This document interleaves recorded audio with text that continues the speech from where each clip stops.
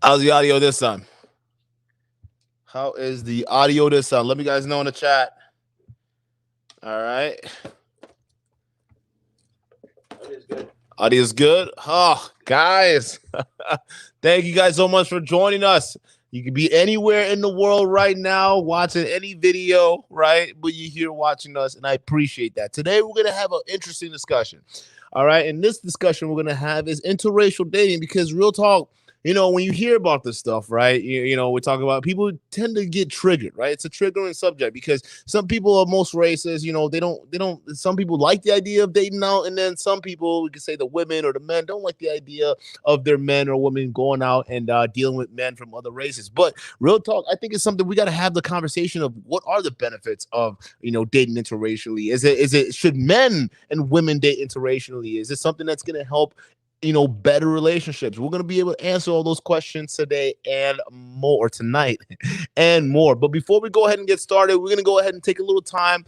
Shout out to the subscribers. Shout out to you guys who have supporting us and following us and, helping this channel grow and build. We got some interesting, amazing things that are going to be coming down the pipeline. And I want to say, man, guys, we really, really appreciate your support. So if you guys have any questions in the meantime before the show, go ahead and get started. Go ahead and hit that in the description. We'll go ahead and start reading them out, right? But in the meantime, yeah, we just got off that stream. We're talking about the white pill and had a wonderful conversation with Coach White Pill. So it's one of those things where getting that background understanding of what's going on over here in the dating space. How all these what all these ideas and where they're coming from and the basis behind them, and do they really actually help people? Right? It's a great thing to basically have those conversations. And we're gonna continue to have these conversations. We're gonna keep having these conversations because I think they're very important. Absolutely important, right? We guys, we're out here listening to people who are teaching us the wrong things. They're giving us the wrong idea on things, and it's important for us to suss them out. So make sure that our lives are successful. Because you guys don't realize this. No matter what anyone else tells you, you still have to go out and live your life, bruh. Like you still have to go out and live it. So how do you want to live your life? Being a passenger on somebody else's ship, or do you want to be the fucking captain staring it through the waters, good and hard times? That's what it is. That's what it is. So if you have any questions right now, go ahead and ask them in the chat. Let them know. Let them know. Let us know. Let us know. Expose is in the house. What's up, Expose? What is up, man? Shout out to we got to do another stream, man. Like we gotta get going with that. Like for real. Well, now, hey, Expose, hit us up, man, because you got a lot of stuff to say. You got a lot of stuff to say, and I think that we should go ahead and cover that too as well. Because, like I said, guys, there's been guys who've been we talk about exposing these fake alphas and some of these red pills, toxic ideologies and shit, right? Expose is one of the guys who's been doing it for a long time before we even got into space, and before we even got into the space, he just gave us a shot to be able to talk to us and have this conversation with that. So we want to be able to go ahead and do that and have this conversation about these ideas about the red pill. We covered that a little bit in the last stream, but he goes way in depth with it. So it's something that you guys we got to do at some point. But yeah, man. So let me get the you good with the studio cam done? Sure, why not? I mean, I don't know about the mic though. Oh yeah, your mic's not plugged in. No, it's plugged in. You got a mic? Oh shit. Let me. Oh, are you in that? Yeah, Loki, they can probably hear me from your mic. Can you guys hear Don? Like from your mic. Let me see if you guys. Let me get Don in here. My mic is muted. Hold up, mute my mic. All right, your mic's muted. All right, boom. They might hear me from your mic. Can you guys hear Don? Say something. I am saying something. So, but real talk, man. What are your thoughts on all this? Like, the whole pill popping and red pill, bill pill, crazy pill, nonsense pill, all that stuff. Get your mic in there, bro. What's that? Oh, they said they can hear you. Oh, you're low. No, yeah, because it's through your mic. Oh, okay. We're in the same room, so my voice kind of carries to your side. Ooh. Yeah. And audio is a big thing right now in the podcasting game. So, Don, we're going to have to do this real quick for a second. Boom! Back to Duke here for a second, guys. All right. Let's see what's going on here. Give me 1 second here. Where's my phone? Yeah, man. No, this is about to be This thing about to be a dope. Mute each other. All right, cool. You're good with that. Perfect. Yeah, we're waiting for some people to get in here real quick. But yeah, we just had this, do this little thing to kind of like have this like nice little conversation. Let's talk about the stuff, ask questions. If you guys any get it out of the way before the show starts, things like that. Let me get this text off real quick. Ain't they?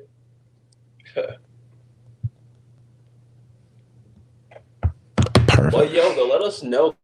Let us know how many of y'all have been in like an interracial relationship. If it doesn't have to be like a black and white. You can be Asian, Hispanic, whatever. Yeah, listen. I've dated interracially too. Like I've dated. Listen, I've learned some different things that I wouldn't otherwise learn. When I haven't. When if I only stuck to my race. Different cultures, different ways, different methods of doing stuff. So it's one of those things that it's like I've done it, and I don't see. I think the anger comes from people who feel like that. It's almost like a possessive type of thing, right? They feel like, oh well. Oh, perfect. Let me get you in there. But I've dated white girls. I've dated a lot of black girls. I've dated a lot of Latinas. You know what I'm saying? It's like now in terms of preference, what would I prefer? It just depends on your personality and attitude, man. Are you gonna give me problems? Right? Are you gonna be problems when you get home, or are you gonna give me a different kind of experience? Right? If it's a more negative experiences than positive ones, I'm probably gonna cut you off at some point. So that's probably it. It just go. I've had, and that's the thing, because one of the misconceptions about interracial dating, right? And the one thing I found is, oh well, if you start dating Becky's, right, guys date Becky's because they think they're weaker and they can get like a better deal and whatnot. It's not that, man. I'm messing white girls, man.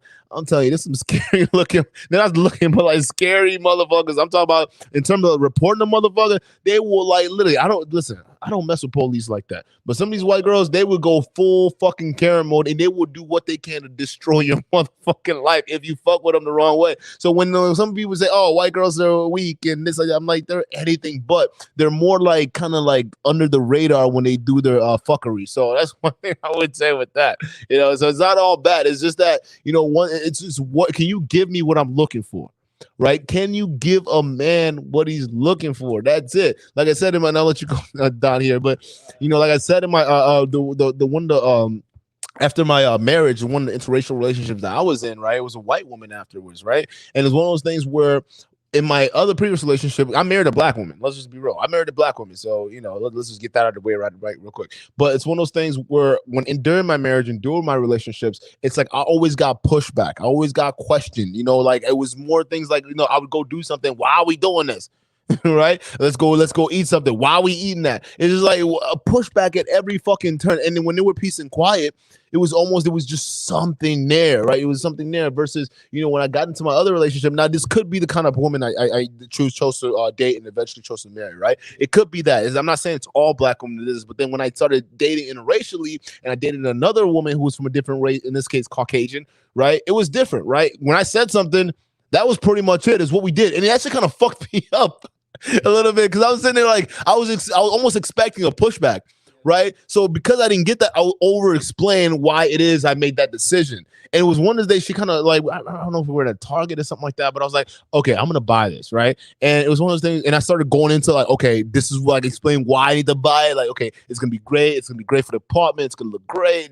Put it on the wall, mount at night. And she's like, well, like, honey, why do you always explain everything that you're going to do? Like, just do it. And I'm like, well, in my last relationship, I was assuming it's the shit that you guys wanted to like hear. Like you guys wanted to like, you know what I'm saying? So I wasn't used to that 100%, which was a completely different experience. And after that, I realized, okay, women are different. They're completely different. You can get different experiences from one. But yeah.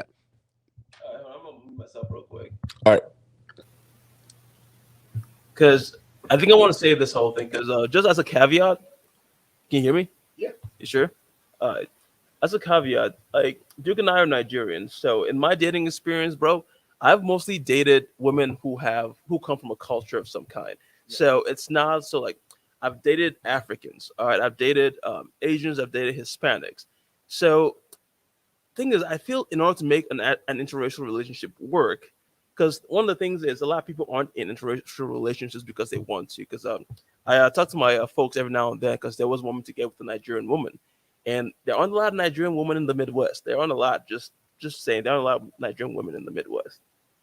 But you're kind of looking for something, because right now I am in an interracial relationship. I have a girlfriend. She's actually mixed. She's yeah. She's a half Chinese and half white, but she's primarily like her Chinese side is like the dominant side.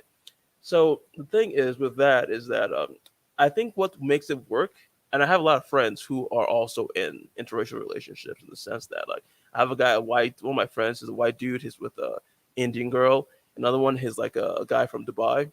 He's with a Nepalese girl, and I have a lot of friends who do interracial dating. But I think the main thing is the culture. Like there needs to be some similarity in the culture because I've tried dating American people, like American women in general, because like both black and white. Yeah. But there's just that culture difference is always going to be that shock because I don't know. American culture is different from African culture. It's different from Asian culture. It's different from any other culture that I've been exposed to the point that I can't even call it a culture at all.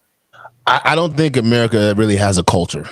I'm gonna just go out on a limb and say that right there. America doesn't really have a culture. It's a melting pot of like different people and different beliefs. But culture is what brings people together. That's what actually keeps like a relationship going. Because for example, like Africans, we have our food, and we have our kind of food, and like Asians, they have their kind of food. All right, you can expose her to your culture, and she can expose you to her, to her culture. And that kind of at least makes it there's something you guys can bond about.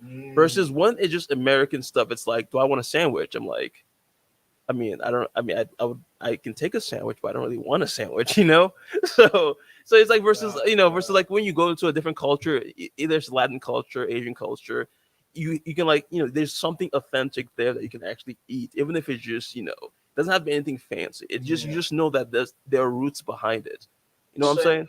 So, question for you: like, what do you in terms of find different dating interracially versus sticking with your race? Like, for instance, right now, if we want to talk about like marrying Nigerian women and whatnot, like I see like most Nigerian women in terms of like in terms of the culture, I think they adopt more like African American women here, like culture, like in terms of their style and whatnot. So I think they're becoming more and more westernized. So if anything, when we talk about like Nigerian women, like some of them are actually falling into this boat where they're believing in some of these like ideologies that are toxic, separation of families and these different things. Listen, I had an uncle that went through that bullshit, man. The minute he brought his wife to this country, like it was not even a year. Like I'm telling you, like it wasn't a year. She started watching all these reality TV shows, all these different things, all these different craziness that basically got her brain thinking to the point where I need to leave the man I'm with right now and take all the things and all the kids with them. And guess what? That is exactly what she did. She basically came to this country, even though we had because we have what we call a normal wedding and a traditional wedding, right?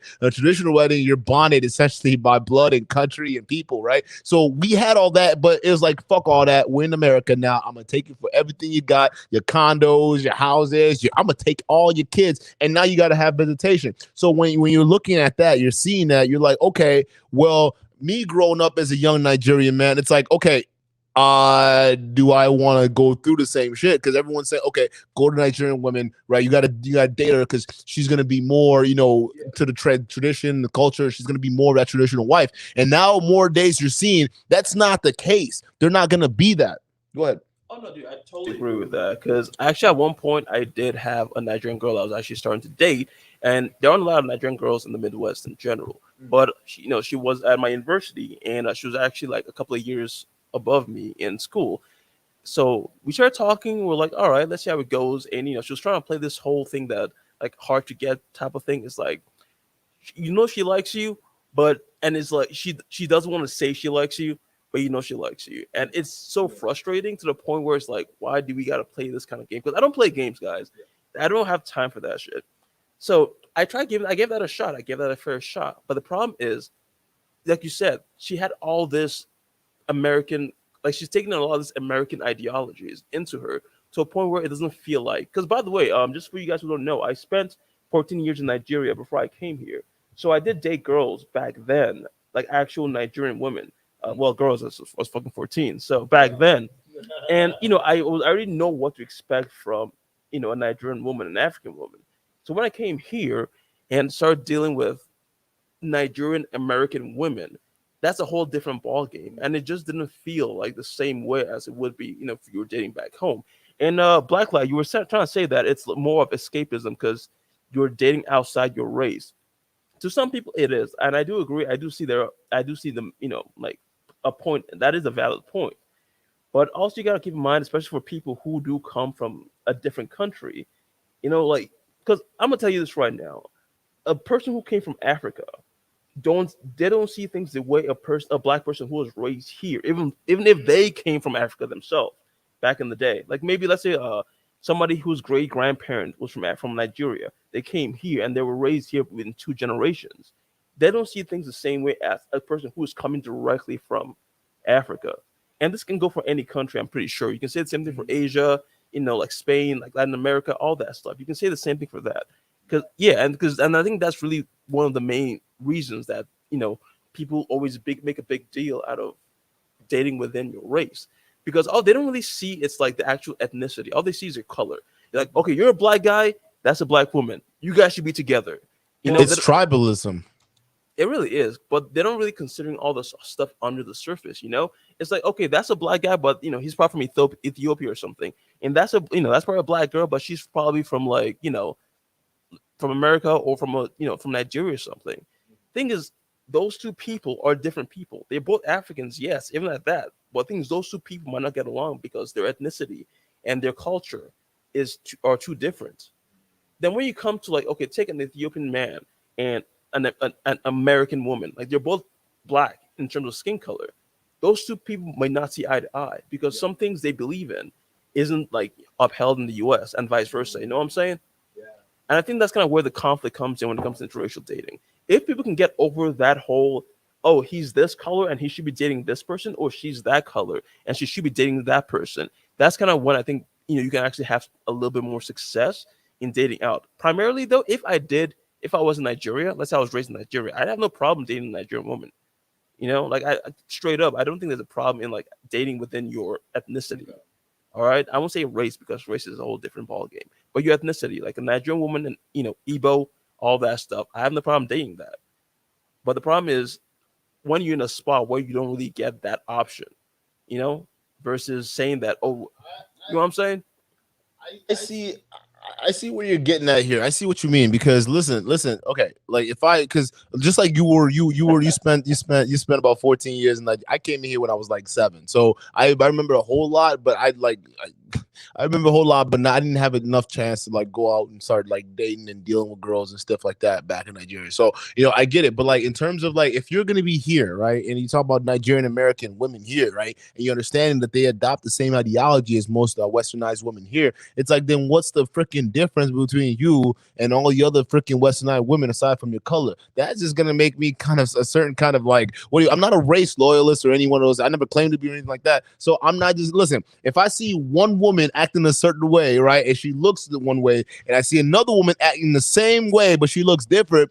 Just because a guy, I like variety, I might just figure out, okay, I already know what this is all about. Let me try this over here. All right. Y'all both saying and thinking the exact same. Let me go ahead and try what's going on over here. Let me try the different culture, the background, whatever it is. Because I already know it's a Nigerian woman. I already know what you're supposed to think, but now I already understand that you've adopted some of that Western ideology. So it's like, what's the difference, right? And I want to get your point too, because I think this is something we're going to cover once we get into the main show, right? And that's going to be starting here in a little bit. But one thing I want to cover is some of these guys who are going overseas and dealing with these girls in Colombia, who are going overseas and dealing with these girls in DR, who are going overseas and dealing with these girls in Brazil, right? And thinking that this is one of the ways to go because they're escaping the women in the West and the whole Western ideology because these women, they're more submissive to us and all this stuff. It's like, what? I want to get your thoughts on that too, Don. Go ahead. So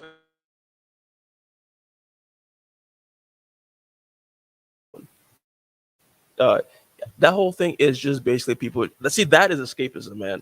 Like, yo, black lives. If somebody has to go to a whole different country because they can't handle the women in their country, in the sense that they think they have no success with these women, so they have to go to a whole different country to fly them in from a whole different country. Yeah. So, I think that's escapism. because you've accepted that you've lost in your country. So now you gotta have to resort to going for getting somebody from a different country. But what do you think? How will that apply? Because someone's asking, okay, yeah, Africans and blacks, you can talk about that to length. But what about okay, say black versus white? Then how do you how is that different? How do you talk about it? How do you approach that? When we're talking about interracial dating, when it comes to black versus white, I think there's a whole lot of ego involved, and the ego involved is a goes on the part of the black women, right? And here's the thing: a lot of not just like Americanized black women, but a lot of black women in just like from all different diasporas, right? One thing they don't understand is that when it comes to dating, they're not going to be the top priority for a lot of guys, right? Except for black men. And that's a problem, which blows my mind that a lot of black women push and degrade black men the way they do, because the vast majority of the time, unless you're like, what do you call it? What's that lady that's with Michael B. Jordan right now? There's another lady with Michael B. Jordan. Put the name in the chat. I forget. Lori Harvey, right? We look at a Lori Harvey, right? That's Steve Harvey's stepdaughter. Right, we look at a Lori Harvey and we look at her. Unless you're in the tip-top shape, a woman like that who is an African-American woman, clearly, she can go from what do you call it? This dude that she's dealing with right now, right? She can go from him to white guy to this guy. Women like Sierra, Rihanna, right? These tip-top women, they can go out and do that, but that's not the vast majority of black women. And I think that's part of the reason why a lot of these women who can't get these, they latch onto these different celebrity women who are able to do these certain things, because they're not able to. They're pretty much living vicariously through them. Now, what you got to understand, like a lot of black women and what they're going through in the dating market, they're understanding that they're not the top choice for a lot of women out there. Most women, if you look at dating apps right now, is what you will see, right? They show you it's the most like black and white type of thing that you can see, where most people are probably going to go after Asian women or white women or Hispanic women, things like that, right? I mean, you got to understand it's and what they would do is they would internalize that and say, well, okay, the onus is on black men, right? Black men, all y'all niggas do is leave us when we hold you. No. You got to hear this, because we hear this from a lot of y'all black women, and we now know it's not fucking true. We hold it down, and once we build with you, y'all leave us and go deal with Becky's. Meanwhile, there's a bunch of y'all counterparts out there telling all y'all other black women, the Megan Thee Stallions, the fucking Cardi B's, the Nicki Minaj, right? All these other hoeing ass black women out here that teaching all y'all how to fucking get on tables and twerk, right? They're telling you all these goddamn attitudes and behaviors. Y'all eating it up like fucking hotcakes, and then you bring that into the real world thing that's gonna land you a goddamn man. No, we look at that and say, that is fucking disgusting. Why she got a hair like that? Why she got a weave like that? I wish she had a curly hair, man. I wish she didn't put up those fake gels in her ass to make it jiggle all sorts of kind of weird ways, and then it hangs weird when her fucking skin gets saggy. You know what I'm saying? We didn't ask y'all to do that. We asked y'all to be natural. We asked y'all to be submissive. We asked y'all to just cooperate with us black men. But y'all decide to go into this weird fucking ideology that we've always been your fucking enemies this whole fucking time. Meanwhile, we were enslaved with y'all. We were in the trenches with y'all. But nowadays, what you see is a lot of these women, these femininity coaches, these fake alpha women, right? They're coming out here teaching all these black women how to hate their own men. So then we're seeing this stuff. We're like, okay, I guess you don't want us then. So we're going to go check out the Beckys. We're going to go check out these other races that are probably going to treat us a certain type of way, because what we're feeling right now is not love from black women. It's anger. I don't even want to say hatred, right? It's anger. And where's that anger coming from? We're not the men you dated in the past. We're not those guys. We just wanted to love you right. That's it.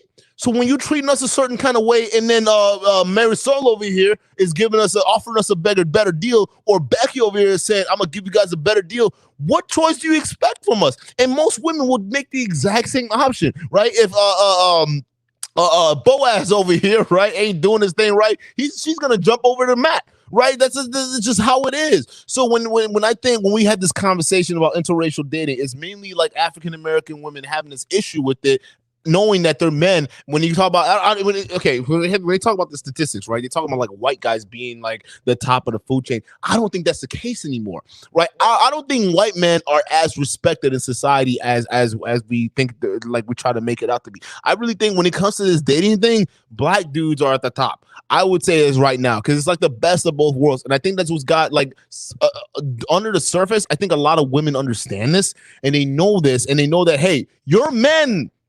are desired and sought after. Not just your men, but the high value version of your men are the ones that are sought after and being chased after by these Beckys and these Mary Souls and these Asian American women. I don't know what the what was it? My links, right? Kevin Samuels has these names for them, but I'm just going over that. But these Mylings, Maripol, and all these Beckys, right?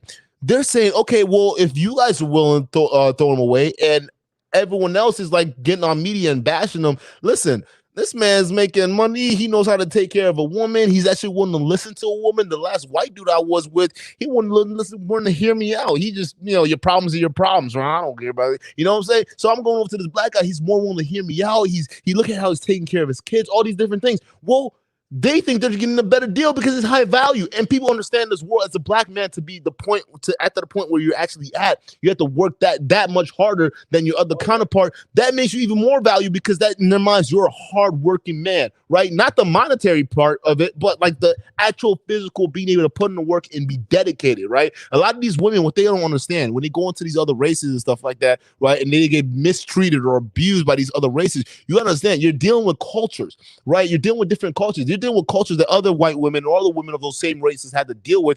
Hence the reason why they're dating out. So you go to date an Asian guy, right? I'm talking about like straight from China or Japan or whatever it is, right? You sitting there talking all that loud mess. You think him and his family's gonna deal with that shit? His family gonna be like, hey, you need to dump this woman or you gonna get disowned. Like, hands out, we gonna disown you. You no longer our son. That's how these people work. If you don't work within their program, they're not gonna fucks with you. So that's what I'm saying. I never understood what this animosity against black men were. It's like, yo, we want you. We prefer that. And real talk, I would much prefer a black woman than anyone else. Like, if I had the option to date, I would date a black woman hands down. The problem is, it's just the ones that are gonna be suitable, the ones that aren't gonna give me hell, the ones that aren't gonna wild out. Listen. Let me tell you this. I don't mind when a woman wilds out. I actually love it when she wilds out, but it's got to be the way where it's not to the little point where I got to call the cops and tell you to stop. Like, you know what I'm saying? But I love a little bit of pushback. I know some of these guys in the manosphere spaces and whatnot, they say, oh, if she gives you hell, you got to dump her and keep it to the I don't deal with that. I like it when a girl gives me a little pushback because I don't want a pushover. I don't want a woman that I can just, say one thing. It's like, okay, whatever you say. It's like, okay, just give me a little pushback. I'm gonna do too. I like the, that back and forth, but not too crazy, right? That's the way the cookie crumbles. But like with that situation, a lot of us we just got to the point of understanding, right? And I think, and I want to get your opinion on this, Don. I think we've gotten to a point right now where black women they've forgotten how to interact with black men. Now we can say it goes vice versa, but I think we've gotten to that point where we don't even know how to talk to each other anymore, and it's sad. Because I want my daughter. I'm gonna say this right now. I like even having she's 6 years old right now. She's gonna be going on 7. And I'm like, I would much rather have her go in and marry a black man, right? But then also, now we talk about black women. I want to be fair here. There are a lot of black men out here that ain't shit too. And it seems like we have a lot more ain't shit black niggas out here running around than we have good ones. So I want her to marry a black man. I want her to bring another man that reflects my skin color home. I would much rather prefer that. However, I understand that it's a changing world. I understand that she's gonna go through with the men that's gonna treat her right, the same way that I treat her, right? So, and that person might as well could be a white person treating her the same way. So I have to be the first to understand that. But go ahead. Let me get your point in on this. Because you got my mic. Your mic should be good. Oh, you got it. You got it. I got it. I honestly just think it's just the whole fact of just the whole single motherhood. And if Ayane was here, he'd probably just go on at length about that. Look at the man I was talking about.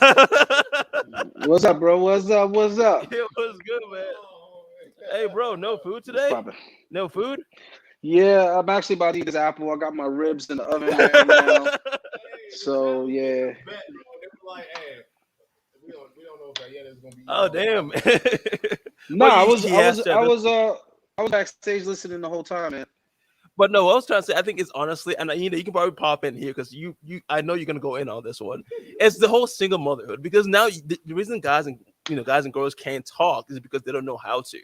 They don't have the father figure in the home to tell them how to talk. The women are just seeing the single mothers doing both, doing what they do, really. Yeah. And that's not good, man. That's not good. Because, bro, if you never learn how to be a man, you can't really you can't even blame them for that. You know what I'm saying? And I think that's really the main thing. If families were a lot more together, if people were at least, raised and they could see how a good male role model should act and a good female role model should act, I feel it make things easier between like black couples saying that, okay, because the guy knows how to be a respectful yet dominant male, and the woman knows how to be feminine yet also assertive. You know what I'm saying? Mm-hmm. So when those two come together, they can actually raise a properly, somewhat healthy child. But in how things are now, where everyone is split up, you're stuck with half families, and the girl is seeing. Let's say she's raised by a single mother. She's seeing one guy after the next, after the next, after the next come through her mom's house, and then the guy doesn't get to see the kids. So the guy, emotional guys are raised now because now all they see is they're raised by the single mom, so they see an emotional mom. So they get very emotional because this is something I was telling my friend before. So he got in a fight recently with this dude, and this was one of my cousins. And I'm like, dude, if you're gonna get in a fight, because here's something a lot of guys think, that fighting is actually a boss move. No, it's actually you being heavily emotional because one, you're making a mistake. And actually, what happened with this dude was one of my friends, he was in Milwaukee, and he got in a fight with some random nigga from his high school. So after the fight, guess what happened? What? So he was walking out to wait for the bus. It was at the bar. It started like 2 in the morning, 3 in the morning. He walked out to look for the bus, not the bus, to call an Uber. He was waiting for the Uber. This he fought with, that kicked both out of the bar, came with a gun and shot him in his back 6 times. I kid you not. This happened like I think 4 months ago. He died straight up. Yeah, because a lot of guys who are packing heat, especially guns, are really emotional men. Yeah. And a lot of people don't see that. They don't get this. They don't really understand that. It's like when a guy is really emotional, that makes him. You don't know what he's gonna do. You know what that reminds me of? Hold on, let me get this going real quick. Go for it. You know what that reminds me of? That you guys, I'm sure you guys have that story of that one dude who basically. Can you guys hear me? Yeah. I can. All right. Perfect. It was basically that one dude who decided to with that one guy at that eyelash or fucking eyebrow store or whatever, asking that one lady, hey, can you give my daughter's store a fucking review or whatever it is, right? And the guy comes back and was like, who you talking to, whatnot, and then ends up shooting the guy in the arm, right? That's the kind of nonsense. Like, I guys, when we tell you the vast majority of dudes that chicks deal with are guys like him, you gotta understand that's what it is. Those are the kind of guys that they deal with, man. It's because vast majority of dudes out there with guns and toting pistols and shit, they are emotional dudes. They can't handle themselves, and they can't handle or fathom the fact that their girl is talking to another dude, even though it's completely platonic. And it goes to that story that Yende told a while ago, right, in our last live stream, where he was talking about this really hot model he was talking about with when she pulled out a phone and he noticed that the battery was dying. He took out the charger on his iPad and plugged it into hers, right? And he didn't even question the fact that, oh, she could be talking to other dudes right now. Who the fuck you texting? Because y'all know, some of y'all ladies in the chat, y'all know when some guy would probably, you pull out your phone right now, right? He's probably questioning you on everything. But he didn't do that. He didn't do what majority of guys do, which is question that shit, which is question their girl, which is do all of this stupid nonsense that don't fucking matter, right? So that's what you got to understand. The vast majority of dudes are fucking emotional dudes, right? And that's a problem with this. And you gotta learn how to, like, try to avoid those situations if you can. But real talk, like, it's all comes to building yourself as a man, to the point where if you're that emotional over your girl or your man, even, because there's some girls doing some wild ass shit out here, right? Mm-hmm. Burning cars and fucking tossing kids off a bridge and shit. Mm-hmm. Right. It's like, nah, man, it's not cute at all. Like, you got to be. You're right. No, hold on. Let me unmute you real quick. No, it's not any of that. Right? It's like, no. You have to understand. Good, I'm good. I'll just unmute it later. All right, perfect. Like, so you have to. No. You have to admit that most of the guys that do this stuff, man, it's nuts. They don't have that mental wiring there. And I'm gonna go even further and say that they don't have access to as many women as they could have access to. That's why they get so emotional about all this stuff. Because think about it. If a guy like that, let's use that other example that shot the other dude in the arm, right? If a guy like that had multiple different options, like, okay, yeah, she's talking to this one dude, and he probably wouldn't even bat an eye at his girl having a simple conversation with the other dude, right? But it's more likely that that's probably either one of the most attractive girls he's ever dated, right? Or maybe one of the most attractive girls that he's ever dated in his life. And he does, and guys who date really attractive women, like I'm talking about like super emotionally undeveloped men who end up landing themselves a 9 or a 10 or something like that.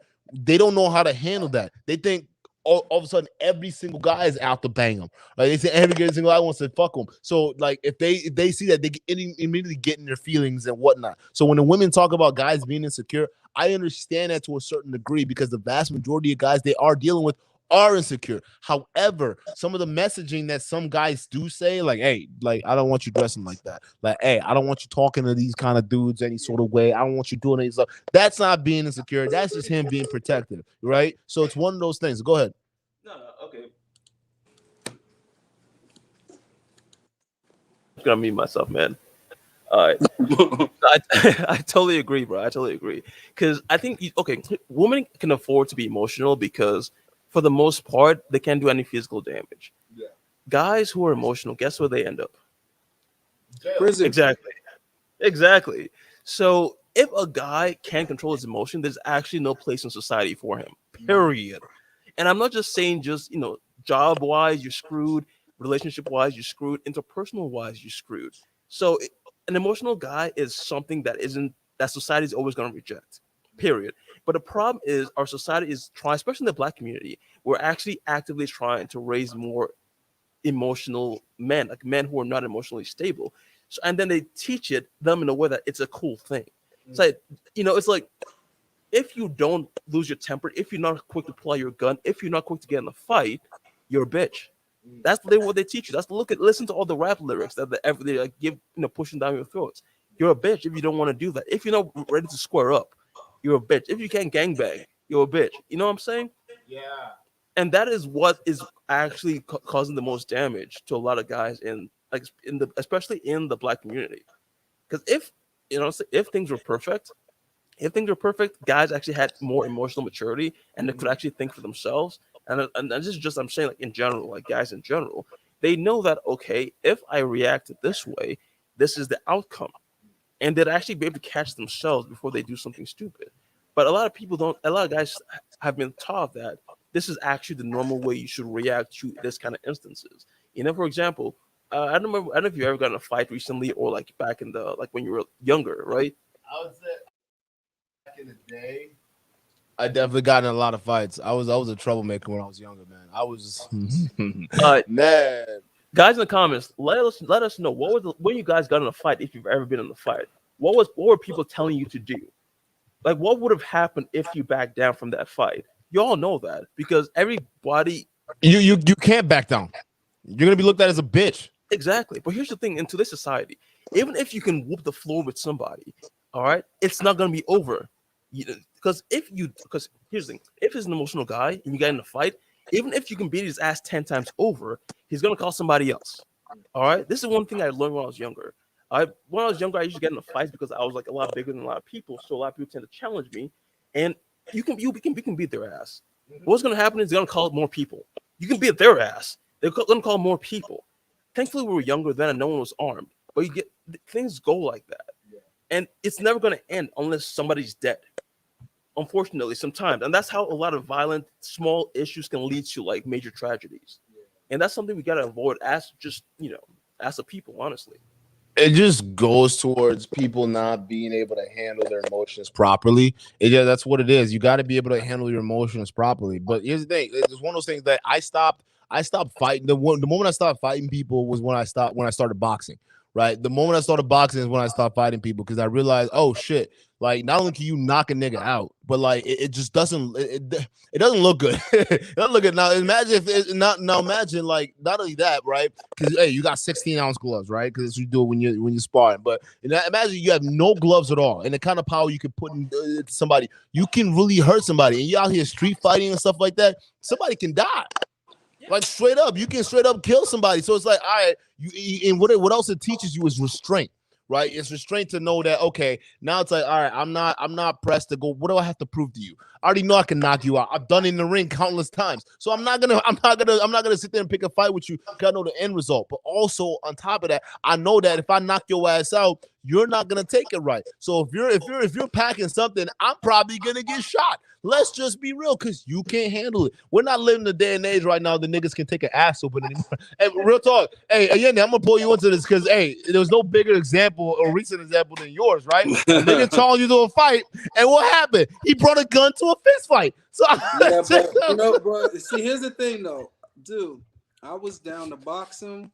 I was down to set a date. I was down to train first. I was already sparring and training and getting ready, but he turned me down. So, Hey, I will let you on that's how that worked out. But as far as I'm saying fighting out here in these streets, I got two close friends that caught manslaughter charges. Interracial dating.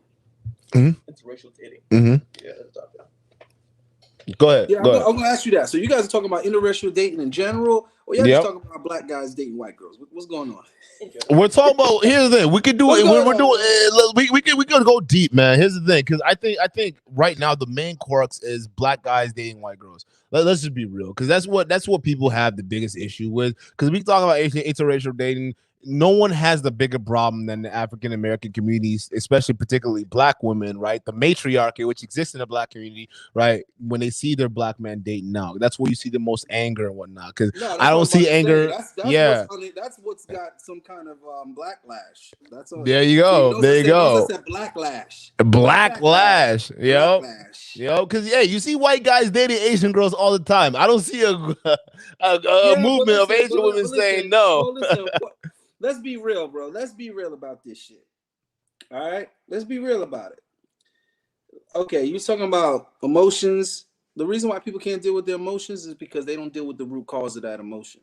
That's why they can't figure out what's going on and how to handle it, right? So if you're talking about interracial dating and you have some examples, okay, let's talk about why that's a trend. Right? Because it's not like, oh yeah, I've seen a couple white boys date Asian women. White boys are known for pursuing Asian women, right? So the question is why? You know what I'm saying? Because when I see black guys with Asian women, it's almost always organic. Like neither one of them was looking for that. They just happened to meet each other and they were attracted, and it went where it went. So you usually see it when guys like are in the military or you might have Asians that are second generation, born in America, and they ended up dating a black dude or whatever. But it's usually organic. It's not like this Asian chick was seeking a black dude, and it's not like the black guy was like looking for an Asian girl, right? But with white guys, I don't care what y'all say, that shit is premeditated. Okay, it's an interest for them. Like it's something they really put some effort. Bro, they'll get on a plane and go to Thailand, they'll go to Japan, they'll go to China. They'll fly a chick. They'll trust me. White boys put in effort for Asian girls. So you gotta ask yourself, why? And I think white guys date Asian women for the exact same reason that that black guys date white women, but it's a different it's the same reason, but it's a different premeditation. So for example, with the white dudes, mine is the same reason, and that reason is femininity, right? Now, the reason why the white dudes is doing it is because Asian women have the reputation of being the most submissive women. Right? Facts. Yeah. Whereas white women struggle to respect white men. I mean, I was just catching a couple of clips from the Fresh and Fit podcast with Adam 22 on there arguing with Kiki Clout, and he made point after point after point. He shut that shit up. You know what I'm saying? He handled that entire interaction, and all she could say at the end was, "You just a white boy." And I was like, "Oh shit!" And then Adam 22 put a last nail in the coffin and was like, "You white too." But it was just interesting that she thought that was a clapback. Like white women actually think telling white men that they're a white boy is like somehow the disrespect, a diss or an insult. So what happens is that white men in general, and I'm saying in general, and when I say in general, I'm talking about your cultural identity. So the same way that black men have a huge issue with cultural identity throughout the world, for us it's grandfathered in. It's 300 years old, Yeah. and counting. Whereas white men, their image is just recently been under attack, like the past couple of decades. So right now everything's about, you know, cis white gendered male. This cis white gendered male is the problem. But here's the thing though, because white men have been taking that shit on the cheek collectively. So I don't want no white boys out there getting offended. I'm not talking about you, Derek. I'm not talking about you, Charles. I'm just saying in general, the white man has been just taking them hits, and he hasn't really been retaliating. There's no defense. There's no public defense for y'all. So what happens is white women are losing respect for you because they're like, yo, these dudes ain't putting no bass in their voice. They're not taking control of their households. So there's a lot of white women divorcing their husbands after he was a provider. You know what I mean? He had integrity. He was reliable, all those things. But she still took your fucking house. She took your house. She took the Buick. You know what I'm saying? She took the Volvo. She took the 3.5 kids. She took the dog. You know what I mean? She's out of there. So, and I'm not saying white boys could do anything in that situation. The way the law set up, you can't even, what you gonna do, kidnap your own kids? So, but I'm just giving you, you know, my opinion on what, you know, where the issue is stemming from.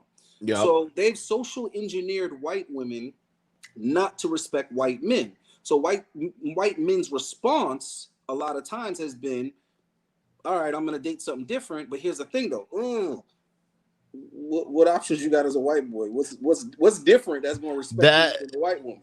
That's facts. So they end up, you know, with this Asian fetish that I think is not authentic. I think a lot of Asian dudes that seek out Asian women, it's not even because they're most attracted to them. It's just simply because they want a chick that isn't gonna just disrespect them openly to their face.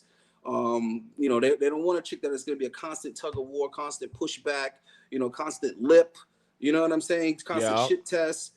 They're exhausted with that. They probably dealt with that their entire life. And I think that's why a lot of white boys lean towards the Asian women. Now, the thing with the black guys and white women, I think what happens is black dudes are just out there shooting a shot, bro. They just out there shooting a shot. And what happens is you start realizing, yo, you got a little bit of an advantage with the white girls. It seems to go in more often. And just even approaching a white woman as opposed to approaching a typical black chick, it's a whole different experience, bro. Completely different. I want to actually break it down, analyze it, and document it in the near future because I think a lot of people have no idea how drastically different it is. And I think who needs to know is black women. Black women have no idea how much more difficult it is to speak to them than speak to a white woman. And I'm not even talking about like trying to holler. I'm just talking about just regular, genuine conversation, man. It's so hard, bro. Right. So what happens is there's a lot of black dudes who don't even want to go to Walmart, or people in general don't even want to go to Walmart because they don't want to deal with a black female cashier. All right, there's people that will go to motor vehicles. And y'all don't believe me? Next time, just use your antennas, man. Get your observation on. Next time you're out in public, just observe what I'm talking about. There's a lot of people, white, black, whatever color, they will rather wait on a longer line than have to deal with a black female cashier. If they could avoid it, they'd be like, shit, I'll wait on this longer line. So they'll sit there and text and act like they're not paying attention. Oh, they're paying attention. They just don't want to go deal with Keisha. They don't want to go deal with Jaquanda or whatever. They don't want to do it, bro. I'm sorry. It's a reality. So what happens is a lot of people choose to avoid that negative attitude, that negative energy, because it's not a stereotype. It's what you're going to deal with when you're going to Wendy's, when you're going to 7-Eleven, when you're going to Walmart, right? Pretty much any fast food. You know, the stats are in. You can go look at the math yourself. Majority of the people that hold these jobs are not only black women, but they tend to be uneducated black women with bastard children running around. So they're bringing a lot of frustration with them to work. I'm just talking facts. This is the way it is. If your feelings is hurt about it, don't get mad at me. Go read some books about it. This is what it is, right? So what happens is people, whether consciously or subconsciously, they start to avoid that element, right? They don't want to deal with that attitude. So what happens is with guys are a little dumb. They thinking with the little head, right? So guys still holler. They still put themselves out there. But what happens is when the results come in, the white girls are giving their number, right, on a much higher percentage, right? And the white chicks are, willing to say, hey, yeah, we'll go out or whatever. Then the date is less like pulling teeth. It just becomes a much easier experience. So I think what happens is the guys start dating the white girls by default. The black guys that realize, oh shit, white girls are actually attracted to me, or that they're in a position, whether it's because of their residence or where they work or where they go to school, for whatever reason, they're put in contact with white girls. Whenever they decide to, to say something to that white girl that's kind of staring at them or looking at them, they have an epiphany when that girl makes conversation, and it's easy. You know what I'm saying? Right. It's such an easy interaction, bro. Like, that's the crazy thing. Right. Exactly. It's like you're making it easy, and there's not a whole lot of like barriers being put up when you're trying to interact with them, and that's the biggest difference, man. It's just so hard. Listen. I'm trying to get this girl to come on. She's acting shy, but I'm just gonna read the message to you. Like, so look what she said. I said, "What are you doing?" She said, "Not much." She said, she said, "Not much, you." So I said, "Listen, I'm on a live right now. We talking about interracial dating. So I need your opinion on dating black men." So she's like, "LOL, OMG, why me?" I'm like, "Why not you?" So she's like, "How do you know I date black men? Ha ha ha." I said, "Because I know I'm not that special." So she said, "Maybe you are." I said, "I guess I would be if you accepted this fucking invite then." So she's like, "Did you assume I only date black men?" I said, "Obviously not, but come, let's talk about it." So she's like, "Okay, I'm walking home now." So I was like, "How long till you get home?" She's like, "I haven't dated anything but black men since I dated my first black man, like years ago, right?" She's like a long ass time. Hence why I was like, "Okay, why me? What you know about me?" But as soon as someone knows that they're all up in your face about it, which is why it's difficult to talk about it. So I think that part's interesting, because I know a lot of white girls get a lot of shit for dating black guys, but it's so like under the do, and it's by other white men too. It's not, well, it is, but a lot of times their opinion doesn't mean shit unless they're like brothers, uncles, or dads. But they get it from a lot of white girls too, though. Okay, so I'm just telling her this is a safe space. No, but that's facts though. Like, it's crazy. Hey, but look, she's already trying to, keep it real. But it's, like I said, it's hard for white girls too. So just keep that in mind. Some people don't really know, like, and I don't think it's like just like white women too. I think it's just the consequences of, like, being able to like just date interracially, date outside of your race and things like that. I think that just brings a whole different element where your own racial group, like when we talk about tribalism and whatnot, right? When people are just like, "Oh shit, well, you just had to bring someone in here that don't look like us. Like, how the fuck dare you?" kind of shit. And I think that's like the undertone, the mentality that's going on with a lot of these guys that see it. Because I remember when I had a white girl, man, when we go to restaurants, man, like, we would get looked at weird, bro, by other white people too.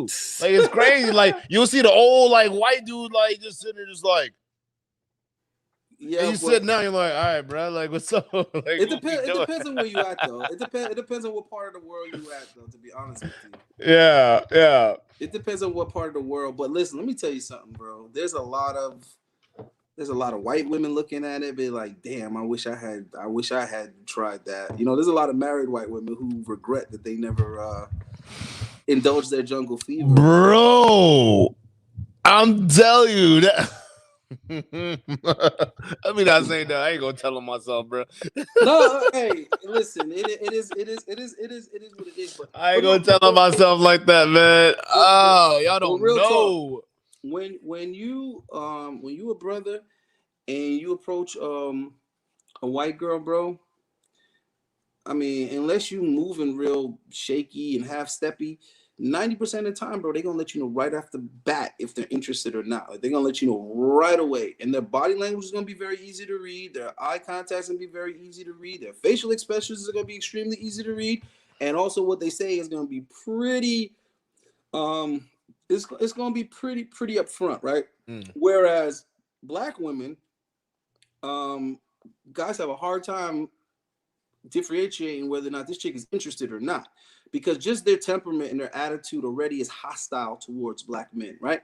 That's number one. Number two, black women give the shit test the soonest than any other type of woman, I would say. Listen, I'm explaining what I'm saying to you right now. Most females wait until there's most females wait until they're already getting to know you or already know you a good amount. Yeah. Before they start flinging shit tests your way. Black women will literally shit test you the first fucking sentence. The first sentence that they say to you will already be a shit test, right?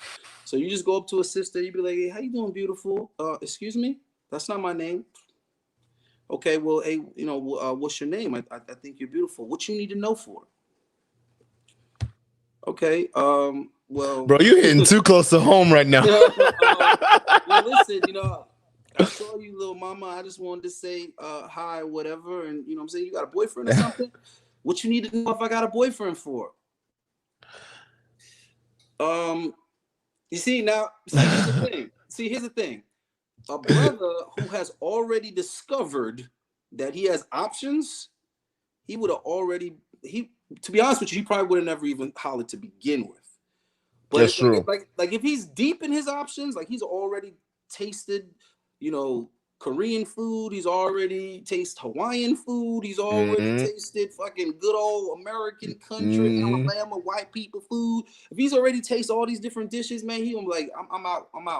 Yep. I'm out with that fucking fried chicken, bro. I'm out with that basic ass macaroni and cheese and shit. I'm fucking with hot dogs. Yeah, I'm out of here with that shit because he already knows that the motherfucking juice is not worth the squeeze. And I'm sorry, listen, black women do that shit to themselves, bro. So this is where that shit test is coming from, right? Let me explain this shit to you. So black men, black women, both have their identity heavily disenfranchised in this country in particular, but throughout the entire world because America exports its ideas, right? So around the whole damn world, our image is tainted. Now, black women's image is beyond tainted. See, black men's image around the world is questionable. It's questionable, right? But it's not beyond. You get what I'm saying? It's not. Yeah. It's questionable. So what happens with us is the focus comes down to the individual. Like, what does this particular nigga do? You athlete? Yo. Are you talented, boy? What you do for a living? Where you live? What you do? So there's a lot of ways that a black guy can still do his shizzle. We already know that. That's why we're not the least married in the world. Black women are the least married, right? And black men. There was a woman that made a comment, I think, in your comments, I think. Okay. And when we were talking about single moms, and she just used that ridiculous female logic, man. I wanted to address her, but I was like, I'm not trying to track this chick down. But many women have this flawed ass way of thinking. And what she said was, I don't know what's with all the criticism for single moms. You have to understand that it takes two to make a baby, and for every single mom, there's a single father too. Wrong. Learn to read statistics. Wrong. Absolutely wrong.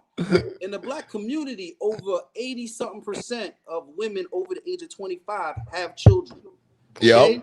And in the 70 something percentile is out of wedlock. Now, when you compare that to black men, like 34% of black men over 25 have children. And hold on, here's the kicker. Most of those children aren't necessarily out of wedlock. Now, I'm going to tell you how those numbers can coexist. The reason why is real freaking simple.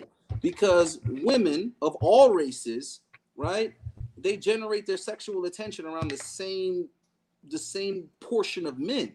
So, yeah, these chicks is out here getting knocked up, but they're getting knocked up by the same demographic dudes. So what happens is they got one bastard child, but the baby's father got 2 or 3 by different women. That's what happens. Sometimes even 7. Right. Which is why I was telling these women that you have an ass backwards way of thinking as far as what you think that you would do and what you're willing to accept from other women as well as yourself, because they'll sit here and look you dead in your face and tell you that polygamy ain't for them. They'll never do it. It's the craziest idea they ever heard, but yet it's socially accepted that women have children with men that have children by other women. So you share a baby daddy, but you won't share a husband? Ooh, man, spell stupid with all capital letters. You're not making no damn sense. You're not making no damn sense. You'd rather have a dude running around with sexual freedom, right, with other baby mamas, and he ain't committed to none of y'all. You over here sharing child support in the whole 9 yards, but you mean to tell me you wouldn't share a husband who doesn't have sexual freedom to run around? He can only be with you and your sister wives? But do they even like that? Same roof? Do they even like stuff like that? That's the crazy thing. Because like, if you talk about a guy who's dedicated, a lot of women wouldn't even go for that. Like, oh, like you trying to like you putting all your all into me. I'm just going to invest in a guy that has like 2 other women that like are with this drama that's going on, and I want to be involved in that situation. And I he's want to not be committed to none of them. He's not committed. He's not committed to none of them. So, I mean, women have a really, really bad way of thinking, and the problem is that the celebrities are leading them. Well, the elites are leading them via the celebrities. That's the issue. So when you look at how they degraded white women's respect for white men, they did it through the entertainment. When you look at why black women hate black men, again, through the entertainment. From they dropped Color Purple, they haven't stopped making black women hate black men movies. And it's funny because it's mostly fucking fiction. It's straight up fiction. When you step back and look at it, what they did was they took the worst possible scenarios in the black community for the behavior of black men, and they embellished it and convinced you that that was the norm. They convinced you that that's the majority, that's the norm. And the truth of the matter, it is not the freaking norm. It's not the norm at all. But they convinced black women of this, and you couple that with black women's inability to accept accountability, which is the same as all women. They don't want to be blamed for nothing. So when you give them that scapegoat, they're gonna feed into that message because that message suits them. That message makes them the perpetual victim, and they don't never have to come to terms with any bad decisions that they made. So you know what? Yeah, let's blame it on the men. But ironically, these same black women do not want to be criticized publicly, but they criticize black men the worst. It doesn't make any sense, right? And they expect black men to have some type of loyalty to them when they treat black men horribly, but yet they're not willing to have any type of loyalty to black men. It's ridiculous. Now, here's the thing. Black women, they can say all they want to say. They can make all the arguments they want to make. They can complain all they want to complain because all it is complaining. But at the end of the day, the reality of the situation, there's no getting around. And that's that black men are extremely attractive and valuable cross cultures, right? That's number one. Number two, black men do not have a hard time marrying non-black women, right? That's also a reality. And black men, for whatever reason, are better liked and respected in those relationships by those non-black women. So, I mean, we could try to, run with the argument that these black women are having. The problem is it's being disproven. It's being disproven. So yeah, you don't appreciate black men, but the same black men that you don't value or appreciate, there's plenty of non-black women that value and appreciate these men. And I can give you several examples because the black men that don't want to go clubbing, they don't want to be gangbanging, they want to save their money, they want to be a square, they want to be punctual and wear shirts and ties and all of that kind of stuff. Black women have called them nerds and said they're boring their entire existence. But guess what? There's a Susan, there's a Becky, there's a Karen that will marry those safe, you know what I'm saying, boring black men.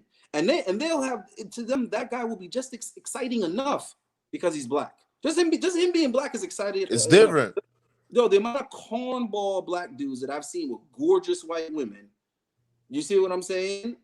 And as long as he don't defer to her too much, he don't get too damn soft and too damn simpish, she will be happy with that black man. In her mind, he's strong. In her mind, he's dominant, right? But in our community, we will look at him as a pushover.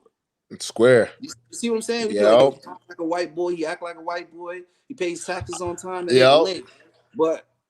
But there's an Asian woman that will adore him, that will rub his feet every night after work.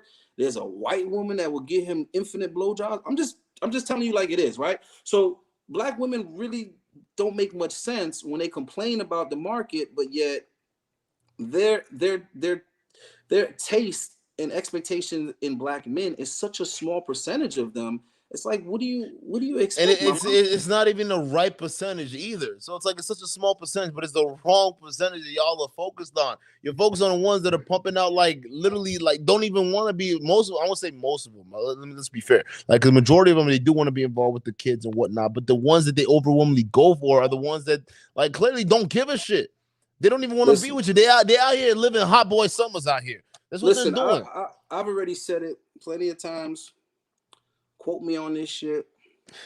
Women have the power to change any motherfucking trend, because the power of pussy is just it's just been mishandled. You know, the problem is the power of the pussy is being wielded by the elites. It's not being wielded by the individuals. Women are not using their pussy power correctly. If you think OnlyFans is using your pussy power correctly, you stupid. None of these women out here is using their pussy power correctly. Because when it's used correctly, it builds families. Those families build villages. Those villages build nations. When you're using that pussy power properly. Yep. So what I mean by that is, if Black women in the inner city communities was to say, you know what? We only sleeping with college grads. And we only sleeping with men that marry us. Every motherfucker out here would be getting a college degree and saving up for a ring. That's the power of women, folks. That's the power of pussy. The power of pussy is what had men enlisting in the military for generations and generations and generations. You think motherfuckers couldn't dodge the draft? My grandfather dodged 2 drafts.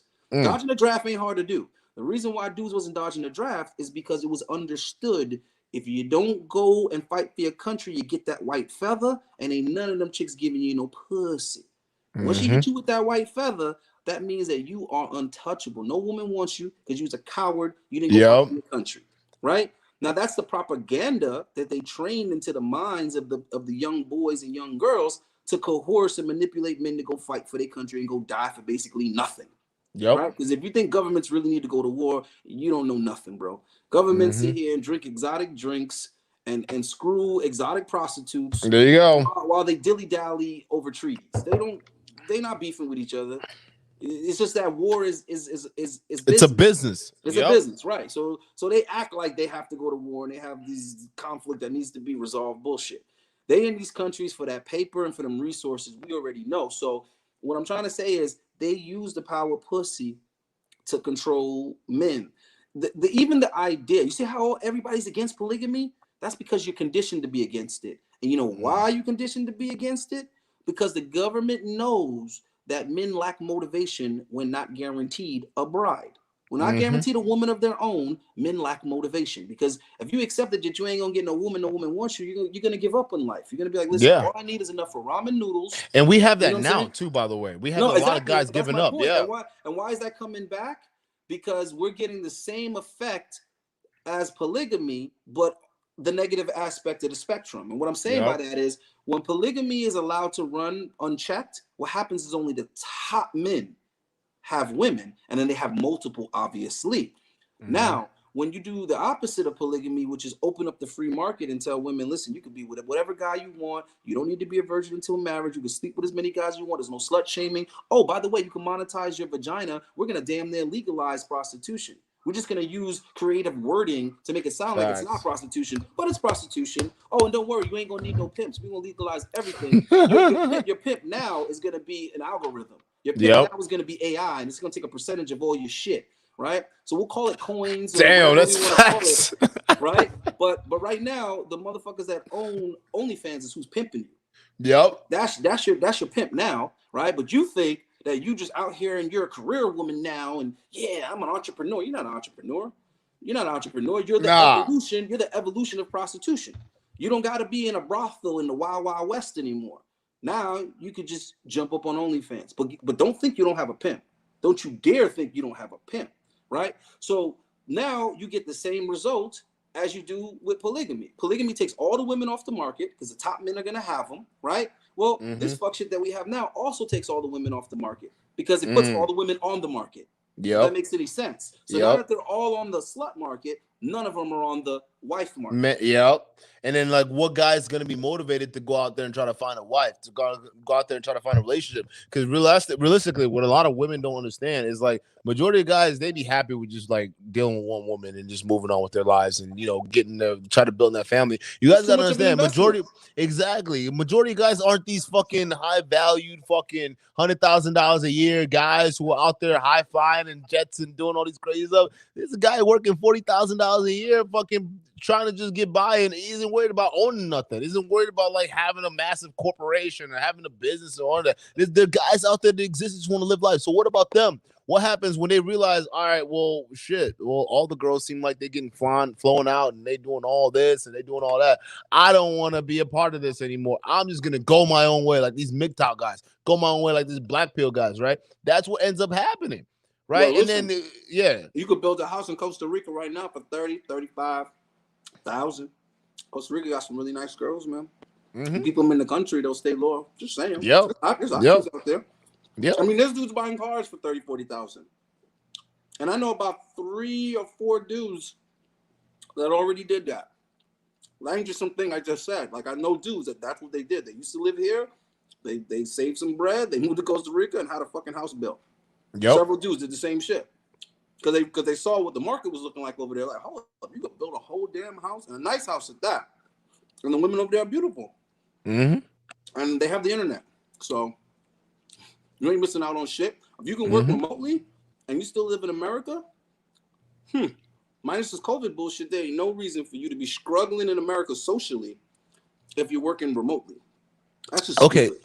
I want to get your point on that because that's interesting. We're noticing a lot of guys out here. They're moving out of state. They're going out and they're dealing with a lot of women, right? But however, the way they're dealing with these women, it almost seems like they're repeating the same trickish behavior they did right here with the women in the West, and that's a problem that I have, right? Because some like these guys are talking about, oh, it's only $40 to get me a Dominican broad. Let's go ahead and do it. So they're going. I ain't talking about that. Okay, but like, okay, what do you? That. Yeah, okay, go ahead. I'm talking about building a fucking life. Most of these guys who are going out there though, they're not doing that. They're out here trying to just go get pussy. Yeah, that's a problem. But hold on, but that's their choice. And that's something that they're trying to make up for in their past. If they was already slaying these broads out here in their youth, they wouldn't be still trying to play that game. They would just be looking for a quality woman that they can make their wife and give their legacy to. So, I mean, it's all where your head is at. I'm not knocking guys that travel just to sow their raw oats. I'm like the dad from Coming to America. You sleep with your bot girls? I know I do. You know what I'm saying? That's right, yeah. Get it out your system. But I'm just saying, as far as trying to build something, I don't know if this is the climate you want to build it in, the US of A. I don't know. It seems a little risky to me. You know what I'm saying? I didn't regret losing my condo to my ex-wife because that shit was a little test. Everybody said I was stupid. No, I was testing. What's more important to me is what this woman does with my seed. That's what I was trying to see. Because if you take my condo, you take my kid. You know what I'm saying? But you could take a condo, you could take a car. This material shit. But if you took my kid, that would be a problem. Yeah, and I don't want a co-parent. I want my kid and me and the mother all under the same roof. And the amount of sacrifices I'd be willing to make for that. You get what I'm saying? I'd be miserable in that relationship, but I put a smile on every time my kid come in the room. I'll be willing to make that sacrifice for my little one. Because, I mean, it's only, 10, 13 years you got to do that for? And once the kid's in his teens, man, like, listen, it's whatever. I'm divorcing your mom. The kid gets it. But in those developing years, nah, we need family structure. And that's what's missing. Even like when you guys were talking about the fighting and all that, that's not, the problem isn't that guys shouldn't be fighting. The problem is guys should have been fighting in their youth. Should have been doing that when you were a kid, when you were a boy, getting adjusted and learning how to have that power struggle with other males. And you should have had a father, uncle, whatever, to guide you through that process. And, you could have developed that maturity. But guys that had that, those guys aren't pulling out guns for every dispute because they've already learned how to deal with disputes with other men. So that's just a late, exercise or whatever. Just like if you out here and you still trying to slay these chicks left and right, I mean, it doesn't sound like you did that when you were in college. And some of these guys, you notice they're in their 30s, their 40s, still out here trying to play that fucking game. Like, it's like, yo, this is something you should have done in your 20s, right? Or some of these 30, 40-year-old guys who have dating podcasts and they're talking about, this is how you do it. And it's like, You should have been doing this a long time ago, bro. Why I you mean, having these guys wait till they're 30 and be so quote unquote high value in order to get chicks and get laid? What's going think on about here?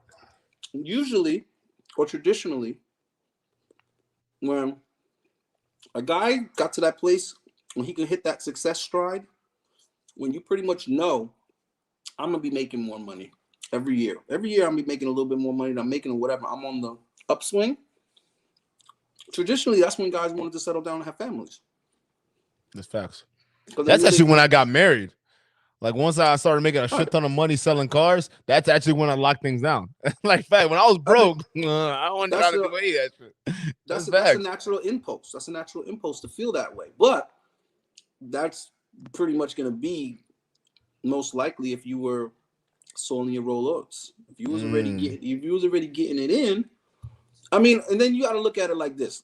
See, with women, it's a little bit different because what happens with women is they get stuck in phases, which is why you got women in that second childhood.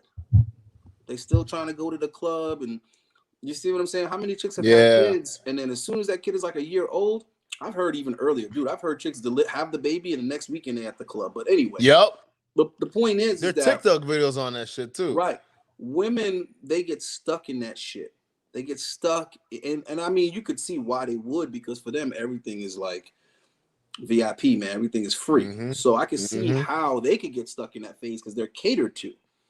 Whereas guys, you really want to be going to the club and giving the damn bouncer $50 to cut the line. Do you still want to be getting a bottle on the table? Do you still want to be out there at 4 a.m. chasing tail? Do you still want to, do you really still want to do that? If you were doing it already in your youth, right? Yeah.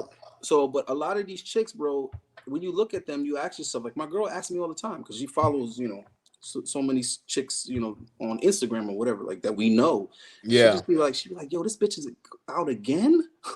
She'd be like, this is the third time this week this chick has been out. She got a baby at home. Like, I don't get it. Like, why does this chick feel the need to go out every night? And I'm like, I don't know, but thank God you don't, because this shit wouldn't work if you did.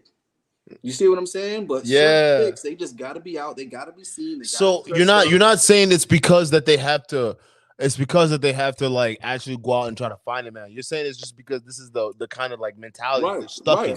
So they need that attention. That's holy. Well, I think guys need to hear this, because when guys talk about investing their times in clubs and going to bars and stuff like that, most guys are under the impression that most girls go out there, to come out and figure out guys to approach them and stuff like that. But you're just saying, like, a lot of these girls, they're just doing it because it's a fucking routine at this point.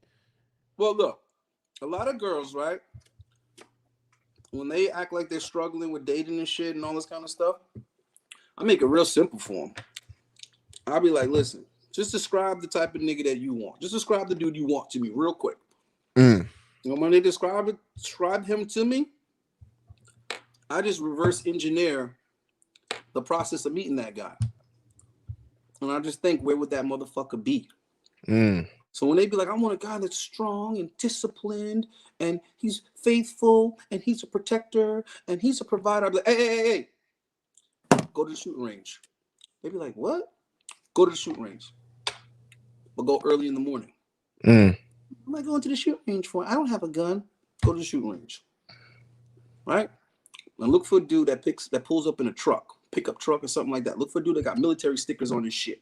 You see what I'm saying? Yep. Because based on what you just told me, you say he don't need to be rich, but you want him to be strong, you want him to be assertive, you want him to be masculine, you want him to be loyal.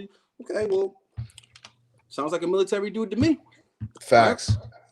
Right? And he's there at the shooting range, practicing and working on his shit. So when World War Z come, he'll be able to protect you and your family. Take your ass to the shooting range. So when they describe the dude, I just think, where would somebody that has that mindset and those skills, where would he be? And I guarantee you that nigga won't be at the nightclub. So it's the same thing with dudes. Like, reverse engineer it. Think about what it is that you want from a female in this particular time in your life. And then think, where would that woman be on any particular day that you're available? And that's where you'll find her. But if you're looking for a chick that you're gonna like have kids with and build a family with, her ass ain't gonna be at the nightclub. Don't be stupid. Nah, they're gonna be out here doing things. Here's the thing: girls that I've been with relationship lasted longer than 3 months, and mostly it just ends because, like, here's the thing: it's almost when I start, especially the recent one that I just had that just ended. right? And one thing that taught me, it was like, I'm actually probably at this stage in my life, I'm actually not ready because I can't give most women the time that I got this, I got different contracts with companies that I'm working with right now. So I can't like sit there and try to invest time in you and all that stuff. So about a 3-month, 4-month mark, it's about it's a wrap with.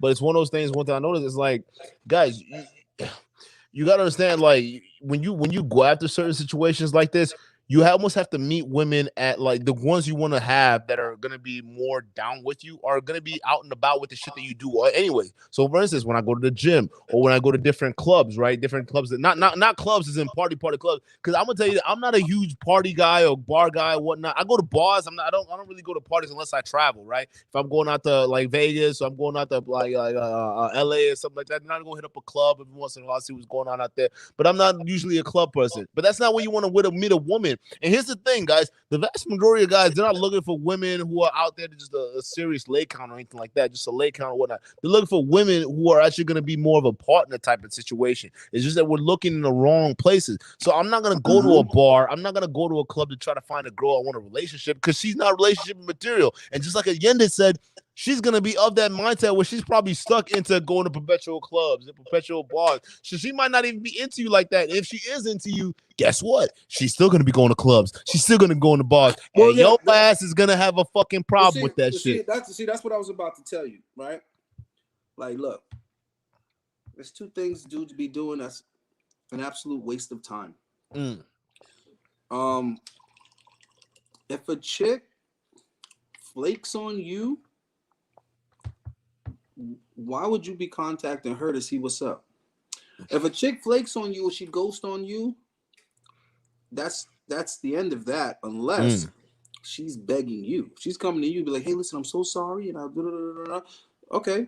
So sounds to me like you're trying to offer to make it up to me. Is that what you're saying? Because that's what I'm getting from this. Is that what you're trying to say to me? Sometimes you have to hold a chick's hand through accountability. Okay, but be that leader, right?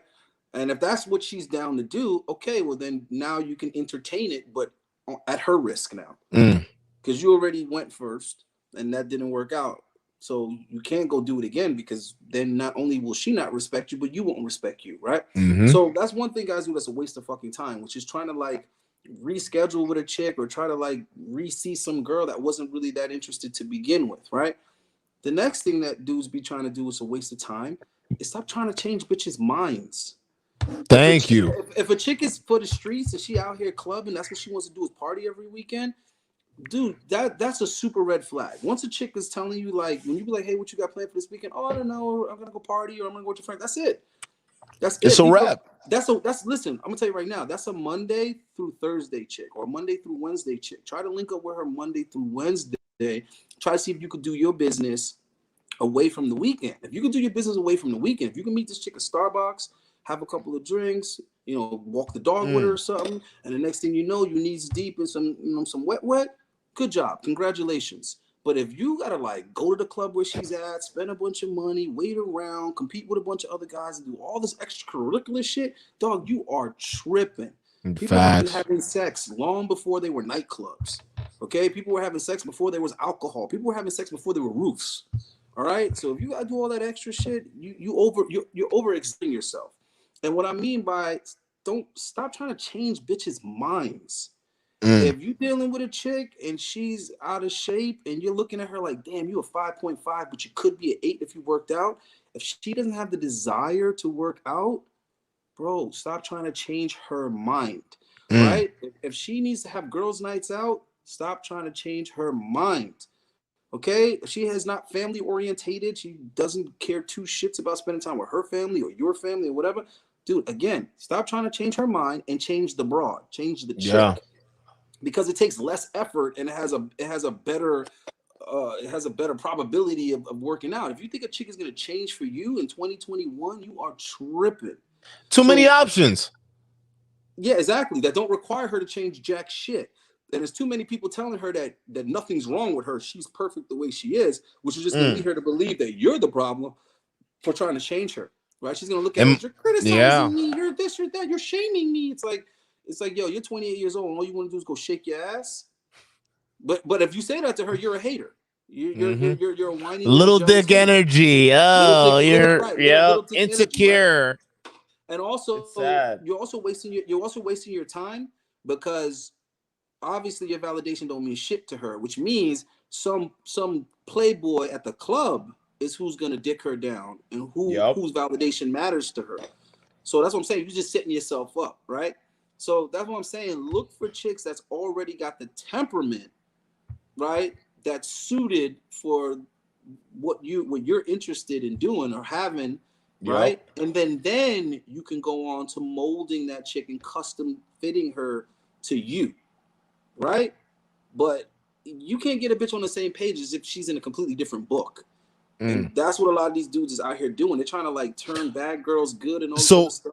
It's not gonna work. Is it the scarcity mindset then? Like, is it the what is it? Because I personally think it is. Like, a lot of these guys think they can't get the punani like they think they are. That's why when we even talk about like how when people use examples of these high value men or supposed high value guys, right? They ain't a scarcity of shit. Here's the thing: they're using these examples of these dudes who are always getting finessed by women. These big ballers, these big stars, right? Who seem like they rap about getting a lot of pussy, they rap about or they put on this veneer or this lifestyle that there's a lot of women involved. Come to find out, they're being taken for a loop by said women. So it's like, why are y'all telling us to look up to these fools who are being manipulated by the said women because they're leading with the wrong things versus actually following the guys who understand what it is, the psychology about how women work? It's not about the money. It's not about all these other external shit, because like you said before, niggas been having sex with since the roof wasn't even a thing. A roof over your head, nigga. We fuck outside. Fuck you mean? That's what I'm saying. So, like, look, it's not a scarcity of anything out here. It's just niggas is looking in the wrong place. Facts. You know what I'm saying? You can't find a girl that's not on Instagram. Just think about that for a minute. If you think that Instagram is an issue in a committed relationship, you're not gonna find a girl who doesn't have an Instagram on Instagram.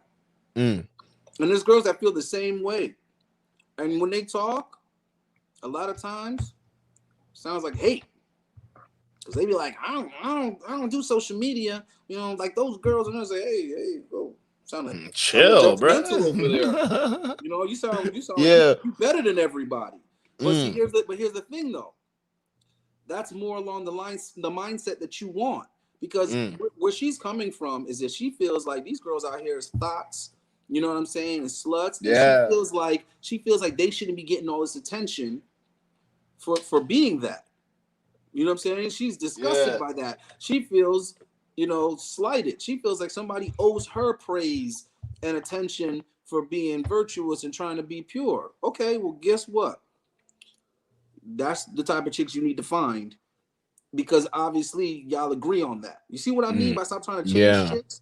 Now, would you rather that or a chick that you're constantly arguing with her over what she just recently posted on Instagram? Because that's the chick that doesn't see it your way, bro. She has no interest in relating to you or agreeing with you, because she has too much at stake. She has too much invested in Instagram to agree with you and be like, you're right, this is a jealous bell spirit. I'm going to deactivate it immediately. I don't know what I was thinking. Let me go put some clothes on. I feel naked, like Eve in the garden. No, she's not going to go that way, bro. But the chicks who are already disgusted by what they see on Instagram and they don't want to be associated with that, okay, find those type of girls. They exist.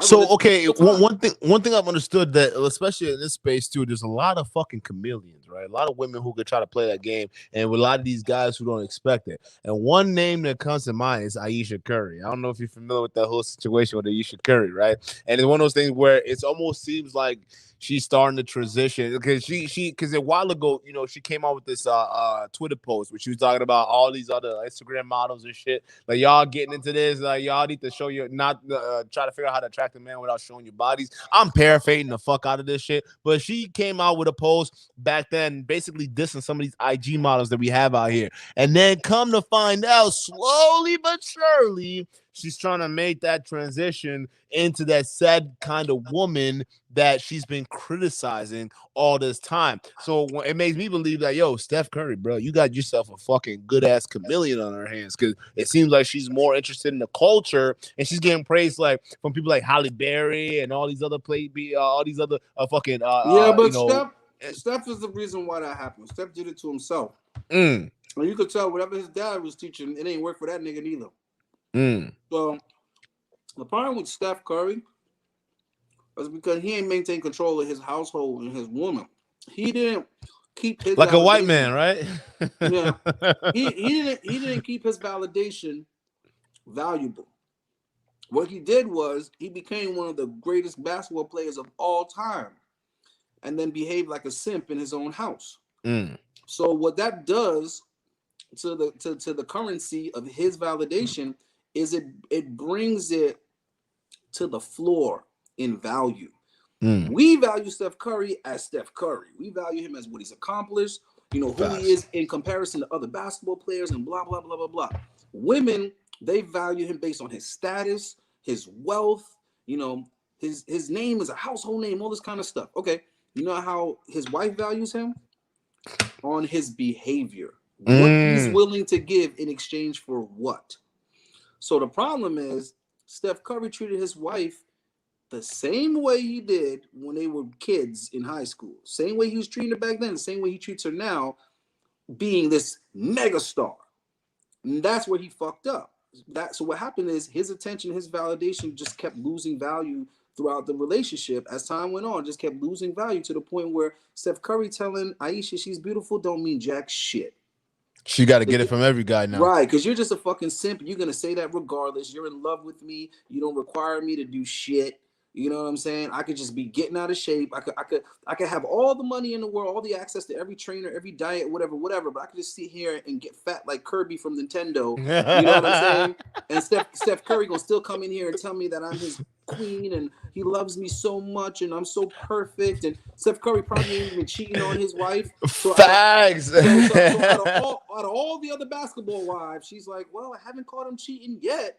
So, and unfortunately, I hate to say this because it sounds counterintuitive, but when you don't give your woman no type of nothing to worry, nothing to worry about. She doesn't have to worry about other more attractive younger women taking you or getting your attention, anything like that. She starts to lose respect for you, especially when you're not demanding her to even maintain herself. So Steph did it to himself. The mere fact that she could say the shit that she says publicly, you know, he ain't got no fucking rings in his house. The mere fact that she can do the interviews that she does, post the shit that she does. Think about it. The amount of money that he's making, she ain't got an excuse to do nothing. Because like, you don't need to work. You don't need to work. You don't need no income. So it's the same thing with Carmelo, right? And I made a video way back about Carmelo when this shit happened, because this is something that I've been prophesized for about 14 years.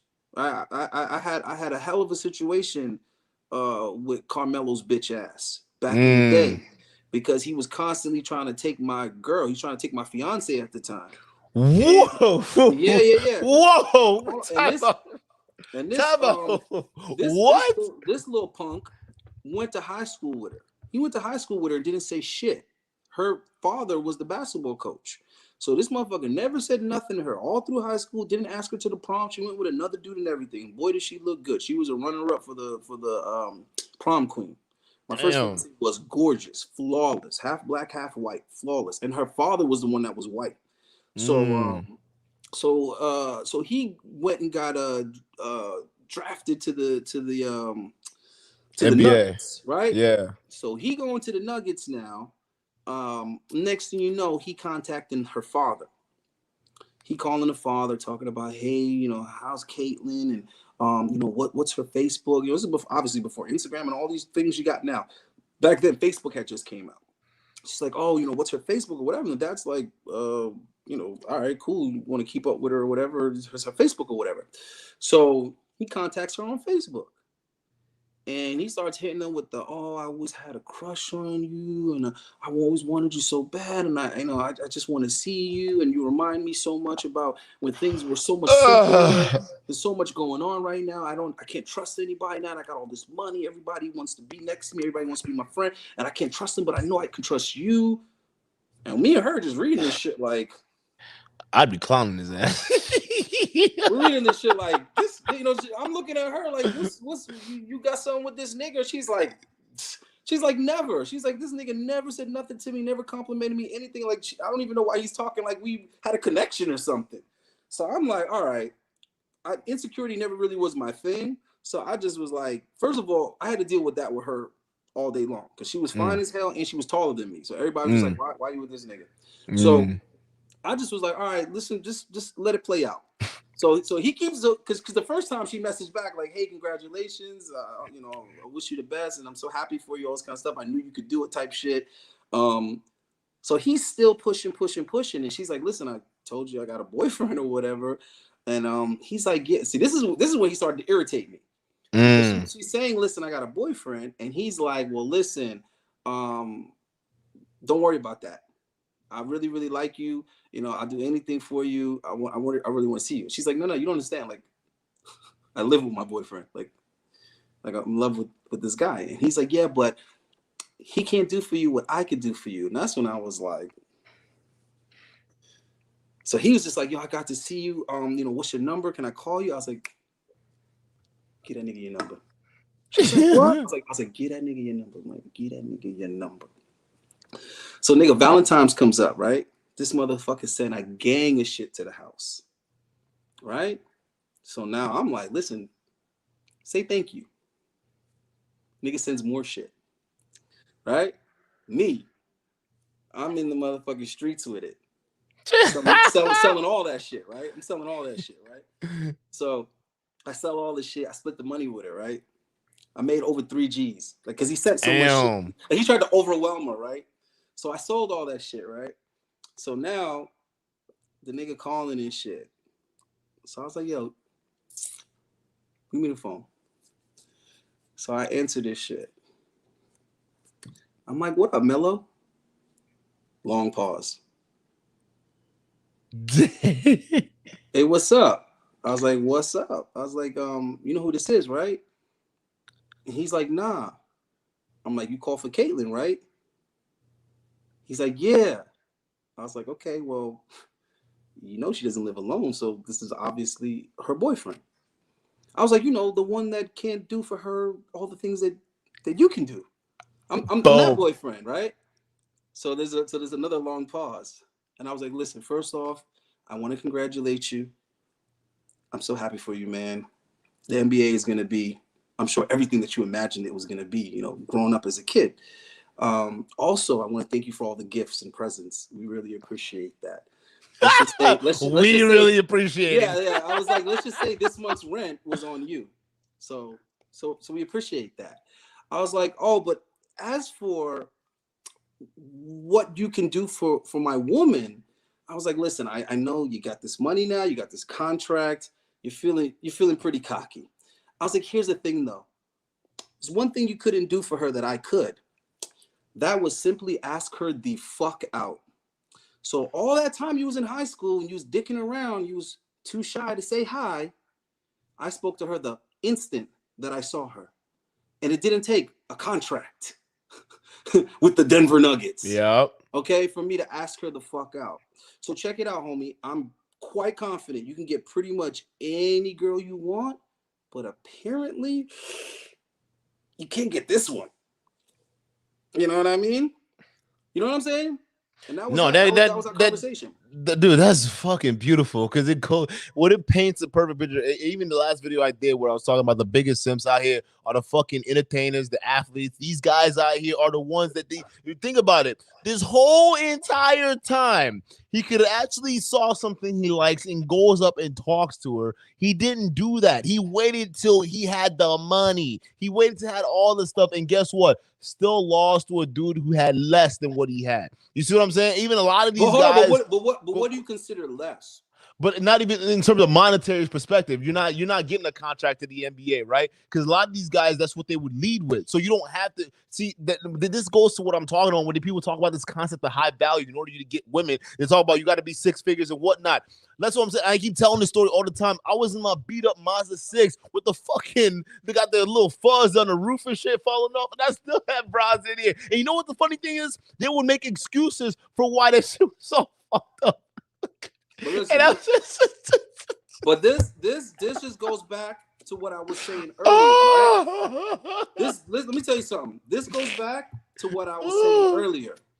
When I was saying that dudes need to decide what it is they want from a chick, figure out what qualities that she would have to have, and so on and so forth, and then think to themselves, where would that chick be with that type of mindset? Now, that chick, let me tell you something. I didn't want a girlfriend, or I didn't want to be in a committed relationship or anything like that.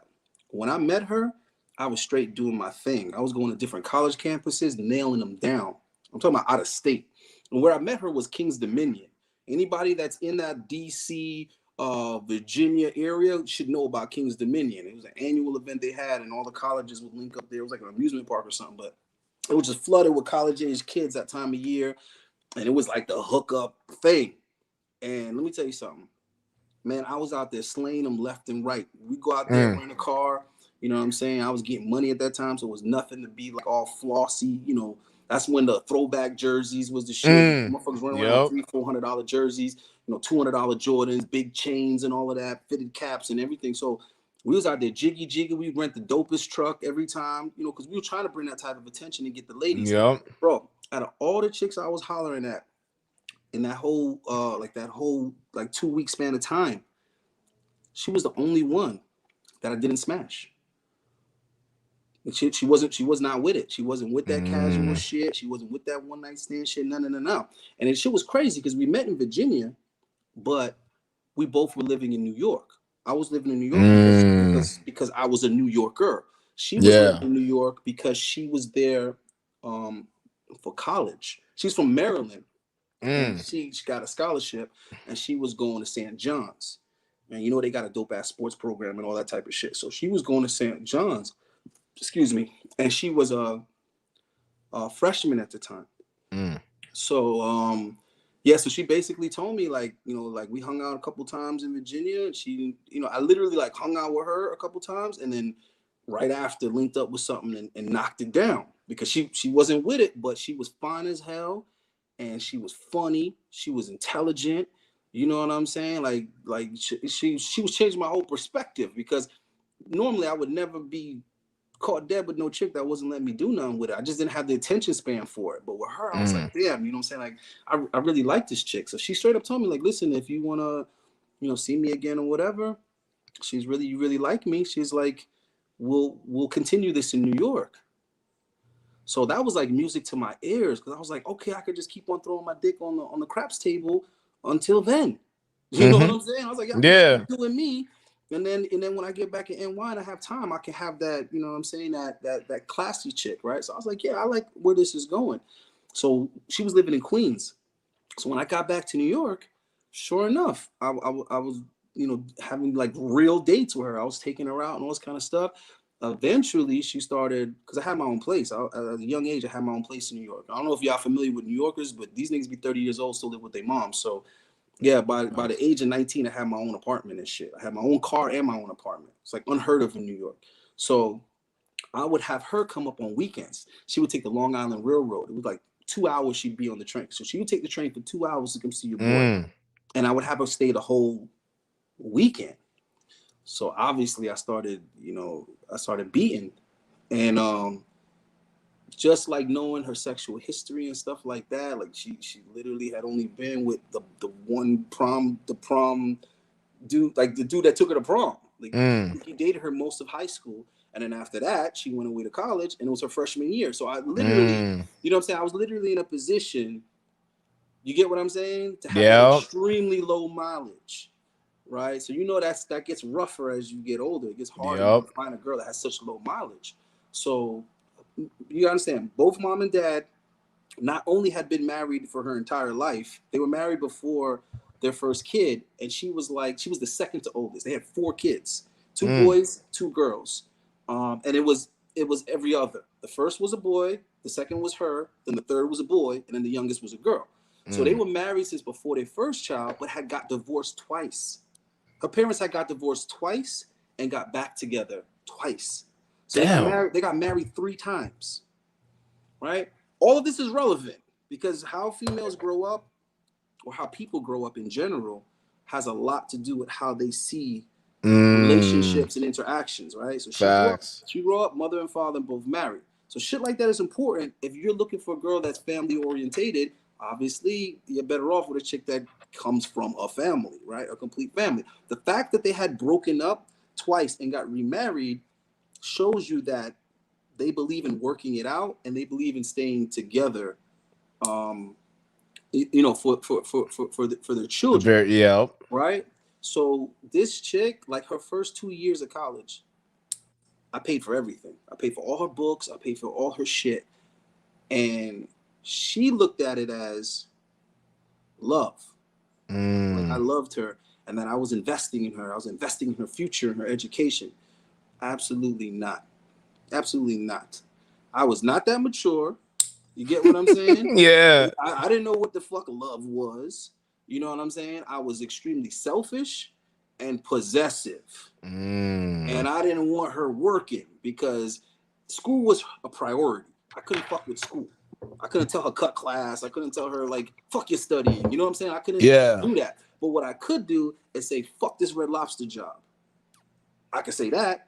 You see what I'm saying? So if I'm paying for all her stuff, I'm like, listen, you don't need to be working. Because I wanted her free time to myself. I wanted to be able to go out here in the streets, hustle, get this money. And when I came home, she was available right there to me. Right. That's why I was paying her stuff. She didn't get it. You know what I'm saying? So I just let her believe what she believed. But the honest truth is that's why I paid for all her books and paid for her stuff, because I didn't want her to have to work.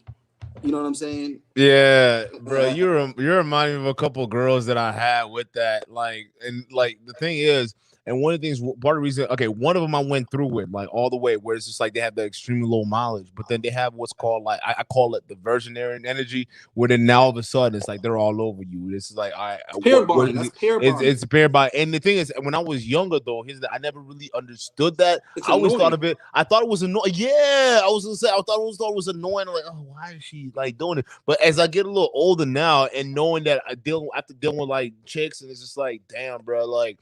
You missed that. I missed that. I missed one because right now, like, I'm tired of like trying to guess where your fucking head at. I don't give a fuck where your head is. Really, like, you need to show me where you're at, or I'm like trying to move on. I don't want to play these guessing game with y'all girls who've already been done in by all these other dudes who've already been playing these games. Because I'm in a stage of my life I don't want to be playing games with y'all. You can find them though.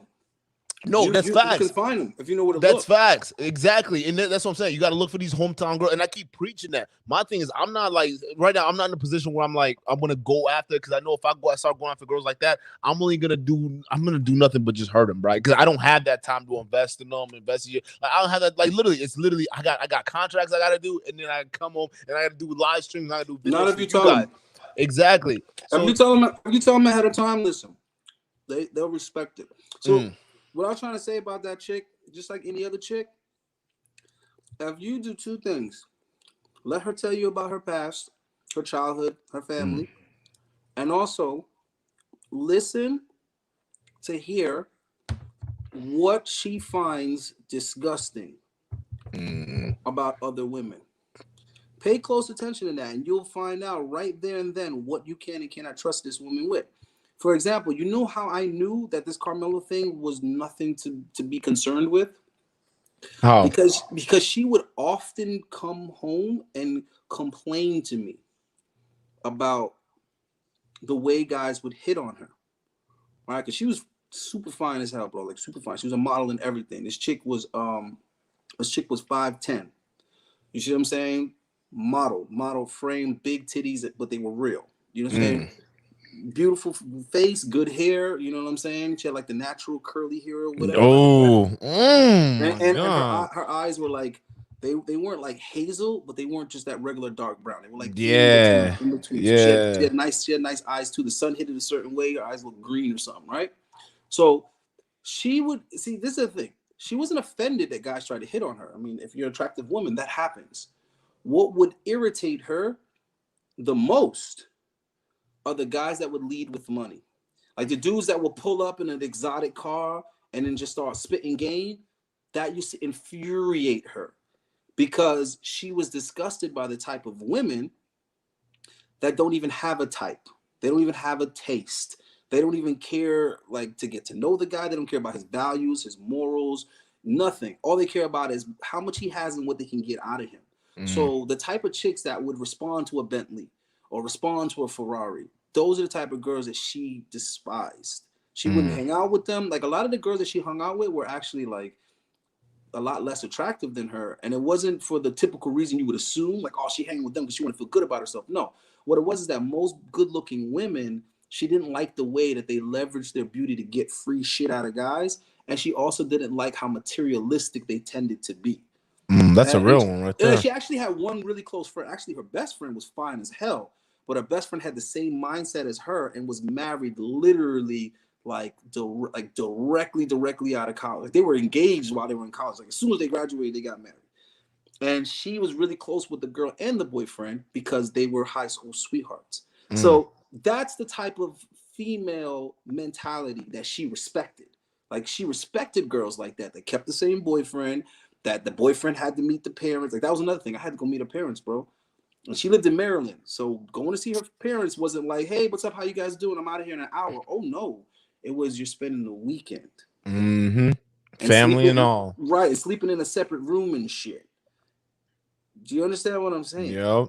You had to, it is what it was, bro. You know what I'm saying? What it was, I had to spend that one-on-one time with her pops, so it was literally the whole traditional, like getting the father's approval and acceptance. You know what I'm saying? You're going to be with my daughter. I was kind of, trust me, whole 9 yards. And the thing about her parents was they didn't judge me. They didn't judge me about my criminal record. They didn't judge me about where I'm from. They didn't judge me for not having a father that was married to my mother. They didn't judge me for shit. They took me for what I gave them.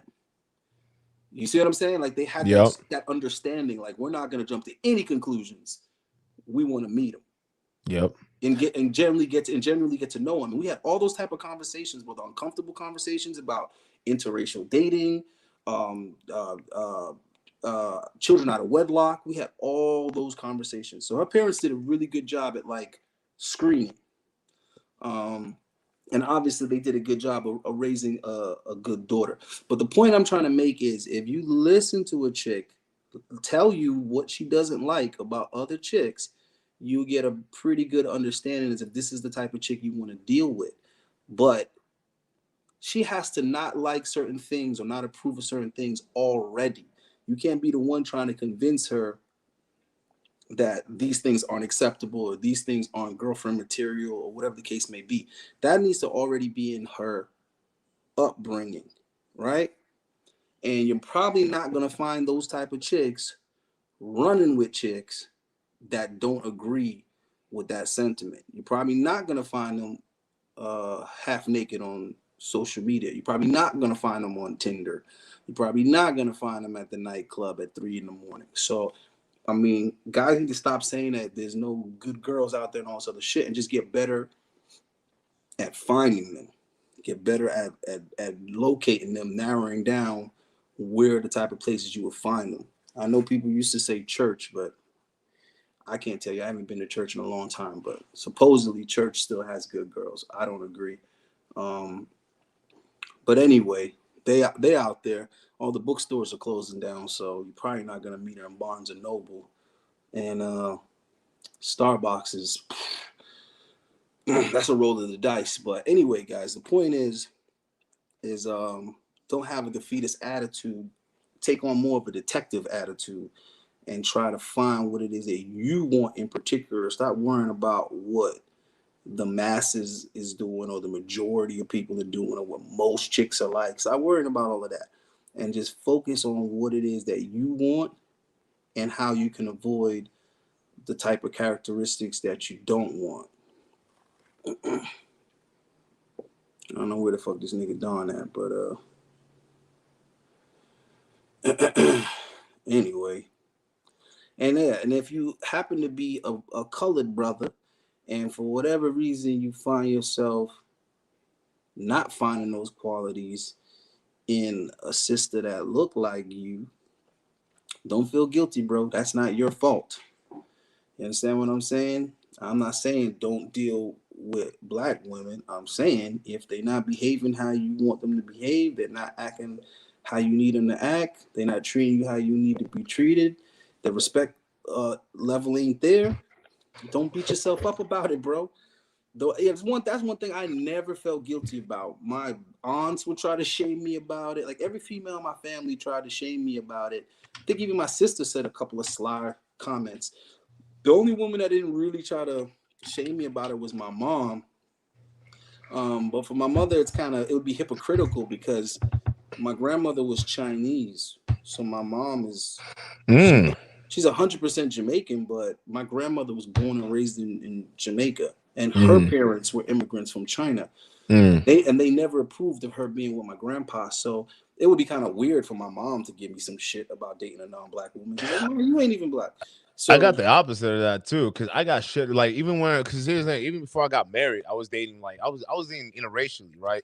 And just being Nigerian, like the one constant I would get from my moms would be like, oh, like, why are you dating this white woman? Like, we call Oyibo women. We call Oyibo women. Like, why are you dating these Oyibo women? They're not like us. They can't understand our things like that.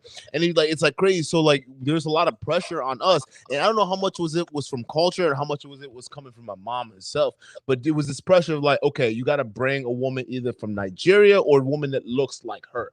Right. And it's one of those things where when I end up getting married, it was a woman that looked kind of just like her. It was something like that. So like it's crazy because most of these, and I want to get your point on it. Why is it that most women, especially black women, have a hard time when they see their sons or they see other black men, like they're just going into and they're dating all these women? Is it because like it's women that don't reflect their skin tone, they don't reflect what it is that they look like? Well, what it is that women care way too much about what's popular, what the general consensus is. So what happens is white women are considered the pinnacle of beauty in Western culture, which becomes all culture because the West exports their film and entertainment and their magazines and all their images and all their bullshit. They export that around the world better than anybody else. Right? So where does that leave black women? Now, black women have a terrible habit, like most women, of projecting their bullshit on other people. It's like when these modern women sit here and tell you what they bring to the table is, oh, well, I'm independent and I have a good job and I'm educated. And it's like, yo, you're projecting a bunch of male qualities. That's what you're doing. You're projecting your desire for these qualities from a man on me as if they're my desire for qualities from a woman. You're projecting, right? So it's the same thing when motherfuckers accuse us of clout chasing. Bitch, you're projecting. I'm serious. That's what you're doing. You're assuming that what's important to you is important to me. You're making that we got two different motivations, guy. Right. You're making a hell of an assumption. So just like when niggas be like, oh, you're trying to tear down another black man. Motherfucker, I'm the most pro-black motherfucker that's not pro-black. Like, you know what I'm saying? Like I don't say shit like that, but in my head, I've always thought shit like that. I've always asked, why the hell don't the black community just invest in the black community? Because I grew up in a different type of neighborhood. Right? I didn't grow up in what y'all would consider a black neighborhood. I grew up in a Caribbean neighborhood. And we understand culture. We understand sticking together. We understand a common fabric, which is interesting because Caribbean motherfuckers get along better than American blacks, and y'all all born in the same damn place. But somebody from Barbados, somebody from the Bahamas, somebody from Jamaica, somebody from Haiti, we get along real well when we're here. When we're here, when we're in Jamaica, it's like, yo, them boy that across the water, yo, you are different people. Yeah. When we're in Jamaica, you are different people. But when we're in America, it's different because we understand that we have more in common. We have more similarities than differences. Right? Than Americans. right? So we share a very similar culture. So in my neighborhood, buying from each other and support, it was like our dollar didn't go out of the community like that. So I don't know what communities they be analyzing and studying or whatever, but I knew the community I grew up in, the Bronx, in that particular part of the Bronx, I'm sorry, but that money just went around and around and around. It might have went from a Trini to a Jamaican to a Haitian to a African to a, you see what I'm saying? We bought our food, haircuts, cars, clothes, all from people that look like us, right? But the thing is that Black women love to project, right, their priorities, their issues and belief system on Black men. And I'm going to explain what I'm saying to you. So they sit here and value the media's perception of beauty more than the local Black man. And then they'll be quick to tell you that you're the one putting white women on a pedestal. And it's like, who? No. On what planet? Hold on. Black men aren't putting white women on a pedestal. Not even the Black men that date white women be putting them on no fucking pedestal. So I'm like, hold on, because most Black dudes that date white women, they don't try to acclimate to white society. They bring them white bitches to the hood. They have that white chick rolling up a Dutch. You see what I'm saying? They got the white girl wearing Jordans. They're not becoming like a white boy to date the white girl. That's very few Black guys go to Fresh Prince Carlton route. You know what I'm saying? Most Black guys, they actually leverage their Blackness to get the white girl in the first fucking place. So what are you talking about? But what it is they're projecting, because they're the ones that are like, let me get this blonde weave. They're the ones that's like, let me get these blue contacts. They're the ones that's watching these white movies. They're the ones that's reading these white magazines. They're the ones that's feeding into the white, blonde, blue-eyed persona of beauty. They're feeding into that shit. But when they're not getting the results they want in dating and marriage, they're quick to point the finger at Black men and say that Black men share that sensibility. And it's like, no, we don't. Where are the Black men telling Black women that they need to go get weaves and go do all this shit to their hair? They're telling you the opposite. That's what I'm saying. Where are the white men that are saying you need to go get blue and green contacts, right? But these same Black women be pissed as hell when a white girl either dates a Black guy or wants to put cornrows in her hair. Now all of a sudden you stealing, you screaming culture vulture. How is she a culture vulture? I never listening to hip hop and wearing cornrows, but you're not a culture vulture. Thanks. In the city and wearing a fucking weave. All y'all from the Cardi B's, the Megan Thee Stallions, all y'all with the weave, the goddamn contacts, all these goddamn things that make you look like white broads. That's no, all they don't. No, they don't. You're feeling miserably. No, you guys don't. I mean, seeing a Black woman with a blonde weave, it's fucking weird, bro. Yeah, it's like one of those things where it's like one of those things. It's not like the other, and that's your ass. But here's the irony, though. They sit here and copy all of those visual attributes of white women, but your ass can't shut the fuck up and be submissive like a white woman would be to a Black man. And notice I got to put that in there because I noticed a long time ago that the same white girl that has no fucking respect for a white boy, no respect whatsoever, will defer the fuck to a Black dude. I've seen it a million times, and I've been that Black dude a million times. I'm that dude that's always asking questions about the boyfriend, the ex-boyfriend, the baby daddy, the husband, the ex-husband. I'm always asking questions. I'm always trying to figure out, why are you cheating on this nigga? Why are you doing this? Or why are you doing that? Because I'm always looking at how much this dude did for the chick and trying to figure it to myself. How do you have the audacity, you know what I'm saying, to be over here, you know, goggling my balls in a house that your ex-husband paid for? Like what's going on? Like, how you let me drive this dude's car? Like, what's really going on? Why you would be disrespecting him to this extent? And it's crazy because 90% of the time it's simply that dude allows it. Yeah, which is crazy. It just be as simple as that. And the only place I can remember that being the expected course of action or treatment is when you're young and you let a bully take your lunch money. Like when you let a bully punk you, you can expect that type of treatment for the rest of the year. Like that's just gonna be your reality. You see that nigga, start emptying your pockets. Yep. Because you've already conditioned him, you see what I'm saying, to take advantage of you. And if he's not doing that, he's not doing his job. He's a terrible bully if he's letting you go home with money in your pocket. No, I'm just being real. I'm being real. Facts. If he don't steal your bike, he's doing a terrible job as a bully, Mm. and he will be replaced. He will be replaced by a bigger bully. Somebody else is gonna beat your ass. That's what it is. What happens is these women conduct themselves away. They administer a few shit tests, and the dude fails, and it sets the tone. They're like, okay, I guess this is how it's gonna be. I'm gonna punk this dude. He's gonna accept it. Eventually, I'm gonna get tired of it, and I'm gonna start to resent him for it, right? And then I'm gonna place him with something that I think is alpha in my mind. And a lot of times it's gonna be something completely opposite to him. So now she might have it set in her head that white boys are chumps, which is not the case. It's just, where's this white boy from and how is he raised? Go to Texas with that white boys is chump shit. There's a lot of white boys that's not chumps. Yeah. Okay, in certain places, it depending on how they were raised up. So now she's looking for something that she thinks is masculine and alpha. She might be watching too much BET. So now she thinks black dudes with tattoos is where it's at. You see what I'm saying? And that black dude could never win a fist fight with her ex-boyfriend. Why? Because her ex-boyfriend took karate when he was 8. Yep.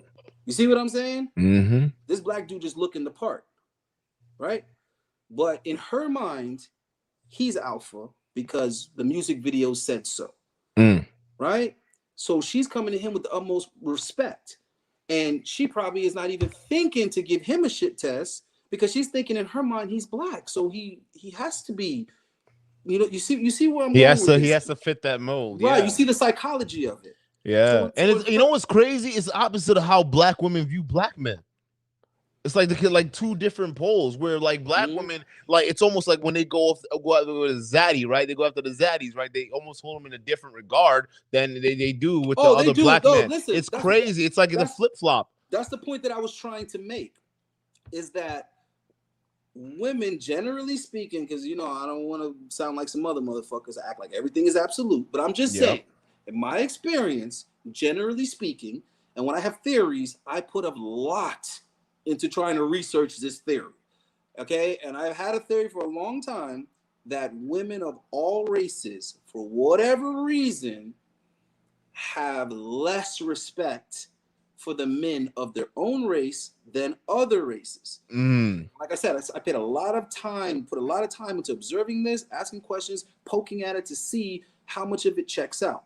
So what I'm saying is, white women will start off with having no respect for a white boy. Like he has to assert, he has to do something that establishes, hey, yep, you know what I'm saying? Like you gotta respect me, bitch. Right. So what happens is she'll put the white boy through shit tests. And what are shit tests essentially? A shit test from a woman is her making sure that you're not something negative that she suspects. So if she suspects you might be weak, she's gonna throw shit tests at you to try to see, is there a clink in his armor? Is he even wearing armor, or is he out here naked with his heart on his sleeve? How tough is this motherfucker? Right? Even when a woman is trying to figure out how you feel about age, she'll be like, so-and-so just got divorced. And you'll be thinking, like, why do I care? Why are we talking about this? Well, she just turned 42. You're still over there like, what the fuck is this about? She's trying to gauge you to see if you're going to be like, oh, well, she's still kind of hot for 42. You see, because she's trying to see how is he going to see me when I'm 40. I'm 42. So women are very, very weird about that. Like when they want to know something, a lot of times they don't just straight up come out and ask you. They try to trick you into giving them the answer through your opinion.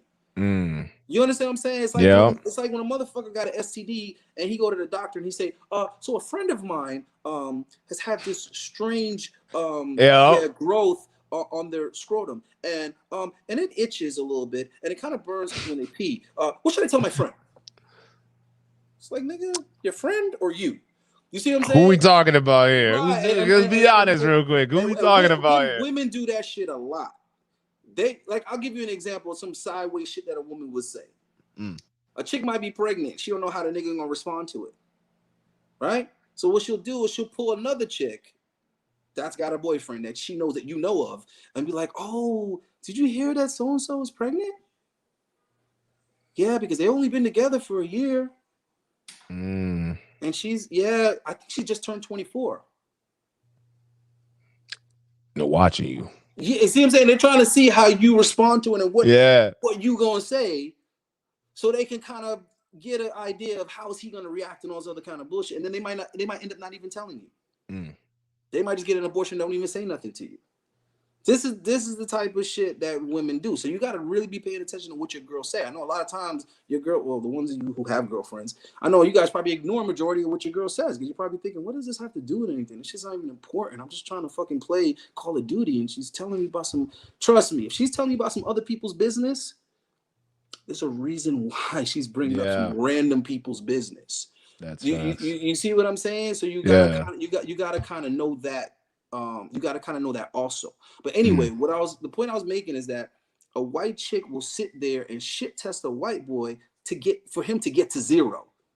So in other words, he has to prove that he's not soft. He has to prove that he's not this. He has to prove that he's not that. Whereas a black dude come into her life, she will already front him that. Kind of default to him, yep. Right, she'll front him 10 points just for being black. Right? So now in order for her to suspect that he's weak, something would have to happen, and she see it and be like, oh, damn, this dude just straight bumped him, or this dude just straight did this, and he didn't do nothing. Now she's like, hold on, wait a minute. You know what I'm saying? Who is this nigga? Am I with a pussy ass nigga? Yeah. You see what I'm saying? But she wouldn't have assumed that with the black dude, but she would with the white boy, and the white boy would have to prove otherwise, right? Now, here's the flip side to it though. Black women will have absolutely no respect for a nigga. Yo, I just graduated from college. So what? You think you somebody because you little degree? Yo. Notice when black women talk about our accomplishments, for some reason they're always little. You see what I'm saying? I leave the competition with the gold medal. Oh, cause Mr. Muscle Man with your little muscles. It's like, what's your little medal? What you win? Little muscles, bitch. I won because I had the bigger muscles. What the fuck you mean? Like when my boy went and started his landscaping business, and his wife was like, because you got your little truck. Little truck. He bought the biggest truck he could get, the biggest truck on the market. What do you mean little truck? There's nothing little about a fucking Tundra. What? That's the number. That's the best selling, the best rated pickup truck for the past 18 years. You over here talking about your little truck. Notice with black women, every time a black man accomplishes something, it's little. It's belittled. But she'll meet a white boy, and all of a sudden, all his accomplishments are great. Right? And she will start off with that white boy on her best motherfucking behavior. You would think you're looking at a completely different person. You'd be like, where did all these manners and respect come from? Why is she so submissive all of a sudden? Why is she so pleasant? Like, what the fuck just happened? And that's how you know they're capable of it. If you want to know what black women are capable of, go do some research about swirlers and look at whatever video content you can see on it and see how black sisters from the hood or from wherever. Facts. You know that doesn't matter on how they treat black men, but you see sisters from all walks of life dating white boys and look at their attitudes. The voice changed, the ebonics goes away, everything's completely different. She's like a whole new chick. Everything brand new evaporates. Yep. And you're like, well, So how is it that random white boys can get that, but all through your life, no brother could get that? And the crazy thing is, a brother could be a good guy, he could be educated, he could be all of these things, and it's still a struggle. It's still a struggle. It's a constant shit test. Just like when the white boy's doing everything he's supposed to be doing, he ain't fuck up yet, he ain't dropped the ball yet, but that white girl still shit testing him daily. Shit tasting them daily. You got shit in your cornflakes. Yep. You got shit in your lunch. You got shit in your dinner. Every time you're interacting with her, shit test, shit test, shit test, shit test. You might as well just roll around with toilet paper all day long, because you're gonna be cleaning up shit every time you with the bitch. So that's facts. Then you look at Latin women, right? Because I've dated a lot of Latin women. You know, that's my favorite. Well, that's everybody's favorite. I would actually prefer, like, that's all I'm saying. Speaking with Don even before this, like, I would prefer like Latin women. Not saying I wouldn't date like any other race of women, or anything. Like it's like the perfect mix to me. They have they have the best blend of qualities right now. Yes, they tend to be very, very family orientated. They tend to be very, very passionate. They're supposed to be the best love makers, and we all know visually they got a hell of an advantage. I used to say Spanish chicks look like they got two moms. Facts. They look like there's no dad in the picture. Like two women rubbed together and made her. They're just all feminine. Yep. But notice that when you're talking about Latin relationships, man, listen. That what we see as passion, Latin guys see as, yo, she's crazy, bro. Bro, she's crazy, bro. My girl's fucking loco, bro. Yeah, because that bitch will stab you. She will, bro. They're fucking crazy. But they're fucking crazy when they're with a Latin guy. You see what I mean? I'm not saying that Latinas don't get crazy when they're with a black guy, but they'll get to about 6.5 on the scale. I've never gotten to the point where she tried to stab me. That's what I had a black woman tried to kill me. Right. Like that's the only time I had a bra try to kill me. Yeah, that's what I'm trying to say. It'll be the same bra. It'll be the same Latin bra. Yep. Right?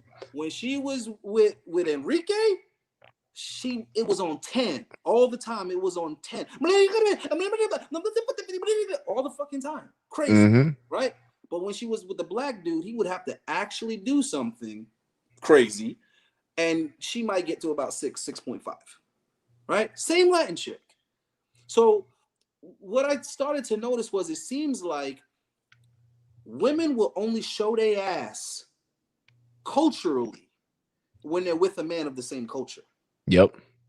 You see what I mean? Whatever their worst stereotypes are, they tend to try to bottle them up when they're with a guy of another nationality. Do you understand what I'm saying? Yeah. So the black chick, she tries to tone down the ratchet. She tries to turn down the ghetto. She tries to turn down the angry black woman attitude when she's with a non-black guy. You see what I'm saying? White women will turn down the shit test. They'll turn down all that Karen bullshit. They'll turn it down when they're with a non-white boy. And Latin women will turn on that Latina crazy when they're with a non-Latin dude. I'm not sure why it is, but that's facts. Guys, here's the thing. The call lines are open. Call lines are open. All right. So we're going to start getting people involved in this conversation because real talk, I mean, this is very important, man.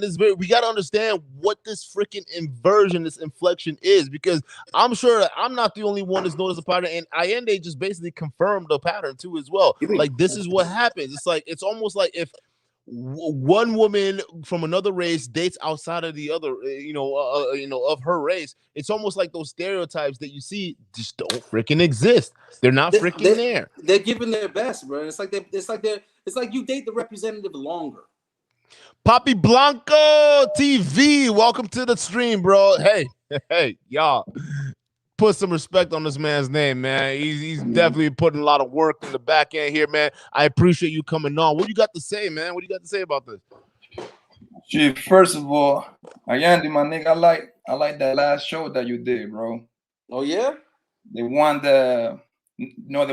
before the one that you was talking about, oh boy, baby mama. The one before about black people and stuff like that. The agenda was going on. Yeah. I like that one a lot, bro. Yeah, we're gonna get deeper. You just took the words out of my mouth. I want you to we're gonna go deeper on that. Because you went deep, but I think you can get even deeper. Oh, yeah. We're gonna break it down. We're gonna talk about that's what I was gonna tell Don, because he wanted to do this shit. I'm like, listen, I'm finna do a video on how we got here. I'm gonna do a video that's basically catalog how black women got to be in the way they are today. And I'm gonna have to start from either the 40s or the 50s. And you're gonna see a lot of black men and women holding hands. You're gonna see a lot of black men wearing suits and shit and all like that. Facts. And then we're gonna bring you through the decades, and you can see these ratchet motherfuckers today and be like, what happened? What happened in 50? What happened in 60 years? Facts. What the hell happened? What happened with social media, nigga? That's what happened. Well, before the social media, it's just entertainment in general. Media in general. That's what it's for. Yeah, you're right, but a lot of ideas to a lot of people in the shortest time possible. That's what media is about. Get a bunch of people to think the same shit at the same damn time for no reason other than they've been told to think that. That's what media is about. You want to learn about that? I want to know how you got old girl to your show, man. How you pulled that off? Who? Which girl? Oh, she contacted me. She contacted me. Yo, this bitches ain't shit, man. Hey, but you know what? Yo, son, what is bro? This bitches, yo, you are the enemy pretty much. Hold on. But this is the thing right now. Listen, we are in the age of the strongest Jezebel spirit that humanity has witnessed. Yes. The strongest. We've always had it, but today the Jezebel spirit is not 100. only not only the strongest, not only is it the most influenceable, but it's also the most women, like the highest percentage of our female population that it's ever been, and it's the most socially accepted that it's ever been. Right now, that behavior is actually championed, whereas they used to stone bitches like that to death. Right. So nowadays, it's on the men to be as responsible and accountable as possible. That's why when people jump in my comments and try to attack her character, it's like, you do realize that you're further supporting my argument as to why he shouldn't have been fucking with her in the first place. Facts. And if he took my advice, that's the same shit I say, bro. If he took my advice, her character wouldn't matter, because I told him stop fucking girls that come on the show. Bro, that's what I always say, my nigga. I got respect for bros, for girls like Brittany Renner. That's her name? Brittany Renner? Yep. Brittany Renner. Look, old girl, she be keeping it 100 according to her the whole time, my nigga. She been telling you for years, like, yo, man, listen, I'm a hoe at 3. She got videos saying, my nigga, yo, if you want to come off of niggas, man, just fuck a fucking rapper. They don't dude, Poppy, you gotta respect shit like that. Here's the thing. No, I don't gotta respect it. All I have to do but you got it like what I'm trying to say, like you got it like men's responsibility not to fall into that trap. But okay, this is a good point, because I want to know what the fuck what was your thought process, because clearly, even in that situation, I agree with you, Poppy. It's not a respect. I understood what you. That's why I didn't put a whole lot of emphasis in like coming after her. Even when I did videos on her, I'm like, yo, like I even I said, hey, you did it, bro. You managed to land some idiot. You see what I'm saying? It's a sport right now. She's the Kobe Bryant, Michael Jordan, LeBron James of it right now. She's the CEO of the whole movement. So what is it with these young men falling for this trap? Because LaVelle Ball doing the same thing with a 32-year-old IG model, bro. Like he's walking, and now there's rumors that they could be pregnant. The fuck alone. You want to know why, bro? Let's have the conversation. Because they're lazy. These niggas, bro. They don't be having that many social skills like that. They ball players, man. You gotta understand the mind of the ball player, bro. You gotta be in the gym for 4 or 5 hours. Then you gotta go watch some goddamn tape.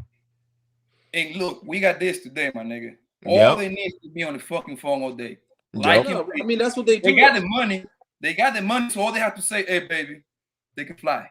Bro, this shit is nothing new, bro. I know this from the other end. No, it's easier now. I know what you're trying to say, Jen. From the other end of the screen. See, niggas hear all this shit when it go public. I knew about all this type of shit because I dealt with a lot of females that deal with them. Exactly. So I've been through that. I've coached many of up and coming Brittany Renners. And that's why when she say that type of shit, it's like, listen, I'm looking at it from a completely different perspective. I'm looking at it from the same side as her. Like, hell yeah, these niggas are easy to take. And I know that because I used to coach broads on how to take motherfuckers like that. You get what I'm saying? No, let me tell you something. I'm gonna give y'all because somebody over at the Fresh and Fit camp accused me of being a pimp. I'm like, see, the problem with you motherfuckers is y'all like to use words real irresponsible. Like when the motherfucker accused me of forcing Simone to press charges, it's like time out. Let's grab the Webster dictionary. Okay. Now, when you say force twice in a sentence, already we got an issue here. That's improper English already. So I forced her to go to the police station, right? And in the so-called evidence that he's providing, all she said was, Allende took me to the police station. He said I should press charges. Now, first of all, those two things are out of order. She said them out of order. I told her that, listen, I'm not a professional. I don't know what's going on, but what you told me don't sound right. So I could call a friend of mine that's Miami PD. You could tell him what you told me, and he'll tell you whether or not there's a crime there. She told the detective, and the detective said, yes, you definitely need to contact the police and let them sort it out. But it's a special type of detective. It's a special victims unit. So you need to contact that particular person. I personally know a couple. I'm going to send them some emails. So at that moment, she already committed to making an appointment, right? I had no involvement in that other than passing her the fucking phone, right? Now, the day that I took her there was literally the same night after I did the interview. And I asked her, I said, listen, the detective contacted me. He's following up because he does that. He follows up on shit. So, you know, where you got to be? She said, nowhere. I said, how much time you got? She said, I got all night. I said, well, listen, I'll give you a ride to the police station since you said you don't want to go alone. I'll drive you down there and I'll wait for you. So if Uber don't force people to go places, I didn't force her to go nowhere. So the word force, I'm using it out of context. That's not the definition of force. Because where did I force her? Did I threaten her? Did I physically force her? Like, how did I force her? So you're just using these words to avoid guilt, nigga. You see what I'm saying? The same way he told the subs that bought $500 VIP tickets that I had their money and I'm the reason the party failed. That's what Myron does. He lies on people. It seems to be he seems to love me as a scapegoat. So instead of admitting that you had some inappropriate conduct with this broad, you want to say that I forced her to go to the police station to force a false rape allegation. It's like, oh, time out. If what she told the police is illegal to them, and they're the police, where's the need for the word force in there? Because at that point, it doesn't become a forced rape allegation, it just becomes a rape allegation. There's no force in there. And then the last thing that he said, he was on an innocent man. Time out, nigga. Innocent? You far from it. Who declared you innocent? You're declaring yourself innocent? You see what I'm saying? Like, where did we get innocent from? Right? So we're not using those words with the right definition. We're not using the right definition for force, and we're not using the right definition for innocent. So when you go around telling people that Allende is a pimp, okay, hold on. Are we talking about like popular urban vernacular pimp? Or are we talking about the dictionary's definition of pimp? Because that's a person that solicits sex for profit. I'm not selling no pussy. He gets paid behind it. Right. I'm I'll let you know the niggas don't know shit, bro. Right. I'm not selling no pussy. So when you call me a pimp, it's like, time out, nigga. Like, you mean that just like joking around, like just trying to give me props or something good with the ladies? Blah, blah, blah. Or are you literally trying to tell people that I pimp bitches? That's human trafficking now. That's what I'm trying to say. That's so human trafficking nowadays, right, bro. So niggas got to be careful with what they're saying, bro. I never was a pimp. I never sold pussy for no profit. Now, did I date strippers and they give me money? That's on them. That's a gift, if anything else. Right, exactly. That's game right there. You see what I'm saying? That's game. So, and I bet you didn't even ask. But see, right, exactly. But here's the thing. Now, it would be different if only strippers gave me money. Nah, nigga. There was a point in time in my life where all the chicks that I was dealing with, I don't care if she worked at the hospital, she was buying me shit and giving me bread. My second girlfriend used to spoil me with stuff all the time. This chick worked at Victoria's Secret. Her dad owned an antique shop. So so to me, it don't matter how a chick get her money, right? It don't matter how she get her money, right? Now, her giving me that money, people will be like, yo, this nigga's a pimp. But they don't mean it literally. They don't mean it literally. That's the hood terminology. I know. We understand. Exactly. But when you tell these square motherfuckers on YouTube, oh, don't listen to anything Allende said. Allende's a pimp. As to try to say, I'm contradicting or something. It's like, no, bro. Take it easy. You understand what I'm saying? So I used to deal with plenty of chicks that would have ball players jumping in their DM and all of that, and they wouldn't necessarily know how to handle it. Mostly how this goes is girls influence other chicks. Like, I don't know if y'all seen that movie Zola. That movie is so accurate. How that white girl got the black girl stripping. Yep. Dude, that's almost word for word how it goes down. A chick that's already monetizing her shit will see another chick that's working a regular job. She'll be like at the mall or something. She'll see a chick that's bad, fine as hell, and be like, damn, girl, you working here? Be like, yo, how much you getting paid? And they'd be like, oh, I'm getting $8 an hour. They'd be like, girl, you got to come hang out with me. That's how I start. That's almost always how it happens. So when chicks be having a ball or whatever jump in their DM, a lot of times they goofy ass. They just be so starstruck by the fact that there was ball player in my shit. They be trying to talk to the dude regular. And a lot of times they'll hook up with a few niggas first for free. And then somebody will finally hip them to the game and be like, damn, you dumb bitch. You fuck Chris Brown for free? Like, damn, you dumb bitch. You fuck this basketball player? Like, damn, you dumb bitch. Guess what? I used to be that voice. I used to be that motherfucker that's like, hold up, time out. Let me get this straight. So this motherfucker is playing this team in this random city, and he's trying to fly you out to come spend the night with him, and you not getting paid? And the girl be like, oh, no, he just said he's there, and he's going to be alone after the game. I should come keep him company. I was like, okay, let's do some math, you stupid bitch. Super math. He's telling you to jump on a plane at the last minute. Have you checked and see how much those flights cost? This close to the actual flight? No. Yeah, let's do that real quick. So this flight is $720 because it's last minute. So he's about to pay damn $800 to put you on a plane. Then he told you already you can't stay at his hotel room, but he'll get you a room. Right? So now he's getting you a room. Did you check to see how much that room is at that hotel? You see what I'm saying? So now this nigga paying $300 for the night. So he's paying a minimum of $1,000 just to get you there, and you ain't getting no money for you. So American Airlines is making $700 and something off your little ass. The hotel is making $300 off your ass, and you making how much for your ass? Facts. Bitch, you stupid. Do you know how much this nigga make a year? No. Bitch, do you know how to type? What you mean? Google this nigga's contract. What's wrong with you? Yep. Oh, he's making $26 million. And you get $1,000. But hold on. You know what they get? They get it bad, bro. They get a Louis Vuitton bag. Yeah. Hey, you notice they seem so proud of these little trinkets too. That's what they get if that's what they ask for. You see what I'm saying? Well, you know what's crazy? I know a lot of those girls, my nigga. Those niggas get those bags for free, pretty much. When you go, I wouldn't doubt it. When you go to Louis, I know a couple ball players. I know when you go to the store so much, your name is on the database, right? Yeah, they comp you.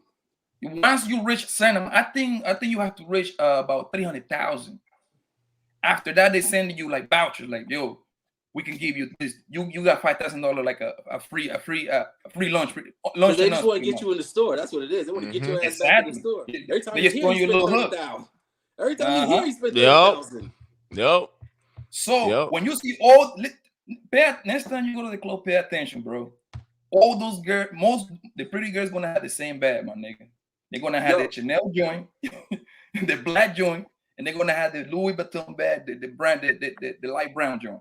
Yep. They get them for free, bro. They get them for free. I'm telling you, bro. And they made them girls feel special.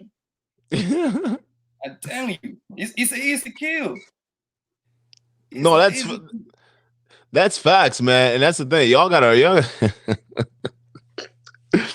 gotta realize, man, it's not, and that's one thing I never understood, man, because a lot of these guys, they do leave with their wallet. That's one thing they go for 100%. So when a lot of times when you guys out here talking about you feel inadequate or whatnot, you compare yourself to these ballers, just know they're paying the money to get a lot of these girls involved. It's not because of their aura. It's not now maybe some of these girls might get starstruck because, oh shit, I got somebody with a blue check mark. Yeah, they all will, but then real talk, then they're gonna get hip to the game. Especially when there's some of these broads out here teaching these girls how to get hip to these game. It's crazy. It's over with. It's over because now their mindset is, how do I take? Yeah, but they giving them terrible advice, bro.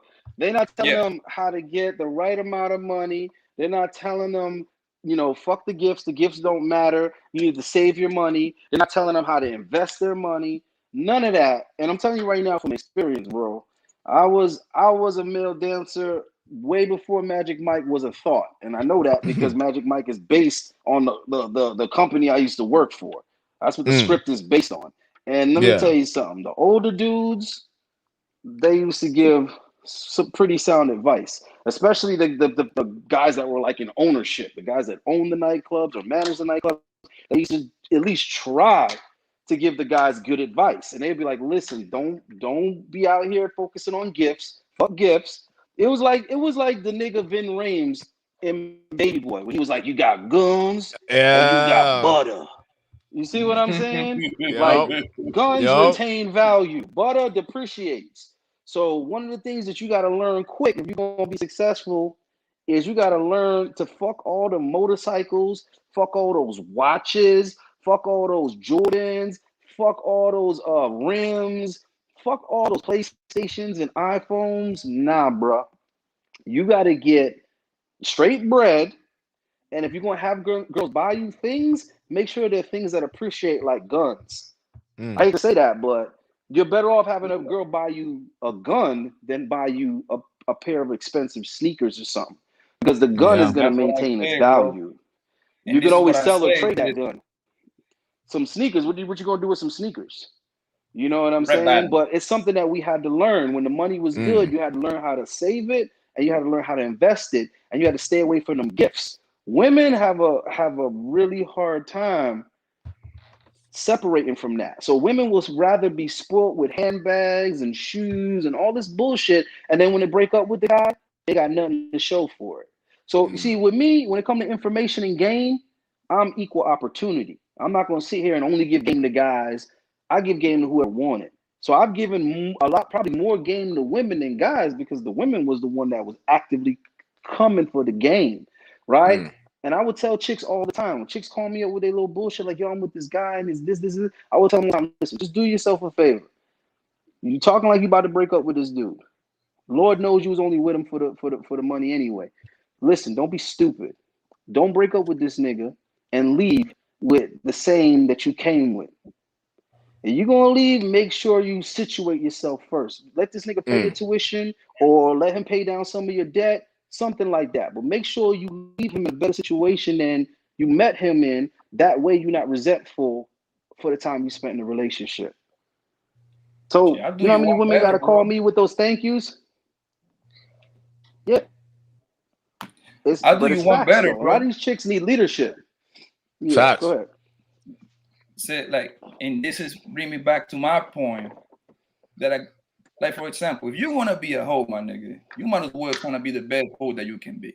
And this is what I'm saying. A girl like Brittany Renner, I fought with her because she's no hiding who she is, bro. You see what I'm saying? Yeah. She actually looked like Moses around here. She predicted what the fuck she was gonna do 5 years ago, bro. You know what I'm saying? Yeah. And look what she did. And these niggas still let her pull it off too. And they still let her pull it off. Listen, if you for all the but she didn't get there with practice. She got 18 years, my nigga, of free payments. And that's true. And that's a young boy. Yes, he's good. He can ball, bro. Hold on. I want you to remember something though. I want you to keep one thing in mind when you say that you respect her, you giving her props. One thing you gotta understand about Brittany on what she does. I don't respect what she do, but I'm talking about this is what I said earlier. If you're gonna be a hoe, you might as well be the top hoe in the fucking country. It makes no sense for you to do it like halfway. Well, she kind of destroyed her image a little bit too, Brittany Renner. Because she built her brand. She built her brand because you got to understand these dudes is jumping in her DM because of who she is. But what I'm trying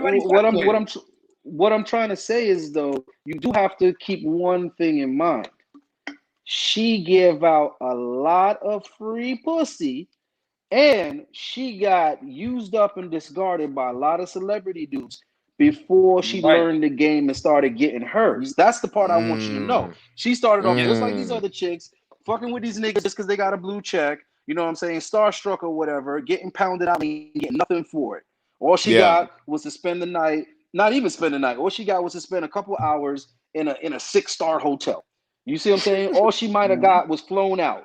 You see what I'm saying? So it's as of recently that she started learning to work the game. You know what I'm saying? Get her claws into. Look at how much time she invested into that young boy before she got knocked up by him. She was going to his games acting like she gave a fuck. She played it smart. Bro. You know why? Yep. Right, because she learned from getting used up. She learned from getting pounded out and having nothing to show for it. You got dudes like Trey Songz, Chris Brown, all those dudes ran through it and didn't give her nothing. Kaepernick. Colin Kaepernick, yep. And he made it. I mean, according to me, he made it by the fly herself. So you can't act like she had game right off rip. She didn't have game right off rip. She probably had an older chick pull her to the side and be like, listen, you are a pretty bitch out here wasting that box. You out here wasting it, girl. These guys are gonna go on and continue to be rich. You ain't gonna do nothing but just get old and have your mileage ran up, and all you're gonna have to show for it is that you fucked a bunch of famous niggas. Your ass need to get paid. But guess what? All that shit is done. She's good. She did all that work. And she already she's a new Superhead because Superhead sat there and fucked all those rappers. A lot of young people don't know who Superhead is, bro. And then she got an epiphany and she was like, "Oh shit, I fucked all these niggas for free." She's like, "You know what? I got to get paid. You know what? I'm gonna write a book about it." Yep. And she exposed herself in the process, just like Brittany Renner is. But guess what? That money lasts longer than the memory of society. Okay, society don't remember Stefan no more. They don't remember Superhead, but I bet you she still got money in the bank. I bet you she's still getting residuals off that book she wrote. So that's the same thing Brittany Renner doing. She created a retirement plan. Yeah, 3 books, my nigga. That's a lot of books.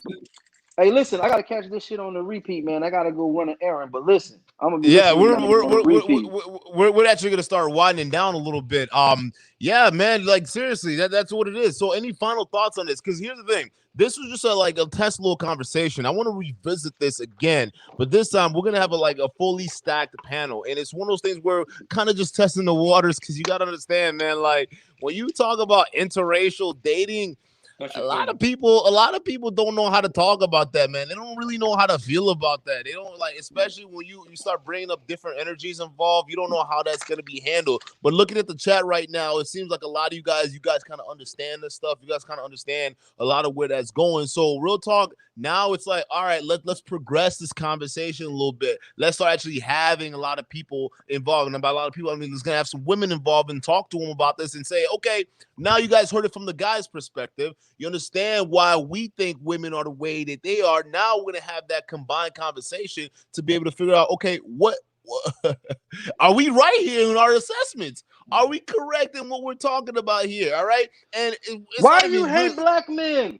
Exactly. It's none of that shit, right? Dude, and here's the thing. I won't even lie to y'all, bro. I won't even lie because I got some messages talking about hey, y'all better be nice to black women because you already know. And I'm glad you asked that question because it's just okay, who is it that we're doing here? Is it all about, are we talking about black women here? Or oh shit, there's 2 of you.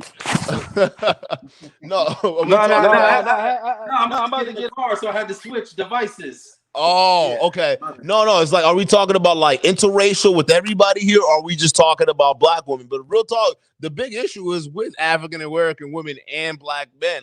Having black men, they don't like the fact that they're dating now. So now, this time, we're going to be a lot more targeted with that situation, man. We're going to be talking to black females about the situation, about why is it that they're upset that their men are going out and dating outside their race, but why is it that, what could they do to actually keep their men more involved in this situation? And I think that's an actual conversation that we need to have. And I'm confident now, just seeing the response in the chat and whatnot. Let's go ahead and do this shit. Let's turn it up a little bit, man. Let's turn it up. Let's get the heat up. It might get wild. What? Because half of America is fucking mixed. You see what I'm saying? Yeah. And that's a lot of people, like you said, bro, a lot of people don't really want to talk about that. They be, you know what I mean? Their significant other might be black, white, whatever. But that's an untouched subject right there. You feel me? Yeah. And it's a lot of you got cultural aspects You got the money aspect, the social economic. You know what I mean? It's a lot of that come into place. Like Andy was saying earlier, like a lot of like a different culture. He says something like a lot of females don't fuck with the men on their own race, right? That's what he said. I don't want to force him. No. What it is that they won't show their cultural worst behavior to somebody of a different culture. Like whatever the worst is of their culture, they full time, with somebody from their own culture. You understand what I'm saying? Like for example, even in Miami, bro. Like even in Miami, that depends. I see it in Miami all the time. Like you see Cuban chicks when Cuban chicks have Cuban boyfriends, bro, they be at their worst. You know what I'm saying? Because Cubans have certain things that people criticize their culture for. But it's like when they're dating a non-Cuban dude, they will distance themselves from those stereotypes. You get what I'm saying? And I see it with women of all different cultures, bro. You know why? Because they want to show when they're with female from other cultures. Because they want to put on the front first. You see what I'm saying? That's all it is. Yeah, but it lasts though. It lasts. Yeah. Look, it lasts though. Because look, I'm Latino, bro. You see what I'm saying? I was even born in America. So I was born in Colombia, right? So the women of my culture, they are raised to serve the man. You see what I'm saying? Like for example, Duke, if I bring you to my house, to my family reunion, right? You're gonna think my cousins and my aunties and all of that, they're hitting on you. That's what you're gonna think. That's how good they're gonna treat you. I'm not because I date Latin women. I'm not because I date Latin women. So you understand what I'm saying?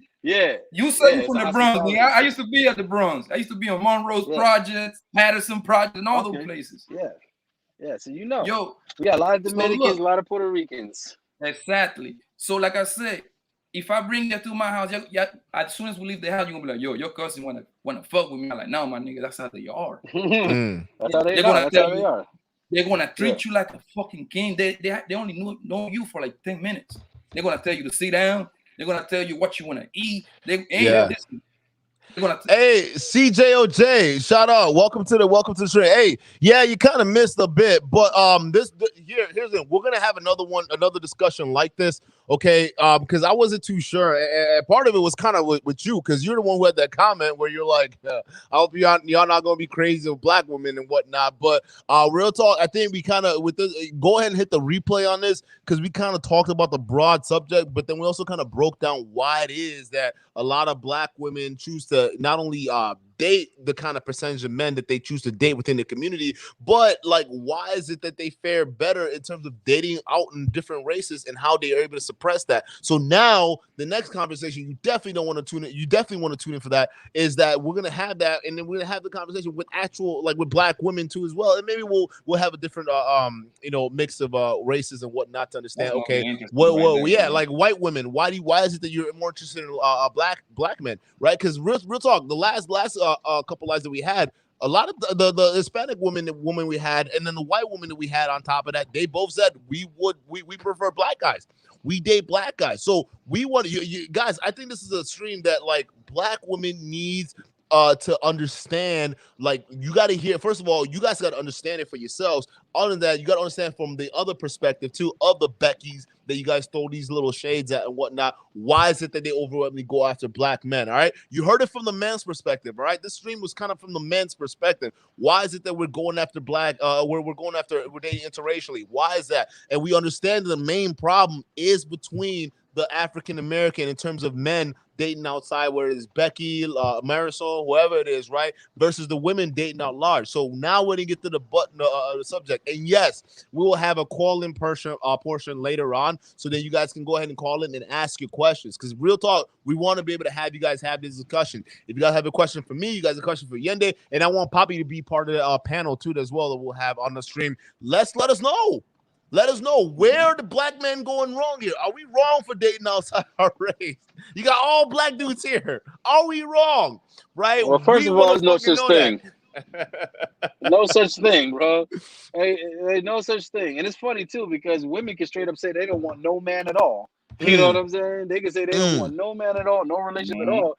But then you're gonna sit here and try to put pressure on a black man as to what he's supposed to date. Do you know how many times I've seen people put their foot in their mouth? They'll be talking about somebody like Poppy, and they be like, "Damn, why he gotta get him a Latina? Why he can't get him a sister?" It's like that nigga Dominican. Shut up! You don't even know what the fuck you're talking about. That nigga's not even black. That nigga's Panamanian. Like, what the fuck? I'm telling you, bro. There's so many things and so many angles to it, right? So you guys got to understand that, man. And it's gonna be a pretty dope stream. And then on top of that, listen, I'm gonna tell you this: next week, the videos that we have coming out, even leading up to Friday stream, man, y'all definitely want to tune in for that because we're gonna be going after a lot of the female nature we just got done discussing today. And I'm glad we had this conversation because we got into the nature of the Brittany Renners, the type of the finessing, the finesse queens that are going out here. These episodes are going to be coming out next week, man. I'm gonna be dropping. I'm gonna be exposing a lot of these females out here. And part of the reason why I'm doing that, I want you guys to understand the kind of messaging that a lot of these women are getting on the back end. Kind of like the message Allende said before, where a lot of these women get like, "Oh, why are you selling your pussy for free? Like, why you doing that? You should be charging this." I'm gonna show you what these women really be up to, dog. I'm gonna show you how that shit really works. How they're telling other women to treat men based on how they basically size you up. So this is something you guys need to be aware of. You guys, you gotta understand, it's a different ball game. Like these women are learning, and they're learning. They're exactly. No, they're learning from the Brittany Renners and all this stuff. But you know what? I don't know, bro. Because look, let me tell you something. There's just so much lack of there's so much lack of like initiative and responsibility, like seeping into the manosphere and like at a rapid pace. Like it's been a decline. Like that's how we got here. But lately it's been like ramped up to the point where if I don't see any gender pronouns, I would swear to God that I'm talking to a female. A lot of the comments that these dudes be dropping nowadays, their logic is straight like a female logic. Listen. I heard a dude say just recently that how dare Kevin Samuels ask women what it is that they can provide a man or give a man that they haven't already given to another man. And this motherfucker turned around and said, well, if you was to ask men, what is it that men have to give to women that they haven't already offered to other women? The answer would also be nothing. And I just was like, first of all, what men and women require from each other is not the same thing. What men expect from what men expect from a woman is something that by definition you shouldn't be giving to other men or have given to other men in a perfect world. What men are giving to women, doesn't matter how many people you've given it to, it doesn't lose its value based on that. If a man provided for someone else, it doesn't lose its value to the person it doesn't lose its value to the person that he's providing for now. But if a woman has had children by somebody else, well then shit, we got a motherfucking problem. So it's just crazy ass shit like that. And for example, like she put me in the friend zone. Whoa, time the fuck out. A bitch didn't put you in the friend zone. You put your fucking self in the friend zone. Thank you. Like, I say that all the time. I said that all the time. You allow yourself to be that person. So it's just a lot of right. It's just a lot of a lack of awareness and responsibility with men, because this is the thing. Just because you don't know how to identify chicks and you don't know how to identify their intentions, that doesn't mean that they did anything to you or put you anywhere, nigga. You allowed that to happen because you was barking up the wrong tree to begin with. Like, for example, if you fuck a chick with STDs unprotected, did she really do it to you or did you do it to yourself? So that's what I'm trying to say. Like, these dudes don't even know. Like these dudes don't know how to pick them. And then they blaming the broad. Like, you can't blame the broad because of your inability to pick properly. So that's what I'm saying. Like, what I'm trying to say is, how the hell did you get finessed by a broad? Like, that shit has never added up to me, because not like what I'm trying to say is like me, the most abroad, like, for example, there was one time, right? there was one time when a broad, like, she tried to finesse me for a foodie date. She got really close. It was in Atlanta, and I was just visiting, and I matched with this fine ass black girl on Tinder, right? Chick was light skinned. She's light skinned. She had green eyes. So I matched with her on Tinder, and you know, I like to do all my ish in advance.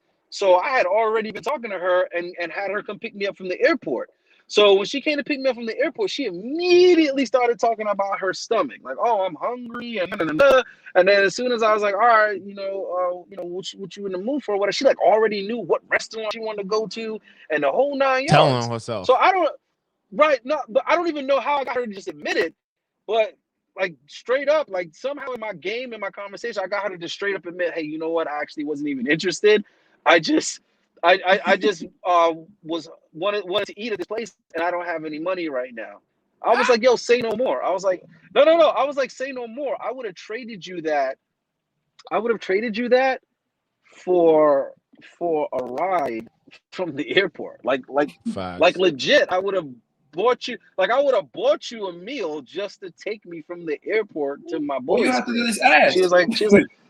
Yeah, right. So she was like, "All right." We ended up doing that, and we ended up kicking it. We ended up hanging out a lot, but obviously I didn't get to beat because she straight up told me she wasn't attractive. But she was like a lot of fun to like hang out with. You know what I'm saying? So I just like I hung out with her and I hooked up with other chicks and it was all good. But I'm good at getting women to realize I'm not the nigga that you gotta lie to. Like you ain't got to lie to kick it. You know what I'm saying? Like I get that point across to broad. That's why they end up telling me shit like, "Yo, this basketball player is DMing me," or you know, they tell me shit like, "Yo, I actually do have a boyfriend, but I'm trying to break up with him right now." Like they end up telling me the truth because like I let them know at some point in time, like, "Hey, you don't gotta try to run game on me. Like that's just gonna insult my intelligence." You know what I'm saying? And there's been plenty of chicks that have tried to finesse me, and then we ended up being close, and I coached them on how to better finesse other niggas. Like for example, for example, when I'm around, yo. Yeah, like for example, when I'm in the club, right? Turn it around. I'm telling you. Let me tell you something. This is some shit that bitch used to do all the time, right? So like I'll be in a club or something, right? And a chick try to come up to me and like finesse me to buy her drinks. And I'll be like, "Listen, let me explain something to you. First of all, if you in here for free drinks, why are you talking to a nigga with no bottle? Like, what you mean? I mean, you over here trying to get a drink out of me. Why don't you run up over there in the VIP where this nigga got multiple bottles? Like, if you gonna hustle big, mama. You see what I'm saying?" And from that moment, a chick be like, "Yo, I want to fuck with this nigga." Because number one, you're letting her know, "Listen, bitch, I already know more about you than you know about yourself. So don't waste no time trying to lie to me or hide nothing from me. You're better off telling me everything so I could go ahead and tell you how to solve your goddamn fucking problems, nigga. Like what you're confused about, I can get you clear." Right? So they instantly realize it's more beneficial to be honest with me than to lie to me. You understand what I'm saying? Like when I meet a chick from out of town, and I could tell by the way she's dressed and by the way she's behaving, she's trying to catch a motherfucking she's trying to catch a John out here. You know what I'm saying? Like when they be trying to like offer me the pussy, I'll be like, "Listen, baby, look at me. Do I look like the nigga that paid for pussy?" Like, facts. Look at me. Like, look at me. Like, let's be for real. And it's like, "Oh, well, you know what I'm saying? Like, oh, that doesn't mean that you don't, you know what I'm saying? You're not generous, or you're not down to pay for a little bit of fun. You like you pay to go to the movies and you pay to do this and you pay to do that, right?" And it's like, actually, most of the time I don't. You know what I'm saying? I know people, at workplaces, so I get comped a lot. So that's besides the point. But on some real shit, you need some clients? No, I'm good. No, first of all, you just tried to hustle me. So listen, what you need to be doing is you need to be asking me who I know. You know what I'm saying? If you want me to dig up in this phone book for you, there's plenty of doctors and dentists and lawyers in my fucking phone book. Some married, some aren't. But the point is, those are the type of guys that you're looking for. Those guys don't mind paying to play. So so cut the shit. You know what I'm saying? And maybe I can help you. Yup. You understand what I'm saying? Like a lot of times, bro, guys get finessed by these bitches because they first of all, they come off as gullible. Right, they come off as gullible and easy to lie to, number one. And number two, they be acting like they would like judge a bitch or have a problem with the truth about a chick. And it's like, listen, Yeah. It doesn't matter if I approve of a chick or whatever. Like, that's not my place to approve or disapprove of a chick's behavior. That Yep. only comes into play when that chick is pining to be in my stable. Like, if a chick is trying to like be down with me, then like my opinion matters. Then I could be like, well, actually, I don't fuck with bitches that smoke cigarettes, or actually, I don't fuck with bitches that sell pussy, or I don't this and I don't that. You know what I mean? But Yeah. if we're just acquaintances, like, bitch, you ain't gotta lie to me. Like, you wasting your time. I can see through you. So Facts. I think a lot of women don't feel comfortable being honest because they don't want to be, like, I guess, judged or whatever by said dude. And then a lot of times it's just that the dude comes off as gullible and naive. And a lot of times the guy isn't gullible or naive. What he lacks is the backbone to just straight tell a bitch to her face, you're lying. You're lying, and I know it. You're lying to me, and I know it. It's a number 3 right there, my nigga. Huh? I say it's a number 3 rule right there. They offer this when they meet a bro. They offer money off the rip. Like, hey man, I got a Rollie. I got the rental Lamborghini outside. There was this that's crazy you said that, because this is a TikTok video, right? This average looking dude, and he's at the bar trying to pick up this chick with his bank account. Like, he literally had his bank account open. He had like $90,000 in there, but he was trying to, like, for real pick up a girl that would fall for that. And the chick was sitting there clowning him. She's like, yo, you think that's what I care about? Like, you know what I'm saying? So a lot of these dudes, their minds are all fucked up, right? So you guys are walking around like that's the thing, bro. This is why I go so hard against these niggas' ideology, because they're teaching y'all motherfuckers how to be tricks. Like, literally, they're basically prepping y'all to go out into these fucking dating markets to be served up. That's a win, though. That's a win. Like, I don't know. Not it for depends the on your niggas. mentality. Yeah, it is, because it depends on your mentality. If it was me, I would have said, like, that's a win. Like, if it was a dude that I was coaching, that would have been a win, because I would have been like, yo, what are you looking for? And he would have been like, yo, I'm tired of girls using me for my money, and I want a girl that's gonna like me for me. And I would have been like, all right, word, this is what we're gonna do. You're gonna lead with your money. You're like, wait, what? Yeah, you're gonna leave with your money and see how she responds. And if a bitch tell you some shit like that, she laugh in your face and be like, oh, you think that's what I care about? Well, that's when you flip it on her and be like, I was hoping it wouldn't be. Now that I know that, I would love to take you out on a date, something simple that's not expensive, but it does take time. And I plan on being on time. And if you're on time, that would show me that you're respectful and that you keep your engagements. I think that's a great start for us. Game. You see what I'm saying? Because now you know she's not turned on by the money, because she straight turned it down. Like I was trying to tell you, like my ex that I was telling you about that Carmelo was trying to get, like part of the reason why he wanted her was because he knew that she was the type of girl that didn't care about material shit. So he wanted her because he wanted to know that he got a girl that, you know what I'm saying, doesn't care about all this recent NBA success. And that happens to a lot of dudes. When they sign that contract or whatever, they try to go back. They try to throw back and get a girl from their past that they knew was not it might have be the one that got away, or it might even be a girl that they left. They might have left her. But what they do know for sure is that she's a bitch that would be with you for nothing because she was cool with you when you had nothing. Right? And that's another point about telling guys you gotta focus on making money. When you get your money, then you go get a bitch. It's like, nigga, that's the fastest way to lose all your shit. What you want to do is nigga. Right. Yep. Or you're gonna have to do the Eddie Murphy Coming to America, and you're Trading Places. Yep. That's my movie though. Yeah, he mute. I think he lost. Yeah, we can't hear you. Let's see. We'll give it a couple more seconds here, see if he comes back. When you want to do the interracial thing part 2 next week? That's going to be Friday. That's going to be next week, Friday. Yeah. So it's going to be our Friday show. And then what we're gonna start doing, it's gonna be later on, but like we're gonna start having some in-person stuff, man. As we're waiting for more equipment to come on through, we get everything set up. But like we got our studio getting ready to go, man. All right, so we're gonna start having like live guests and physical stuff, and we're gonna actually have this conversation in person. But next week, and as you notice, like like quality production is slowly starting to increase a little bit, in our show. So we slowly start to plan to introduce some of that stuff too as well. So that way we can show you guys, hey, yo, like we're taking the steps to show you guys what we're trying to do here and how and not only that, but like physically wise, you can see us physically interact with the women and all these other stuff, so you guys understand where the stuff is coming from and understand how to actually have these conversations with women to close that gap. So next week is when that conversation is probably gonna happen.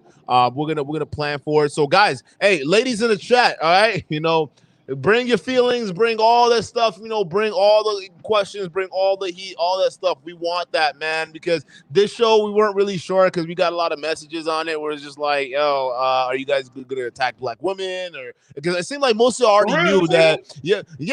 But believe it or fucking not, it's in the chat. We even go to our last stream, we were even talking about having this episode. There were a lot of people who are sitting there like, what you gonna say about black women, right? Because we're living in this world where it's so difficult. Yeah, you can't scared to say something about it.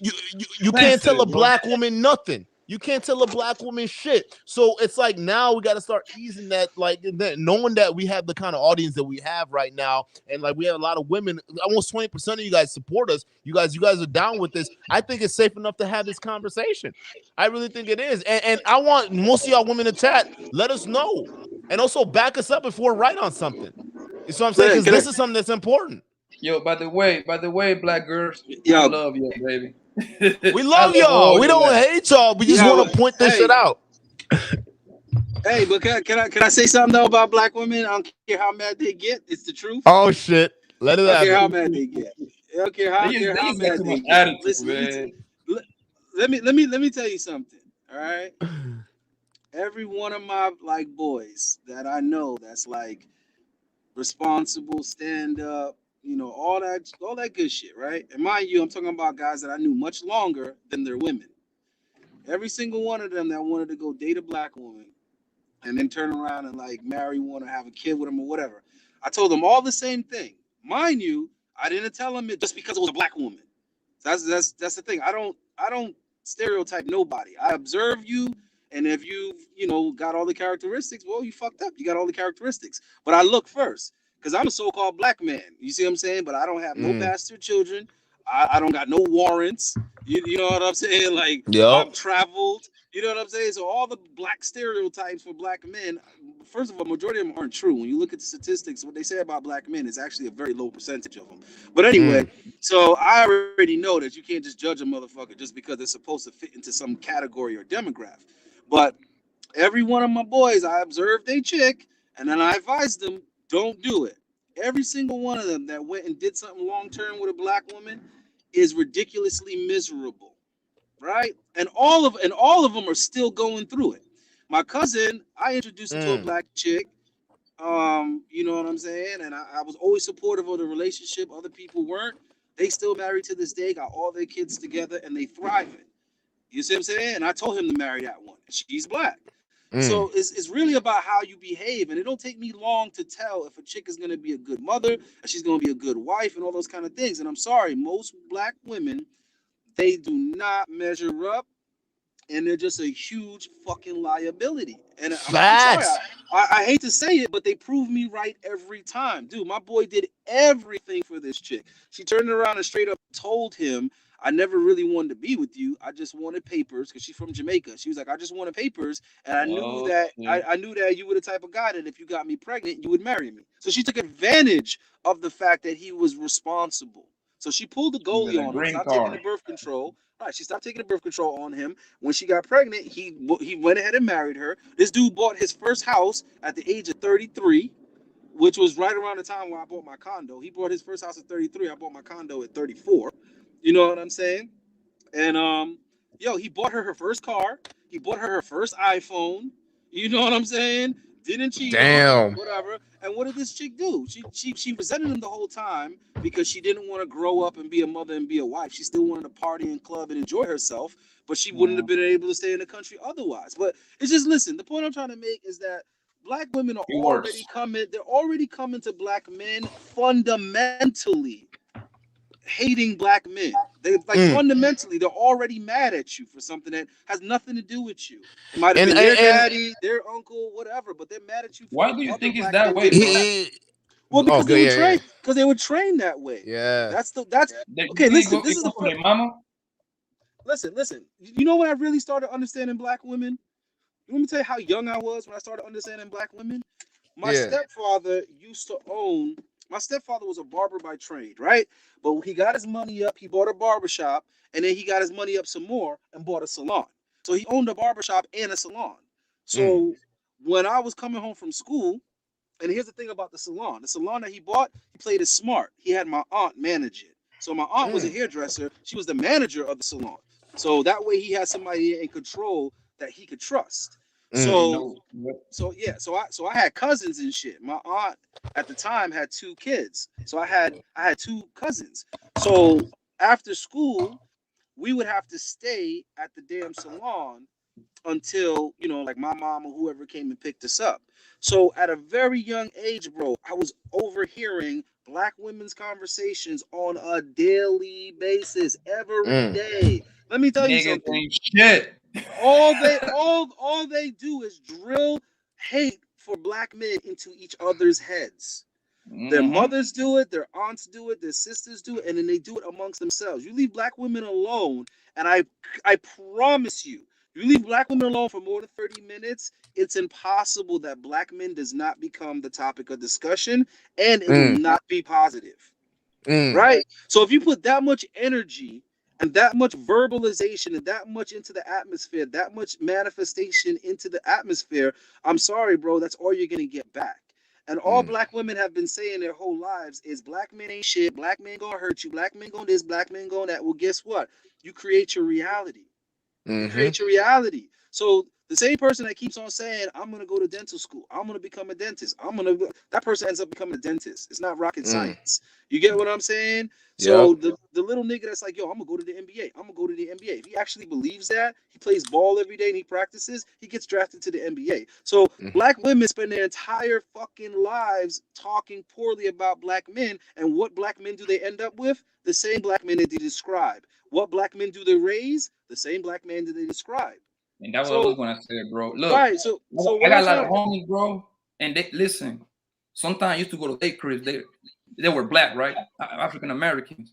I used to hear their mamas tell their boys like, "Yo, you ain't gonna be shit." How the fuck you tell that to your own son? You feel me? I used to be amazed. My mama would never tell me some shit like that. You ain't lying, bro. We're not perfect. Don't get me wrong. We got our flaws too. But to tell your own son, like, nigga, you ain't gonna be shit. Yeah, we don't say that to our. I got the same thing from my my mom's too, because I was raised by a single mom, and I got the same thing when I would go into entrepreneur ventures, it'd be like, oh. Now, where your $1 million at? Huh? You got a business, you're over here losing money. Where your $1 million at, right? I would always get that, like, you're not gonna do it. Go back to school. Go do this. Good. And I always get that. I'm like, Mom, and I think, mind you, when she would say this, I'll be making money in my business. But the problem is, what she didn't understand is there's something called expenses and there's something called investments. So just because you already see a little bit of money coming in, don't mean you spend that money from your business. That means you wouldn't reinvest the profits or proceeds, so that way your business grows. But like that, people, women like my mom, they didn't understand that. It's like, oh, it was always like a put down. But you so know why? Go ahead. It's because your mom. Correct me if I'm wrong. You come from the immigrant perspective. Yeah. Okay, that's different. Most immigrants that come over here, my nigga, they just happy to be here and work a little mid-range job. You see what I'm saying? So guess what? Every dollar that they get, they're trying to save it. Yeah. Or what my people do, they get paid and they send money back to Colombia because we got relatives we got to take care of over there. I don't know if you're in the same position. We do the same thing. What we do is we buy we do the same thing. We send money back to the family. As soon as we move to America, bro, they start telling you, go get a job and start saving your money, buy a house, buy a house. That's all they want you to do. Just Mhm. working. Yeah. They don't think on the business mind perspective. They just want you to No, work like a yeah.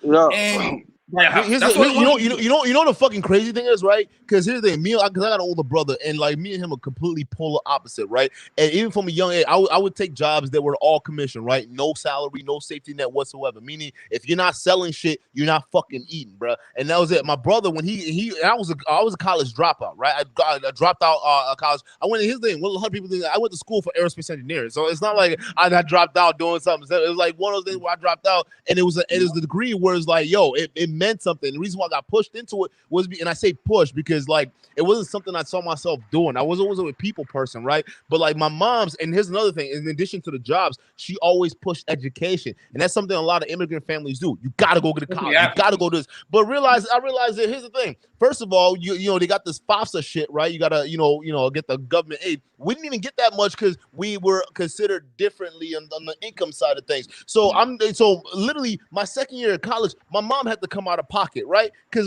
you know, fortunate enough, I didn't have to get in a situation where I had to take loans or do any of that crazy stuff. But like real talk, like I had to do all that crazy stuff. So then when I finally dropped out, here's where I'm getting at, right? I dropped out. My brother carried on. He got his bachelor's and whatnot, and he ended up working for Ford, right?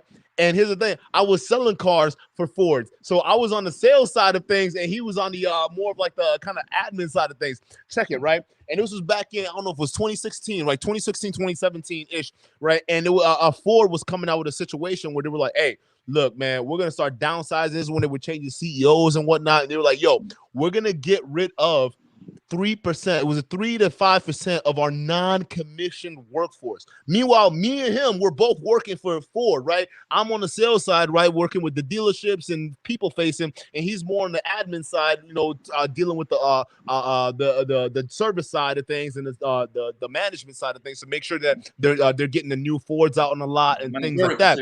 He was worried about his job. I wasn't. You see what I'm saying? He was making $80,000 a year. I was making 20,000, no, 30,000 more than that. And that was just off of just commission. So it was just looking at these two dynamics. It's like, yo, mom, you got to understand, we're not the same, right? You can say, okay, go to school, get a job or whatnot, but look at the results. We both, crazy enough, we both end up in the auto industry, right? Yeah, but it's like one side is doing different than the other. You see what I'm saying? That's not your mom's fault, though, bro. You got to understand, from her perspective, she is avert to risk. So she wants you not to take risk. She wants you to go with something that's more realistic and more safe and stable. And also, the mistake that mothers make is that they raise their children trying to protect them from failure because they're thinking that you're going to be like a female and you're going to be shattered by failure. Failure will shatter a female. A female your age would have been distraught and broken from failure. But a dude, you're supposed to be able to pick yourself up, figure out where the fuck you went wrong, and do better next time. So what happens with these single moms is they try to shelter and shield their children from risk. And because they're trying to play the hard, single, strong black woman role, they think that telling their son that they love him is weakness, right? And they also think that just simply explaining their fear to their son is weakness. So the way that they communicate it to you is not their fear, it's your limitations. So it comes off as talking down to you. It comes off as telling you that, who do you think you are that you think you can do this? Or, oh, you think you're big and bad? Could you do this now? And so that's the problem with black women, is that their insecurities, they communicate their insecurities to black men as talking down to them. And it's like, listen, just because you don't believe that you're capable of these things, don't try to discourage a black man for having that much self-esteem and that much confidence, because as a man, he's supposed to be bold. He's supposed to want to take risks. He's supposed to want to go out there and try to do something that if he pulls it off, he's going to be super successful. But if he fails, he could be bankrupt. So because they can't relate to that, what they do is they talk down to black men who have those traits. And when they're afraid that you're going to make the mistakes that your father made, what do they tell you? You're going to be just like your ain't shit father. It's like, that's the worst way to communicate that to him. You're literally telling him to be like, Right, you're over here telling him that he can't be better than his daddy, and the fucked up thing is he don't even know who the fuck his daddy is. So we're talking in theory. So I got to get up out of here. But Perfect. before I go, I want every black man to ask himself a sincere question: how often did your mother tell you that she loved you growing up? And then, bro. and when you Me, figure I out what can that is, offer hold on. And when you figure out what the fuck the answer to that is, then ask yourself realistically, how often do you think white and Latin sons hear that from their mother? And then you might start to get an understanding as to why black men might want to pick girlfriends, wives, and the mothers of their children in different races. It's subconscious, bro. And if your mother wasn't telling you that she loved you, I'm sorry, bro. You might be looking elsewhere to make a mom. Just saying. Facts, man. Word. Take it easy, Allende, man. Hey, I appreciate you coming on. Appreciate you doing this, man. Real talk. You go ahead and do what you got to do, and we'll go ahead and continue for another 10 minutes, and then we'll go ahead and end the stream. But you know, he makes the perfect sense because, like, real talk, growing up, and this is why I want to have this conversation, and why I was so like nervous in terms of tiptoeing around it, because real talk, I want to get into this. I you know, going through like, you know, hearing your mom say that she loves you. I barely heard that. I don't even think I remember the last time I heard when my mom said something like that to me too. You know, it's crazy. And that's why when I was growing up, I grew up with so much anger and I was a knucklehead. You know what I'm saying? Because like, it's one of those things where I didn't get that. I didn't understand what, like, really the whole love situation. I didn't really understand, you know, getting a situation where, you know, a woman can show you that love. So when you're getting out here, getting in relationships and someone is being all affectionate and stuff like that, you're not really used to that. Even when I found a woman that was just like my mom's, right? I found married a woman that looked just like her, attitude, everything the same. I still got the same similar treatment. But the fucked up part about it is I was comfortable in that treatment. I was comfortable because something was familiar. You know, where they could talk to you any sort of, you were used to it. It wasn't until I started dating outside my race where I was just like, oh shit. Like, this is different. And then we're talking about love's, what do you call, words of affection or words of affirmation, whatever it is, love languages. And I didn't even hear about love languages. I started dating outside my race. I'm like, what is this? You talk about how you want to be loved and your feelings and whatnot. That was the first time I started having those honest conversations with people like, with women like that. So it was crazy how much of a shock it is to me that, like, if that happens to me, look at how many millions of black boys who are growing up in these households right now that aren't hearing this message. Matter of fact, they're hearing even worse situations that they're hearing. The dangerous. Appreciate the $5 super chat. I'll double the super chat you all put in the white/Latina woman who love y'all and drop love for y'all. Y'all history and people. Oh, I will show you that. Matter of fact, I had white man. I would tell you this, right? The women who actually took the time to try to learn about my culture and try to emulate that were women who were not black. I'm telling you. I had a woman who was sitting there studying, like, she was white and she was studying Nigerians just to see, like, the culture and everything, bro. Like the food, everything. Now it was horrible. She couldn't even replicate what my mama could replicate. We just put that food wise, right? But it was the attempt that mattered, bro. I'm saying, like, yo, somebody so interested in Nigerians. She's over here talking about, like, you know, the aspect between Yoruba and Hausa and Igbo, your Igbo tribe, the Nigerians, and how like she was listening. And I'm like, how the hell? Meanwhile, I married a woman who literally will make you mac and cheese with hot dogs, and that was it. There's your dinner, baby. Where that you married? Is she black? No, she was mixed. She was half Jamaican, half white. But it was one of those things where it's like, it's the culture. Jamaican, half white, but Jamaican peoples are Africans. They're Africans. Yeah. But here's the thing. When you look at me, I'm African. I'm African descended. Like, yeah, like, whoever got this color, you know where we come from. You African, bro. You're like, you're not.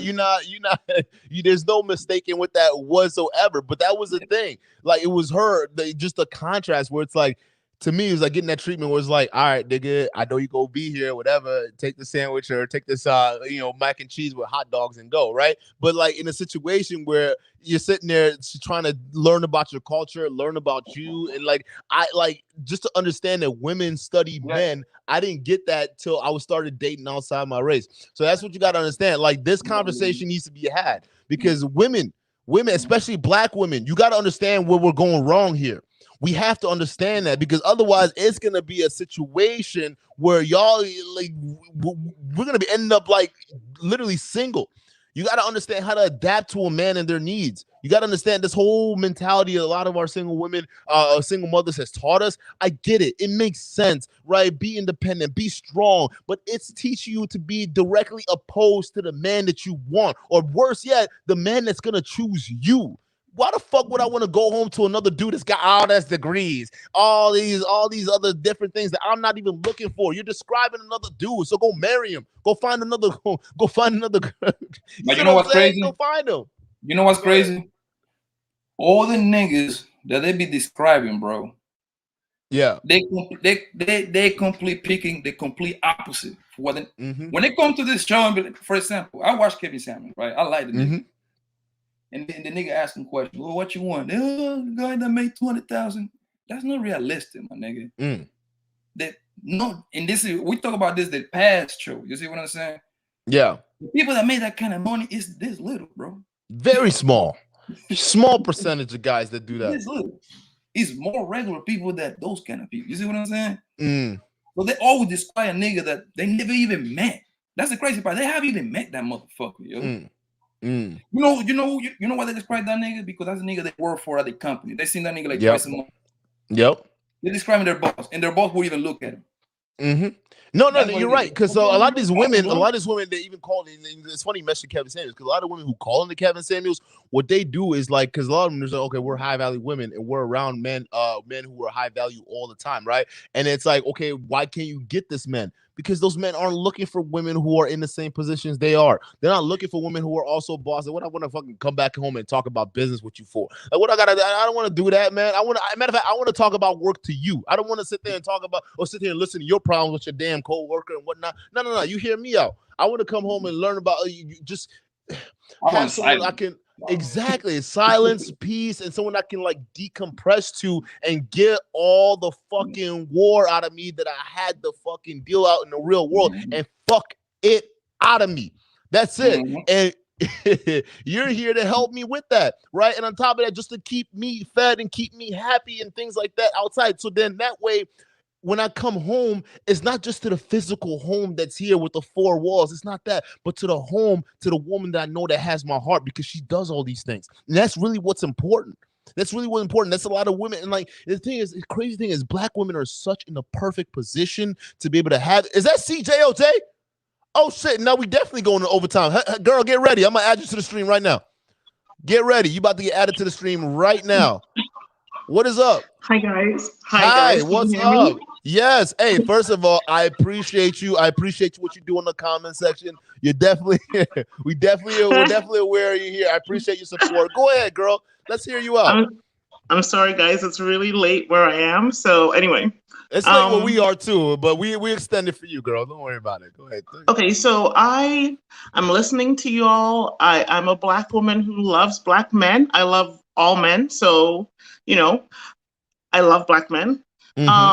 I just hear you all mixing up all kinds of different topics. You're talking about immigrant families. You're talking about different cultures. You're just lumping everything together. And also, what I don't like is when we stereotype and generalize. You will find black women who are nurturing and listen to you and care for you. You will find black women who are selfish and abusive, but you will find that in every other culture as well. Why do we generalize that to black women? Go. Well, let me answer that question. It's not that we're generalizing to black women. We acknowledge it happens with all cultures, but the problem is when we talk about interracial dating, black women are the ones that have the most problems with that. That's the problem.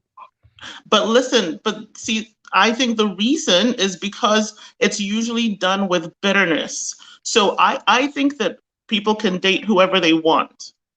I think that you should just when you say it's done with bitterness, can you be specific? Like who on which side? Because it can't be the black man being bitter. Yes. Well, how? Okay, explain. Okay. So you just listed off a bunch of reasons why you may not, or why you chose to date outside of black women, right? And you listed all these negative attributes to black women, or to the black relationships that you've had with a black woman, and then all these positive attributes that you saw only when you dated out of the race. Do you see what I mean? So Okay. I don't know how you feel about dating Black women in general, because that was just one I'm gonna tell example. you, I married one. I married one. All right. So it's not one of those things. And I'm Even with just one. being even just being a black or Nigerian, a black man. It's like I would actually overwhelmingly prefer a black woman if anything else. I'm literally, as a black man, a Nigerian man, a black man in this country, I'm letting you know, CJOJ, I would prefer a black woman. Right. The problem is that even when the relationship I was in, the anger that was the bitterness and all that stuff that I felt, it was there. It wasn't even for me. It was there in that relationship, right? You know, Right. the back and forth. So here's the thing. And she filed for divorce. I didn't. I was more willing to keep the relationship together and keep it going, but she didn't feel like it was worth it. And she thought, you know, everything was going to be happier and different and going to different things, right? And then when I got out of that situation and I decided, all right, let me give these other, because here's the thing. There are other, even during the relationship, there were other groups of women who would throw me all these other different shine. But here's the thing, I always had it in my mind. If anything, I had negative thoughts about dating white women, because I would always thought white women are the kind of women that would just call the cops and lag you in jail as a black man, right? Even through my family aspect of it, it was like, stay away from these kind of people, whatnot, right? So even when I was dating at the time before I got married, I was very hesitant, especially about white women. I was even more comfortable with like dating other minorities than dating outside my race to that extent. But it was one of those things where you're out of your divorce, you're done dealing with what you used to deal with before, and all of a sudden it's like, all right, fine, this girl's throwing me some attention, let's see where this goes. And all of a sudden the experience was wild. It was different.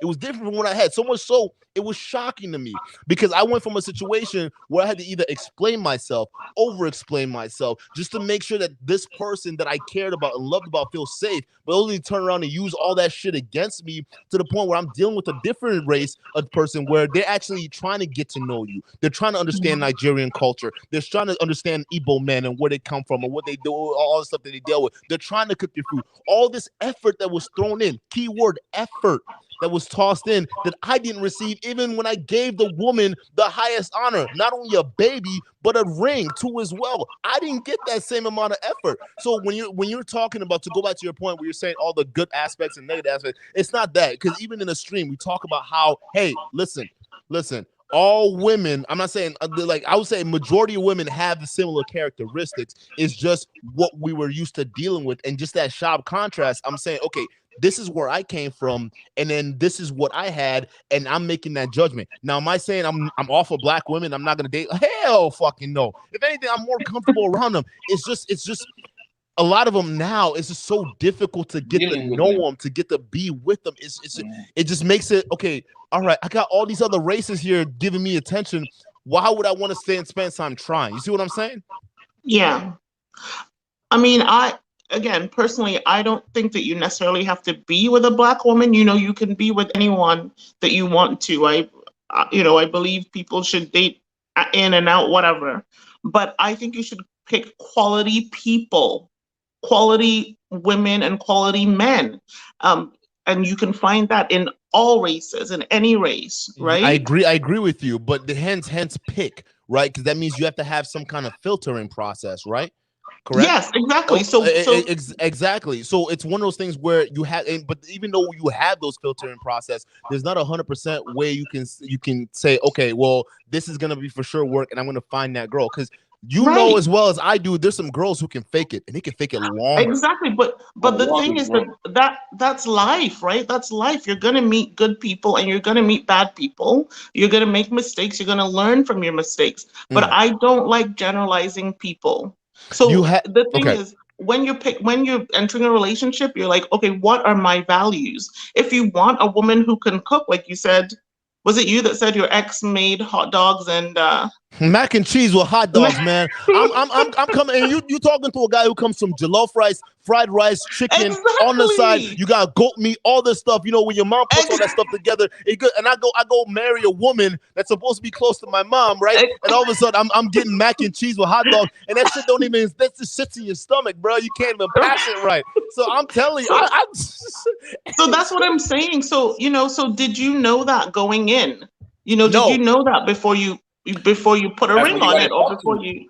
Here's the thing. I didn't know that. I didn't know that she wasn't capable of doing that. But what I did know was what she told me. And what she told me was that she could be the person that can do all that. And I fell for it. You see what I'm saying? So when we talk about vetting, and she was so convincing to the point, yeah, I'm gonna give you a baby. You are proving to me like I said, when we first when we started getting the part that triggered for me to actually start dating her seriously, because even before that, I didn't even look at her like, because she was one of the ones that one of my homies wanted to get with and actually pursue something real with. And it was just like, all right, bro, go ahead. But like, she wanted me, and she actually pursued me to the point where she asked me out and even asked me to go ahead and go with the ring and shit. So it was one of those things where I wasn't even like, I wasn't about that, but it was the one thing she did, right, that made me start to look at things a little bit differently. Out of her entire paycheck, because I was about a grand short for buying my Mazda at the time, right? I needed the money. I was broke. I didn't have money, y'all. So there was a point in time where I didn't have money. I was still dealing with chicks, right? And chicks were paying for my stuff, right? And then she forked over, and to me, like, I was like 18 years old. $1,000, that's a lot of money. Where the fuck am I gonna get that from? She gave me her entire paycheck, and I said, okay, that was when you're going through that filtering process.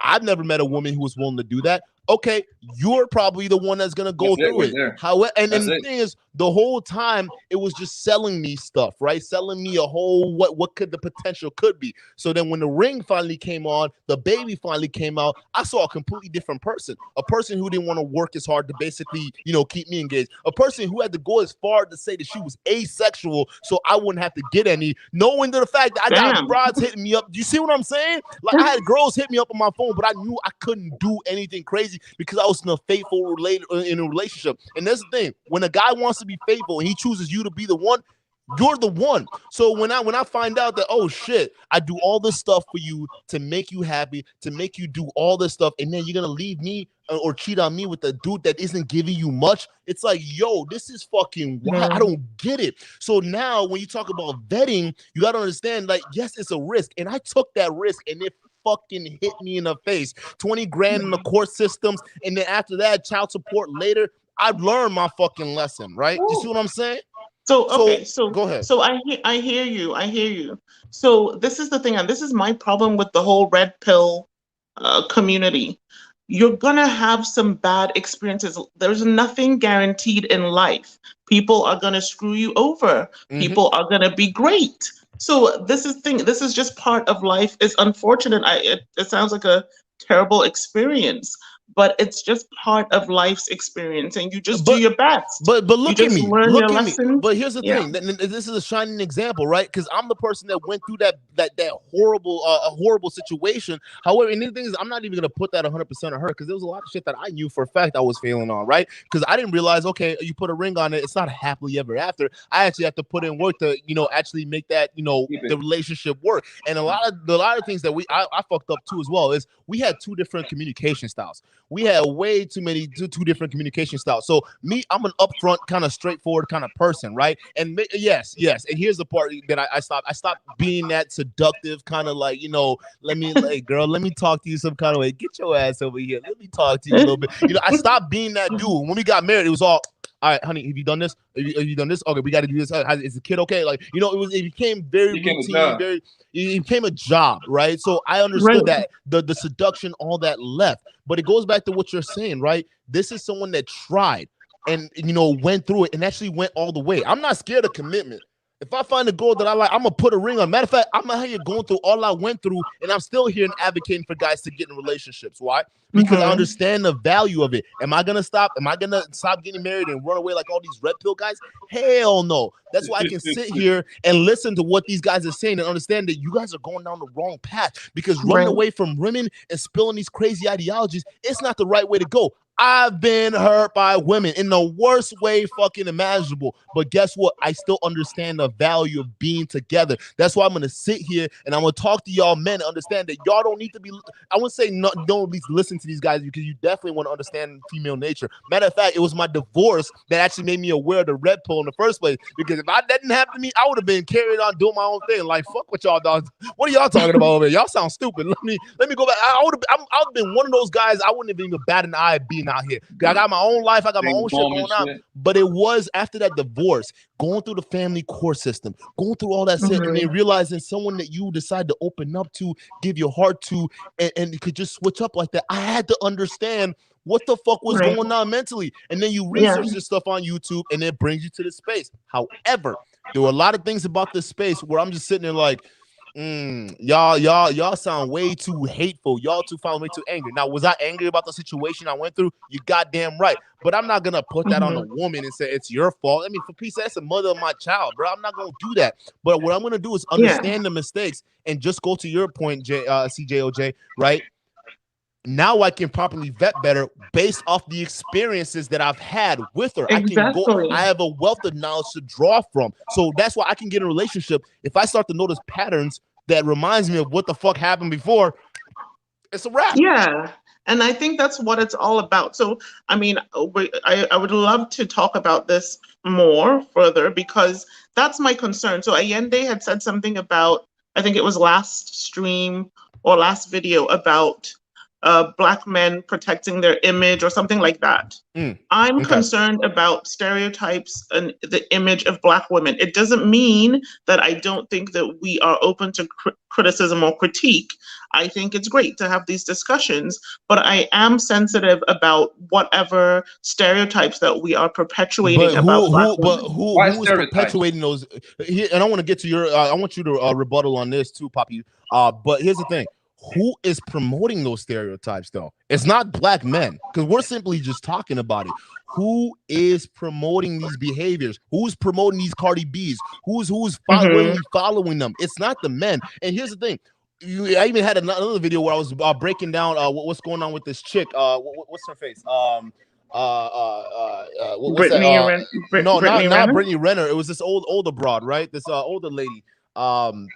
The 45-year-old woman? Yeah, that woman that went on that podcast talking crazy about she hates all Black men and shit like that. When I was talking about her, it was one of those things where it's like, yo, you can't fucking say that just based off of that soul experience that you had, right? You can't do that because you're choosing the guys that you're dealing with. You're choosing these Pookies, you're choosing these Ray Rays, and on top of that, a lot of y'all, and what she said in that tape was very revealing, right? She then ended up saying, hey, listen, the reason why I went in to go get the butt implants, the reason why, because I didn't know, everyone's saying I didn't need it. K Michelle. Yeah.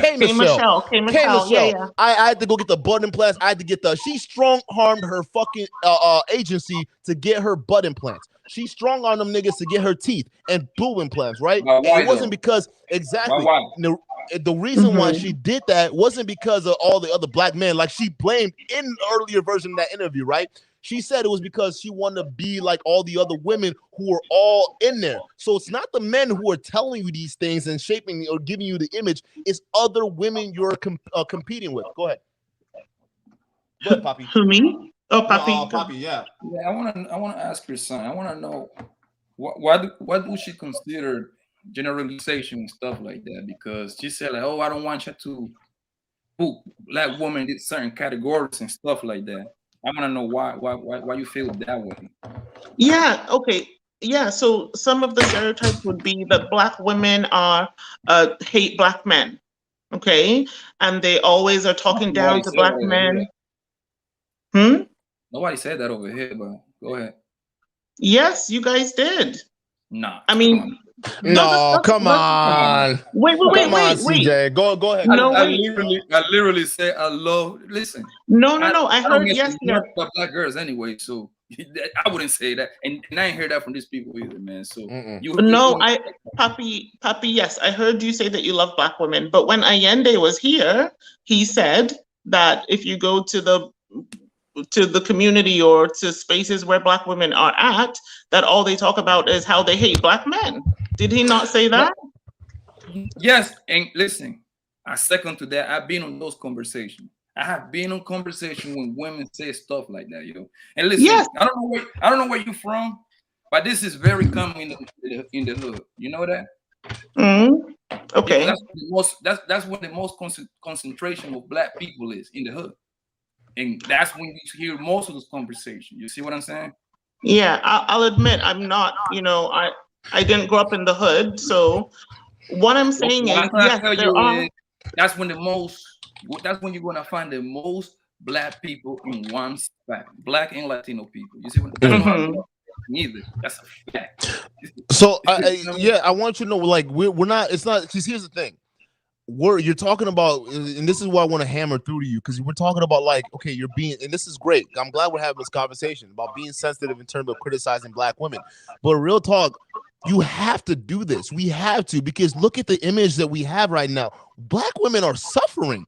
You got to understand it, but it's a suffering under their own making. And we're just simply trying to comment on it and say, hey, listen, like this is what you need to do in order for you to change. But then we have women coming in, oh, you can't tell us nothing. Who the hell are you to do this? Who the hell? You see what I'm saying? And then on top of that, when you have other black women, like some of the ones that we even have in this chat right now, and I would even put you in that category for even being in this manosphere. And I wouldn't even consider us red pill, but let's talk about this manosphere space, right? Just being here having this conversation, you're already showing that you have the aptitude to think a little bit differently. But a lot of women they can't even tell. Like, let's say would you even go up to a black woman and say, hey, you need to stop that hoe and shit? Like a lot of women, there's a lot of fear going on with that, where they know you can't tell a black woman shit. So then we as leaders, if we're sitting here going to be talking all that stuff, what the fuck? And we know that we're going to get the blame later. What the fuck do you expect us to do? If we know we're damned if we do and damned if we don't, might as well just fucking do it. But she's gonna get some results. Go ahead. Okay, listen, and like I said, I'm happy to have the conversation. I want us to have the conversation. But do you all not talk about how women should not talk about their degrees and stuff? Yeah. Right? So then, but you're at the same time, you don't want a thought or whatever. But then at the same time, you said you don't want women to talk about their degrees. So what kind of woman are you looking for? It's not. Here's the thing, and I don't know if you want to chime in on this, Poppy, but it's not like saying we don't want women to talk about the degrees. It's just saying that they don't fucking matter. That's the thing. Like, just like if I go up to you and start talking about like my collection of Jordans, right? And then I'm CJ, you're courting me as a serious dating partner, right? I'm gonna say, hey girl, you come back to my place, you go check out my collection of Jordans. I got this one from like 2012, exclusive, girl. You're gonna be sitting there like, nigga, what? Like, I don't give a shit about this. Like, what is the stuff that matters to me? Can you provide? Nigga, it seems to me you're wasting money on sneakers. That doesn't seem like a wise financial dude. So you're gonna be looking at me a little off, right? The same thing when we look at women that come, and not just black women, right? Even though we like to have this trope that, oh, we're the most educated. Wrong. White women are the most educated women out here. That's what the media isn't telling y'all. Y'all both educated, but there are more white women who have more degrees than black women. And on top of that, white women that matter. And here's the thing: that a lot of black women don't understand. Y'all running around talking, we're the most educated. We're the most educated. Yet y'all the most like I won't say underemployed, but underemployed with that same degrees that y'all have. So when you want to compare word for blank for blank, the white women are dominating in that situation. So just to go off of that tangent, but like if you're gonna come to me and say, oh, your degrees, I got a PhD in this, I'm sitting there like, okay, but that doesn't fit my needs. Like I don't really care about that. Like that's the same thing. That's you coming up with me talking about your Jordans. That doesn't matter to me. Okay. What matters to me is how you're going to love me as a man, and how you're going to show me that you love me as a man, how you're going to show me you're going to appreciate me as a man, right? Like exactly. How you going to show me all that? And then I guarantee you, if you have a broke woman, zero college education, nothing, right? And she's willing to invest in me, and I'm talking not the monetary investment and all that stuff like most of these women like to do, but she's willing to invest in me as me, like, hey, I'm going to pour my everything into you. I'm going to give you my all. Motherfucker, I'll take her over the one with like 3 or 4 degrees. The one talking about she got all that, because you're offering something tangible. Now let's move it to the woman's side, right? On the woman's side, here's the thing. If you got a broke ass dude right here that ain't doing shit for you, he ain't really, he probably got the D or whatever, but he doesn't seem like a long-term viable partner versus another dude who's got the looks, he can give you the D, right? But he has the ability to protect and provide. Which guy would you most likely be leaning towards? Number 2. Exactly, because he has more features, more attributes that pertain to you, that are more valuable to you. Not the broke nigga that got Jordans up the wahoo, because we already know why he's broke, but the nigga that knows how to take care of his money, but also knows how to keep it and hold it down. That's the guy you're more likely to invest your time in. Hold on. Go ahead. She said she picked number 2, but do they though? Do they pick number 2 all the time? Most of the time they don't. They don't pick number 2. Most women don't. Well, going back to And that speak to what we're talking about, man. It's talking about like, oh, she pretty much saying that we putting the black women down. Y'all put yourself down on your own with this wild ass decision y'all be making. You feel me? But this is my thing. You don't know anything about me. I'm a black woman. You don't know anything about me, right? I haven't made those decisions. My whole crew that I rock with, we don't make certain decisions, you know. So this is what I mean. There are different types of black women out there. It's, you know, these are, you're generalizing. You're generalizing. We have to because CJOJ, we already talk about how hard it is to find women like you and women like your friends, right? Because the women that are overrepresented are the women who are doing the opposite to tarnish your image. So when guys look at social media and they look at media at large and they look at black women, they look at women who are twerking on tables that the media promotes and all these other people promote and they themselves promote on social media, right? They look at all these black women dressing in different ways, talking in different ways, acting in certain ways that they don't find attractive. So what do? They fall back and find someone else who doesn't act like that. It's not up to us. It's up to women like you to protect your image, right? Just like it's up to us black men that we're going out here to say, hey, not all of us are Pookies and Ray Rays. Y'all need to stop that trope right now. And we out here talking about it. It's up to a lot of you black women to go up and say, you got to change this image, sister, because we black women used to have this in the past. We used to check each other in the past. Where the fuck did that go? Since when did strong black women get so scared of checking other women? This is how, when you talk about, community raised children, this is how community stays together. This is how we do it, girl. Because that means that, hey, if I know somebody is fucking up in my community, I'm going to have to check you, sis, because that's reflecting on me. That means every other guy that looks at the same woman that has the same, that shares the same skin reflection, that skin complexion that I share, they're gonna be judging me the same way they're judging you off of your actions right now. We don't like there's too many people in this world. Not a lot of guys who are good guys are to come out and look for you, and they not it'll probably be it'll be hard to find you, women like you and your friends, right? And the thing is, you gotta understand, with this show that we're having, a lot of women that are being represented in the show, almost 20% of you guys are women who think like you. That's why I'm so proud of this, right? And I tell these other red pill guys, hey, the unicorns and the women you're looking for, they're over here. They're not over in these other red pill spaces because they avoid spaces like that, right? They're over here where they feel a lot more welcome to voice their opinion and not be, muted or, kicked off the stream. Or matter of fact, the only person we actually had to mute was a dude, right? And he was out of pocket. You see what I'm saying? Right. So it's one of those things where it's like the women are over here. They're over here to think like you. The problem is, it's a big world out there, CJOJ, and not a lot of guys have that time to sift through all these toxic crap, and even all the new women that are coming out and thinking all these toxic, just to go ahead and find women that like you. So when we generalize, we have to generalize because we're speaking not only to our experience that we personally dealt with, but to other men's experience too as well. So then, do you think that there are more quality women in quotation marks outside of black women? That's not what we're saying. I think they're more like, I think even white women, Hispanic women, they all on some hoeing shit.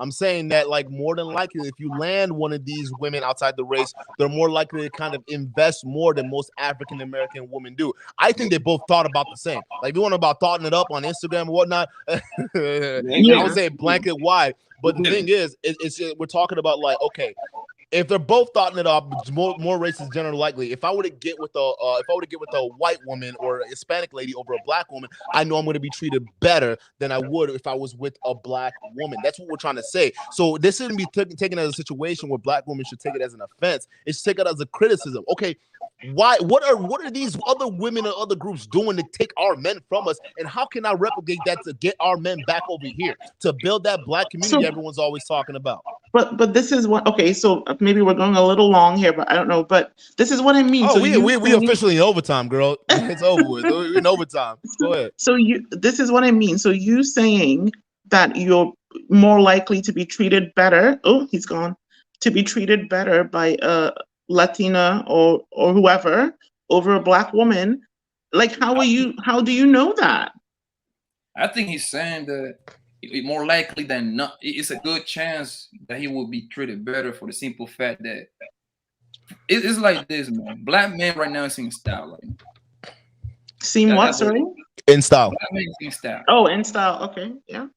For the past 20 ever since what's the movie name? What's the movie Wesley Snipes, man? New Jack City. Young. Ever since Yeah. that movie, New Jack. Yep. black man Okay. being, ever since Michael Jordan, the black man being in style. You see what I'm Mhm. saying? So what I'm trying to Mhm. say is a lot of races coming after trying to get with the black guy. And Okay. it's a numbers game. That's what it comes down to. It's a numbers game. It's more females than men. Yeah, It's true. And listen, that just even is more females than men, right? And then Mhm. we got the gay factor. Mm. A lot of niggas going gay, right? Mm. Okay. That means it's less guys. You see what I'm saying? Guess what? All of us is killing each other out here. It's less men on top of that. And guess what? Mhm. There's a lot of guys in jail. So pretty much what I'm trying to say is like one guy for like 20, 30 girls, maybe. Give or Mhm. take. So obviously, if a black man doesn't feel loved by the black woman, you're gonna go right next door to with a Latina girl. I mean, I don't do that. You see what I'm saying? Mhm. That's no my thing. But and the thing is, what I'm saying is, you can make that decision. There's no problem with that. I think we should all just be looking for quality relationships, quality people. So yeah, if a black woman next to you or that you've been with didn't treat you well, and you get in another relationship with a Latina and she does, fine, great. So then But why do you view it as being put down? Like we're putting down black women? my problem is when you have that bad experience and you carry it with you and then say, oh, that's why I'm not gonna mess with black women anymore. I'm gonna date outside only. Do you see what I mean? No one is. That's where But you're getting us. sorry. You're getting us misinterpreted. We're not saying that we're only going to be dating white women because of that. Like I just explained to you before, I got done wrong in a marriage by a black woman, and I'm still here advocating black women, and Right. not just advocating black women, but advocating for relationships and things like that. Am I going to run away from black women? No, I'm not going to do that. Matter of fact, if the right woman comes through, I'll put another ring on it if she can prove, if I can vet. Because now here's the thing. And I want to push back on your point, because when you say we carry all these experiences with us and stuff like that from these past relationships, by definition, experience-wise, you carry it with you no matter what. If you have an experience with any thing, shape, or form, you're going to carry that with you because it's an experience. It's a moment that you lived in a point in time that you're now taking with you to a different space, right? So that's the same thing. So if I can talk about my experiences and what I had, it's not saying I'm going to go against dealing with black women. No, it's just saying, hey, these are the situations that I dealt with women, right? And she just happened to be black, all right? Now I'm going to another situation, right, where I dated a non-black person. These are the kind of situations that I had, all right? These are the kind of qualities that I liked that she was able to do. If I find those same qualities in a woman that shares the same reflections I am, perfect. We got ourselves a deal here. The problem is, we don't have that. I haven't found that yet. And I'm not saying I won't and not saying I will, but if I find something like that, oh, hell yeah, I'm going to wipe that up. You kidding me? Because I feel more comfortable. I'm going to tell you this, and this is real talk. I feel more comfortable with women that have that share the same reflection that I do. Dating women, like real talk. Even when I date white girls, I'm uncomfortable. I'm uncomfortable trying to basically go to their house and basically deal with their parents. If they got grandparents, it's uncomfortable because real talk, it's like a different culture, and it's like, oh, you got all these guys and they'll ask you questions like, oh, hey, you do this, did you used to play sports, you used to do all these really, when they see a black man, so it makes me very uncomfortable because they don't share that experience. So if I can go with a black family that has that, and I can have that common camaraderie with them, it's a no-brainer. The black women are always gonna win out no matter what with the black man if they put the right foot forward. That's all I'm asking. You will have my heart if you're able to do the same thing some of these other girls are doing. My question to you is, why aren't black women saying, okay, this is the reason why we're losing the men? Why can't we replicate some of the same behaviors and patterns that some of these other women who are able to be successful with our men are doing, and do it for ourselves so we can have our men back? It's not so much about criticism, it's pointing out what other races are doing that are basically able to get these men, especially not just these men, these high-value black men. You see what I'm saying? Well, again, I know you guys are going to discuss this more in the future, and I'll be listening. But I want you to call in on our next weekend, right? Not next week, but next Friday. I want you to call in on that one because I think it'd be perfect. Listen, I don't think we disagree here. I think we're just a little bit misunderstood. Like we don't hate, or we don't. Yes, we do generalize. I'm gonna be straight with you. We do generalize, but generalization, because we can't. CJOJ, we can't go find women like you because women like you are rare. Let's just be real. Like women who I was think gonna like ask you, your her, But friends. that's my thing. But that's my thing. I don't think that women like me, if you know, are rare. Like You'd be there are lots surprised. of there are You lots haven't of been around, baby. See, this is where I gotta you haven't disagree been with you. around. You gotta understand, like it's you Ugly, gotta who let me Alexander P. You're pretty active in this chat here. Let's see what you gotta say. Duke and Don, serious question. Can you date a black woman and not hold her to your mother and your ex-wife? Is she's a woman that she can sense that something's off? No. Yeah, look, listen. All right. It's not like I can find black women who are completely different than my mother. I can find that. It's the traits, right? The traits, and I'm not talking about like in traits in terms of culture and skin color. I'm talking about traits in terms of westernized women as a whole. Like all this crap and culture that we're teaching our women. Like it's not even just black women anymore. It's all kinds of kinds of race of women that are buying into this thought culture, that are buying into the Cardi B's, the Meg Thee Stallions, and all this stuff. So when I say women like you are rare, that's what I'm saying, because not just you, but younger 18-year-olds, even before that, younger than that, are being indoctrinated not only through the school systems, but all these other systems they're dealing with before they even come out to the real world, to think and act like women that are poisoning society today. So when I say women who are like you and your friends who grew up in a different time, who have a different kind of perspective in terms of dealing with men, it is by definition rare. Seriously.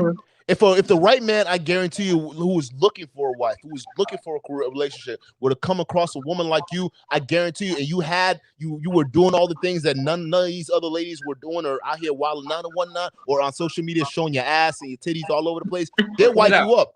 They'll wipe you up in a heartbeat.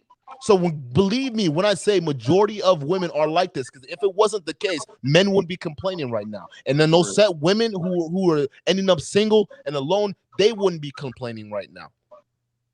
No, I have some thoughts about that, but let us hear it. Let's spill it out, baby.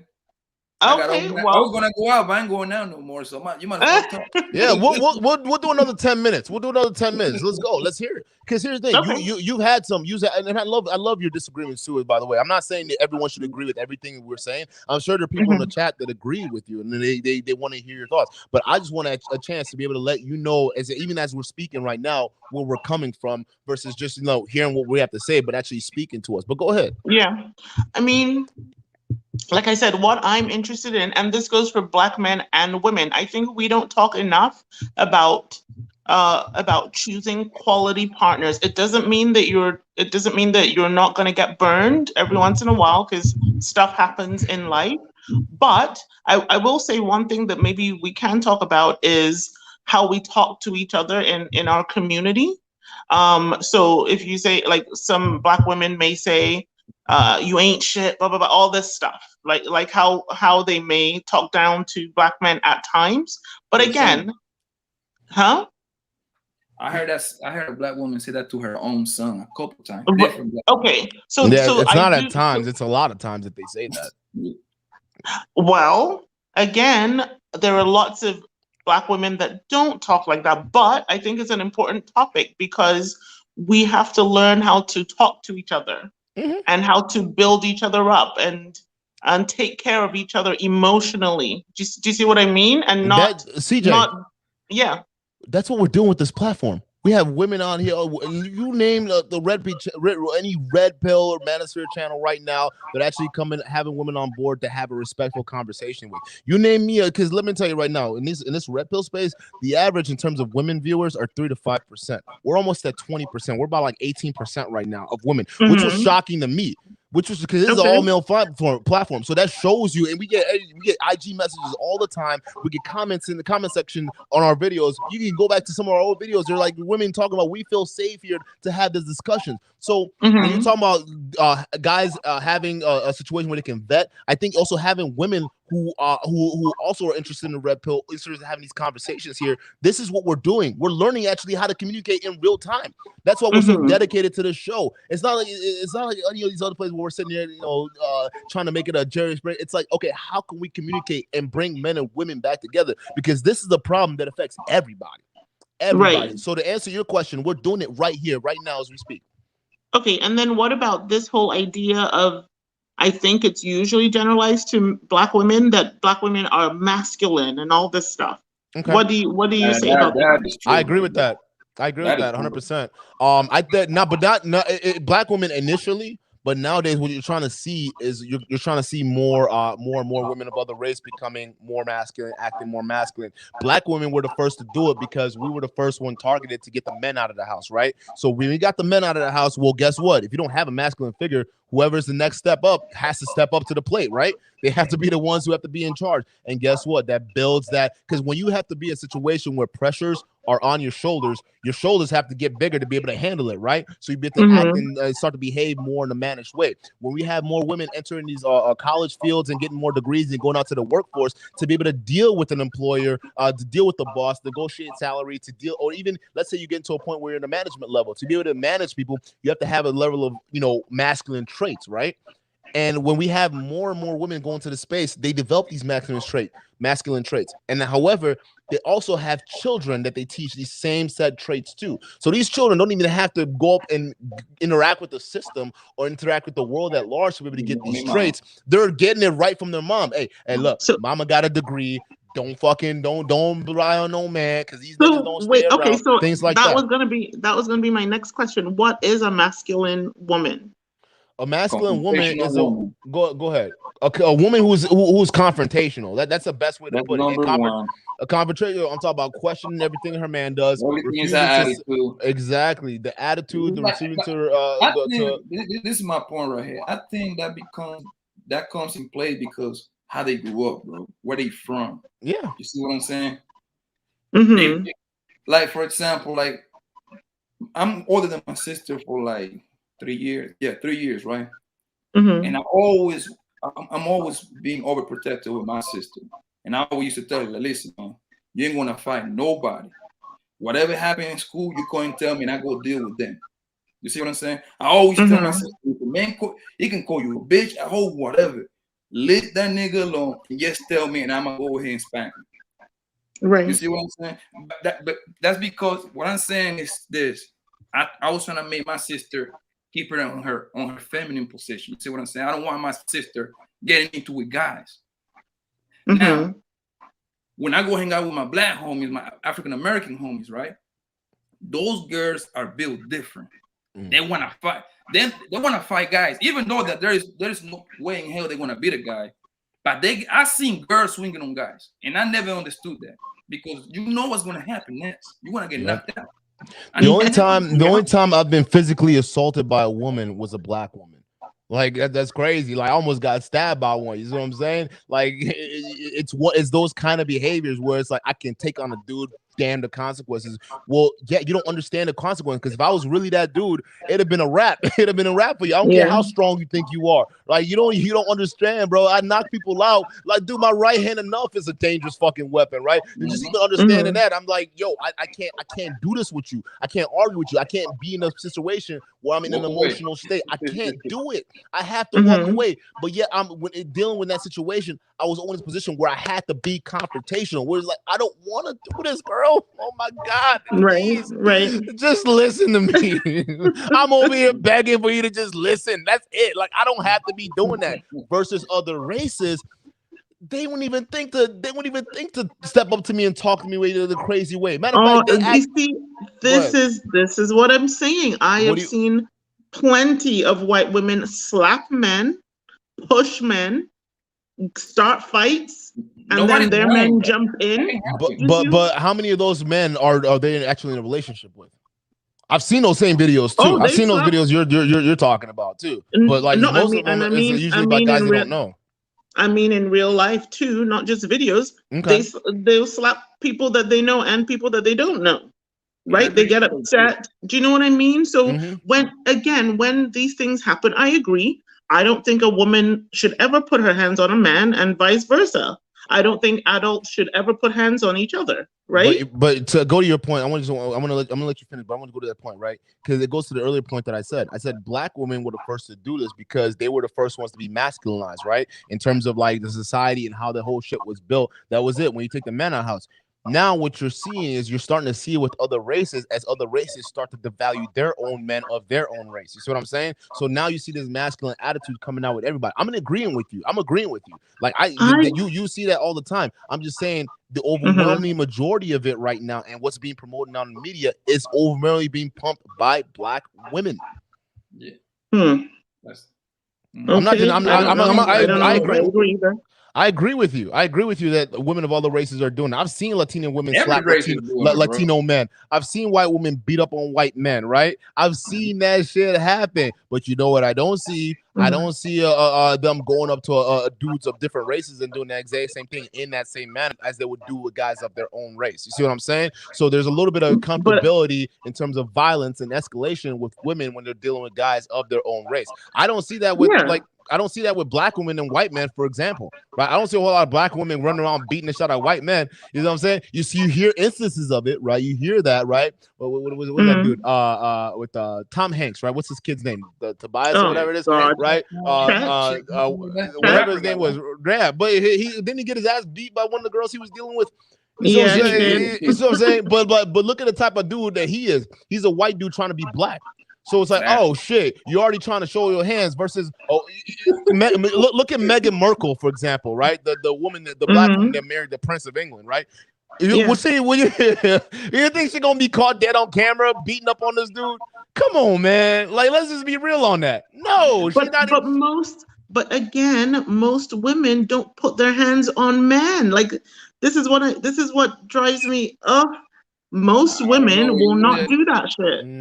I don't know what you mean by that. I'm gonna tell you right now that maybe it's something you don't see, CJOJ, but most women do feel, especially in this climate, and they knowing that the laws and how society is gonna coddle them versus other people, they're way more comfortable. I would argue they're way too comfortable putting their hands on men in this day and age than days of old. Then days of old where it was like anything can go. Like you put a hand on a man, you get slapped, right? There was this low level threat of violence for both men and women because that used to happen. Domestic violence used to be a thing way back in the day, right? It's still a thing now, but not not as open as it is. Because there'll be videos you're right, son. You better watch it, or I'll smack you to the moon, right? That shit don't exist anymore. You get fucking canceled to the high water. But nowadays, what we're seeing is a lot more. It's like almost the reverse, right? Now it's like women's turn, and women are feeling a lot more comfortable because the society has literally been built for them. You know what I'm saying? You want to know why? Why? Go ahead. Why? Because, bro, like you say, society and the girls hold the police over the man's head. You see what I'm saying? I seen this with my own eyes. My homegirl's girlfriend smacking them up. Bam! As soon as this man grab him, they call the police. He go to jail. And this man gonna do nothing to this woman. You see what I'm saying? Because you know how most people don't know the rules, man. The rule is whoever call first, the other person go to jail. That's how the rule is. That's happened to me. They will literally take you out of the house, even though you've done nothing wrong, because that's the law. Like they have to take who they think is the primary aggressor out of the house, right? And in the most always case, even though you were getting beat up and she's about to stab the shit out of you, right? You going to jail. Yep. They have to take you out of the house. So that's the kind of, you got to understand when you're going to make claims like that, you got to understand the society dynamics that men also live under. And I want to cover this too as well, Alexander P. I don't know if you're like new to this or not, but here's the thing. We hold men accountable on the show. If anything, I'm a lot harder on men on this channel than I think I am on women, but I do my best to try to balance it out, right? And the reason why I'm harder on men on this channel is because I see us as the leaders, right? And as the leaders, you got to get the harsher criticism, and we can take that criticism a lot more to be able to move on and do something with it. But you're right, majority of men are not dying of domestic violence. You want to know what? Because women obviously can't beat a man to a point where some women can't beat a man to the point where he's gonna die from domestic violence. But you know what? Most women are dying of? They're dying of suicide. They're dying of all these other silent things because maybe the wife cheated on them and they didn't know how to handle it. So all these different kinds of forms that men go through, but that isn't really talked about because we're dealing in a society where it's women centric. I think most men are dying from violence before suicide. But anyway, and it's violence from other men. Yeah. That's the thing. So men understand that dealing with another dude, you got to come correct. Otherwise, that might be your life. Especially when you got all these emotional dudes running around out here, you don't know what's gonna happen. So you got to definitely walk right, act right, be right. You see what I'm saying? So we what I'm trying to explain to you, CJOJ, we operate under different rules than you guys do. So it's a different game for us. If you would have come into our shoes as a man, you'd be wishing you was a woman right now. Matter of fact, you know what's crazy? Although I want a boy one day, I hope I get that. I'm actually glad I have a daughter right now. You know what I'm saying? Just understanding how society is, I'm like, oh, okay. At least I know that society speaking wise, it's not going to be as crazy when she goes into adulthood because she's all these different protections for her. You see what I'm saying? And it's fucked up for a dad to be thinking about that because I know when I get a son, I'm gonna have to raise him a little bit differently. Like, hey, nigga, wake up. you do this shit. You going to jail. I agree to that extent that society has had to build in a lot of protections for women because women are vulnerable, right? Women are often victims of violence out there. And so society has had to do that. I agree that, boys are raised differently or socialized differently. So yeah. In terms of the interracial dating thing, I just want to say, I think everyone should date everyone, right? I do love Black love, but I think that it's fine to date interracially. My only thing is, don't do it because you're bitter about an experience that you've had with one Black woman. You know what I mean? Don't go out there spreading this toxic stuff about Black women. If you've had one bad, do you know what I mean? If you've I know exactly what you mean. And vice versa. So about Black men as well, right? I'll push back on that a little bit, CJ, right? Because I agree with you 100%. Like, don't take this one, and that's what we see in these spaces, right? However, in this spaces, majority of the time, it's experiences from women in general. Because a lot of women, they act pretty similar. They do. The whole thought culture is there. Listen, man, I hear stories of white dudes who've been raked over the coals in divorce court, child support, right? I actually know personally a white dude who married a Black woman, had children with the said Black woman, and got fucking destroyed in the court system. Right now, he's struggling to even see his kids. This is a white man, right? So this is not a problem that's only specific to just, racial things. It's the attitude and behaviors, right? So now what I'm trying to say is Black women had that first, right? And it's still going, but now you're seeing other races pick up. Now, it's not saying that, I agree with your point, right? Where it's not saying that, okay, because men who have bad experiences with Black women and whatnot, they go out and talk about that. Are there guys like that? Yeah. And do you see them in some of these other channels? Oh, I'll never date a Black woman again. Like, fuck that. Yes, we see that, right? And those are men I would consider who are not mature. They're not mature to understand that there are other things out there. Those are also men that I consider quitters, right? We talk about quitters on this show all the time. Guys who are terrible with women, and that's because they probably went up, got their first rejection, and quit, right? Just like me. If I decided, okay, my first marriage, right, and I was married for 4 years. That was my first marriage. I was done wrong, and I come up here saying I would never do a Black chick again. I would never get married. I would never do all that stuff like that. Guess what? That would be my last and only experience I would ever have. Now, does that make me qualified to talk about other things? Hell no. Matter of fact, it makes me a coward for going up here, not being able to try, and then over here sitting there talking about all these other things, right? But here I am saying I went through all that, and yet I'm still here trying to bring men and women together because I understand the importance of that, right? And so I agree with you on that, and that's why we're here to change that message, because it's not just the guys who are thinking this way, right? It's the guys who are hurt, because you got to understand, guys who get hurt by women, it's very easy for them to go in and slip into the slippery slope where they say, all right, fuck all these bitches. I hate them. I hate them. I hate them. If they're Black, I hate them, right? Same thing with women, right? K. Michelle. All Black men are terrible, right? Because she had that one experience or two experience with all 3 or 4 different Black dudes. It's the other side of the coin. It's like, hey, listen, you guys had this early experience. If you're going to sit there and judge all Black women or all your future relationship off that experience, you've quit. You've given up, right? Versus guys like us, I practice what I preach. I got married, and I got divorced. I got raked over the coals, but I'm still here doing the exact same thing. And I'm willing to do it with the Black woman too. What I'm saying is, it's got to be the right one. The one that didn't show me the same experiences that I experienced with the last one. You see what I'm saying? Yeah. So we're on the same page, girl. As it should be.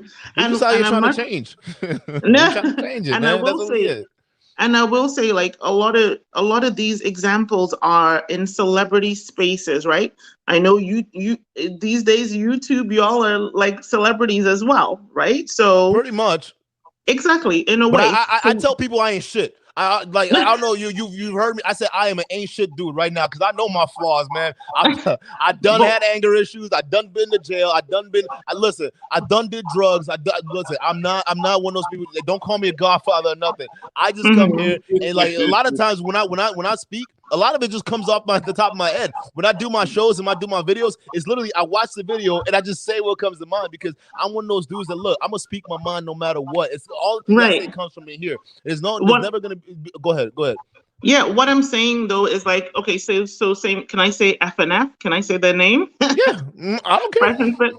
Same thing with the Fresh and Fit guys in these circles where people are trying to get views and stuff like that. You do have to be careful who you're dealing with because you're going to meet a lot of inauthentic people. You're going to meet women who are just trying to come up and whatnot. So that's why we hide our sub count and talk to women like you.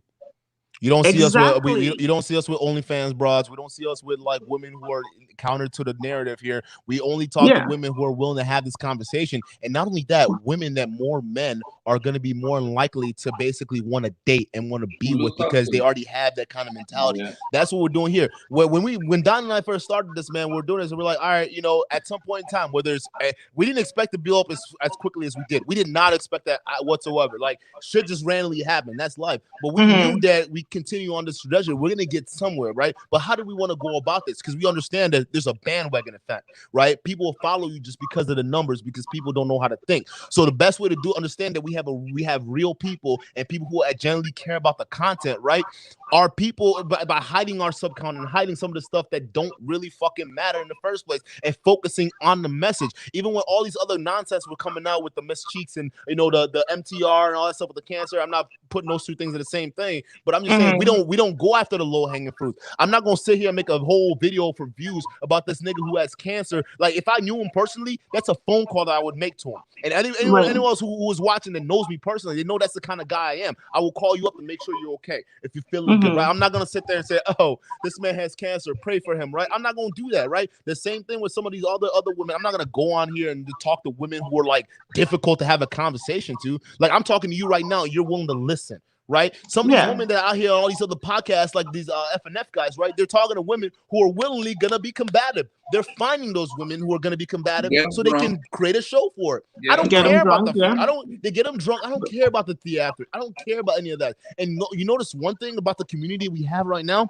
It's a solid community. It's a solid one where you guys are having a whole different world of conversation in the chat while we're having this, but it's related to the topic. Why? Because we filtered for it. We filtered for the people we have right now. By just not having people who are sitting there, oh, I'm only gonna subscribe to you if you show us your sub count. Okay, then don't subscribe. You know how many times I get those messages? Why do you hide your sub count? I'll only subscribe to people who have their sub count. I only subscribe to people who do this, that. Don't watch. I don't care. Like I don't give a fuck. I didn't do this for you. I didn't I'm not here for. It's for those who got the message, and we got a healthy amount of people who did. Okay, and we still get them. So I was just saying that. If you are operating within those circles, right? So YouTube circles, any kind of thing that has to do with fame or popularity, you're going to have a higher chance of people trying to use you, right? Of inauthentic relationships. So if you're dating within those circles, these are going to be your experiences. These are not the average woman in the community, right? Do you see what I mean? I know exactly what you mean. Although there are some great women within those groups too, but the chances that you're going to have a bad experience if someone just using you for clout are higher. So if that's your only experience of women, then you're gonna have a bad experience. But look at the guys though. Look at the guys. I mean, they're all about the clout. They're all about the clout chasing. They're all about that. So they attract those certain kind of women. You're absolutely right. And that's what these guys kind of bastardize this whole movement to be. It's all about getting laid and, pursuing these women for clout and whatnot. But you have to filter for that. You have to know that this is the kind of woman I want to deal with. And this is the kind of woman I don't want to deal with. The problem is a lot of guys who will come into the space, they've dealt with women like that. right? They've dealt with women who have been like that or similar, right? Maybe they've been finessed, maybe they've done shit or been in a situation where they didn't know anybody and got taken for everything, right? But then they come to these spaces and they look at channels with the big subcounts, right? And they're kicking girls out and they're talking down to these girls. They're venting all the anger and frustration that they ever had on and projecting it onto what they see on the show. And then they continue going out in the real world because that's all they know, and they replicate the same behavior. And guess what? They end up coming back to the said podcast and they keep going through the same cycle. Right. So it's one of those things. You gotta filter out for who you are and what you want. You gotta filter out for those kind of women, right? So if you're gonna have OnlyFans women and all that stuff to come in and talk to you, so those are the kind of messages you're gonna be pushing out. And that's why we go so hard against Fresh and Fit. We go so hard at some of these guys. It's not that we're against them. I think they're doing a valuable thing and they have like a certain niche in the society for these guys. However, it comes to a point in time where the message, exactly, real life and the messaging, because the messaging, that's not going to help guys get with women. Exactly. If you're out here shooting bricks like Myron Gaines, you're probably going to get slapped with a charge. If not get heavy slapped, period. bricks. You see what I'm saying? Heavy bricks. That's what it is. But we don't do that here. Forcing bitches to fuck. You see what I'm saying? Hey, and he hasn't stopped. We actually had one of the women on our show a while back, and he actually reached out to her with the same bullshit. But this is what I'm like, y'all telling don't know. This is ridiculous. Ask women in your chat. Real women will never be with Myron. Do you know what I mean? We can spot that weak game.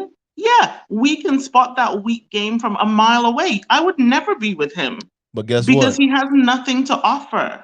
Nothing of substance. You would definitely, if a nigga looked like Myron the way he looked, and he was still the same person, but instead decided, and he knew how to talk to you sweetly in your ear, and then eventually plays you afterwards. That's the bigger danger that we want the guy. That is true. Well. That is true. Because here's the thing: Myron has no fucking experience, so he doesn't understand that. But because the reason why I know it, because I used to run this kind of game when I was younger too as well. Where like, listen, y'all don't fucking know. I'm about to tell on myself right now, man. I was that nigga in high school that had 2 girlfriends. I was dating them at the same time. That's the thing. And also that I got busted. Not because I kept it low key. I was the kind of dude that you wouldn't know that got around like that, because I understood the reputation. I understood from a young age that women talk, and how I knew that was coming from a Nigerian family. How we go to a little meet up and parties and stuff like that. You know, my mom, I watch her interact with other women, and then come back home, she's on the phone talking to another woman about the women that she was just talking about, and I'm just like, wait, what the fuck is happening? So I understood that women talk, and I understood that women had their own circles to do things with. So just taking that lesson growing up, I knew that if you want to have more successful women, you got to understand that you can't just sit there and talk about, oh yeah, I fucked her too as well, because you just fucking up the game for yourself, right? And that's how I did it. I actually fucked up the game for myself when I was actually dating 2 broads in the same high school exactly at the same time, right? Once someone found out, it was a wrap. You know what I'm saying? And now every time when they talked about Duke, oh, Duke is that, oh, he's that sleaze bag. Oh yeah, I don't like him and whatnot. Because them other girls, they were talking shit about me to other girls. They ruined my reputation. So it was to the point I had to go. I was fucking with chicks from La Follette and all these other neighboring high schools and shit like that, just because like I had to keep my shit under wraps. But I learned a lesson. You see what I'm saying? Guys like Myron Gaines and some of these other guys who talk about, oh, I've done this with these many girls. I've done this with many girls. 1,000 girls, and they're out here shooting bricks. They're guys that don't get it. They're guys that never had it when they were younger. They don't understand the value of dealing with that. The biggest pimps that I wouldn't say pimps, so let's not use that word. The biggest guys that got the most amount of box were guys you wouldn't even suspect. You're like go ahead. Like Derek Jackson. That came like a huge surprise. It's just like, nigga, yo, how the fuck did you do that? You see what I'm saying? You see, but only guys with game can spot that shit. You see what I'm saying? Guys who understand the kind of game these niggas run, right? The sweet talk, right? They tell you everything you want to hear. Yeah. And then all of a sudden, boom. They're the same motherfuckers that are doing it. Those are the dangerous ones, right? Those are the ones that you got to watch out for. I'm not worried about a Myron Gaines or a Fresh Prince, because they're telling you who they are. It's the niggas who are playing these games. Because I used to do, like I said, I fuck girls, good girls. I turn them back. You know, after they don't find out what the fuck I'm all about, all of a sudden it's like all men are niggas, all men are assholes, all men are dogs, because they dealt with guys like me in the past, right? I'm just sitting here wishing, like, man, next time I run into a girl who gives me that same kind of virgin energy where it's like they're just hooked to you and attached to you, I'm not gonna disregard that as something that's like, she's too pressed on me and whatnot. I'm no longer gonna look at it like that anymore, because I understand how rare it is nowadays, how rare it is where a girl is genuinely into you and with you because, you know, she really wants to be with you. Nowadays, you get these fake, flaky ass wannabe fucking Instagram thought bitches out here that think they're better than you. They all are. Again, I am telling you, it's the circles that you're in, right? The YouTube, the whatever. Most women in the community are not Instagram thoughts. We're not thinking about that stuff. We have other shit to think about. He's speaking of the women that he around. You see? Exactly. Here's the thing. I live in the Midwest now, and I don't have problems dating. Right now, I'm not dating because I realize I can't give a girl what she wants, because I'm out here to build a platform like this. It takes a shit ton of work, man. To plan shows, to plan things out, to talk to people, to bring them on. It takes a lot of work. So, but I'm telling you, I'm in the Midwest right now, and when I was earlier in my videos, you can go back if you want to find the girls that are actually worth it. Go to deal with hometown girls who have family roots, girls who build that stuff. I say that we're in agreement. I say this all the time, right? You don't want to deal with girls that flock to Miami or flock to these big major cities or major media markets, because the girls that do that are most likely the ones who are insecure and they're going there to test their validation. That's it. That really is. The girls who decided I ain't with that Instagram nonsense, I got my family, or they do have an Instagram and it's pictures of them with their families, their moms, their sisters, whatever it is. Those are the kind of girls that men should be looking for. However, they're not getting that idea because they're listening to guys who are living that fucking fake ass Miami lifestyle and shit like that. You see what I'm saying? So just like not all women are like that, not all men are like that either. It's just that a lot of more men are more confused in terms of dealing with women versus women are, because most women out here, they know what they want, so much to the point they're running game on these motherfuckers right now, and these guys don't even know it. Come on. Okay. All right, guys. I'm gonna like wind it down right here. But I hope you understand we're not hateful of women. We don't think we're on the same page. We actually want men and women to be together. That's why we support messages like Kevin Samuels, right?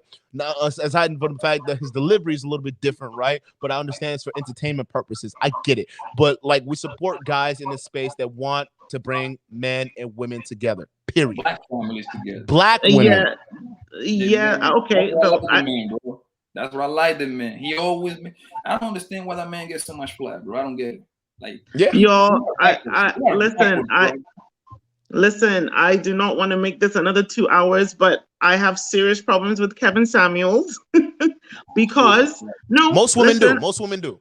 Let's because I'm just gonna say, you just said he has some good stuff in there, but the way his delivery is bad, and it's for entertainment purposes. And I do think that it's usually Black women, and the way he talks to those women, he sacrifices their self-esteem for views. That's the best way that's the best way. I disagree. 100%. You disagree? Yes, I'm gonna tell you why. You say you don't like his delivery, right? Right? Do that change the message though?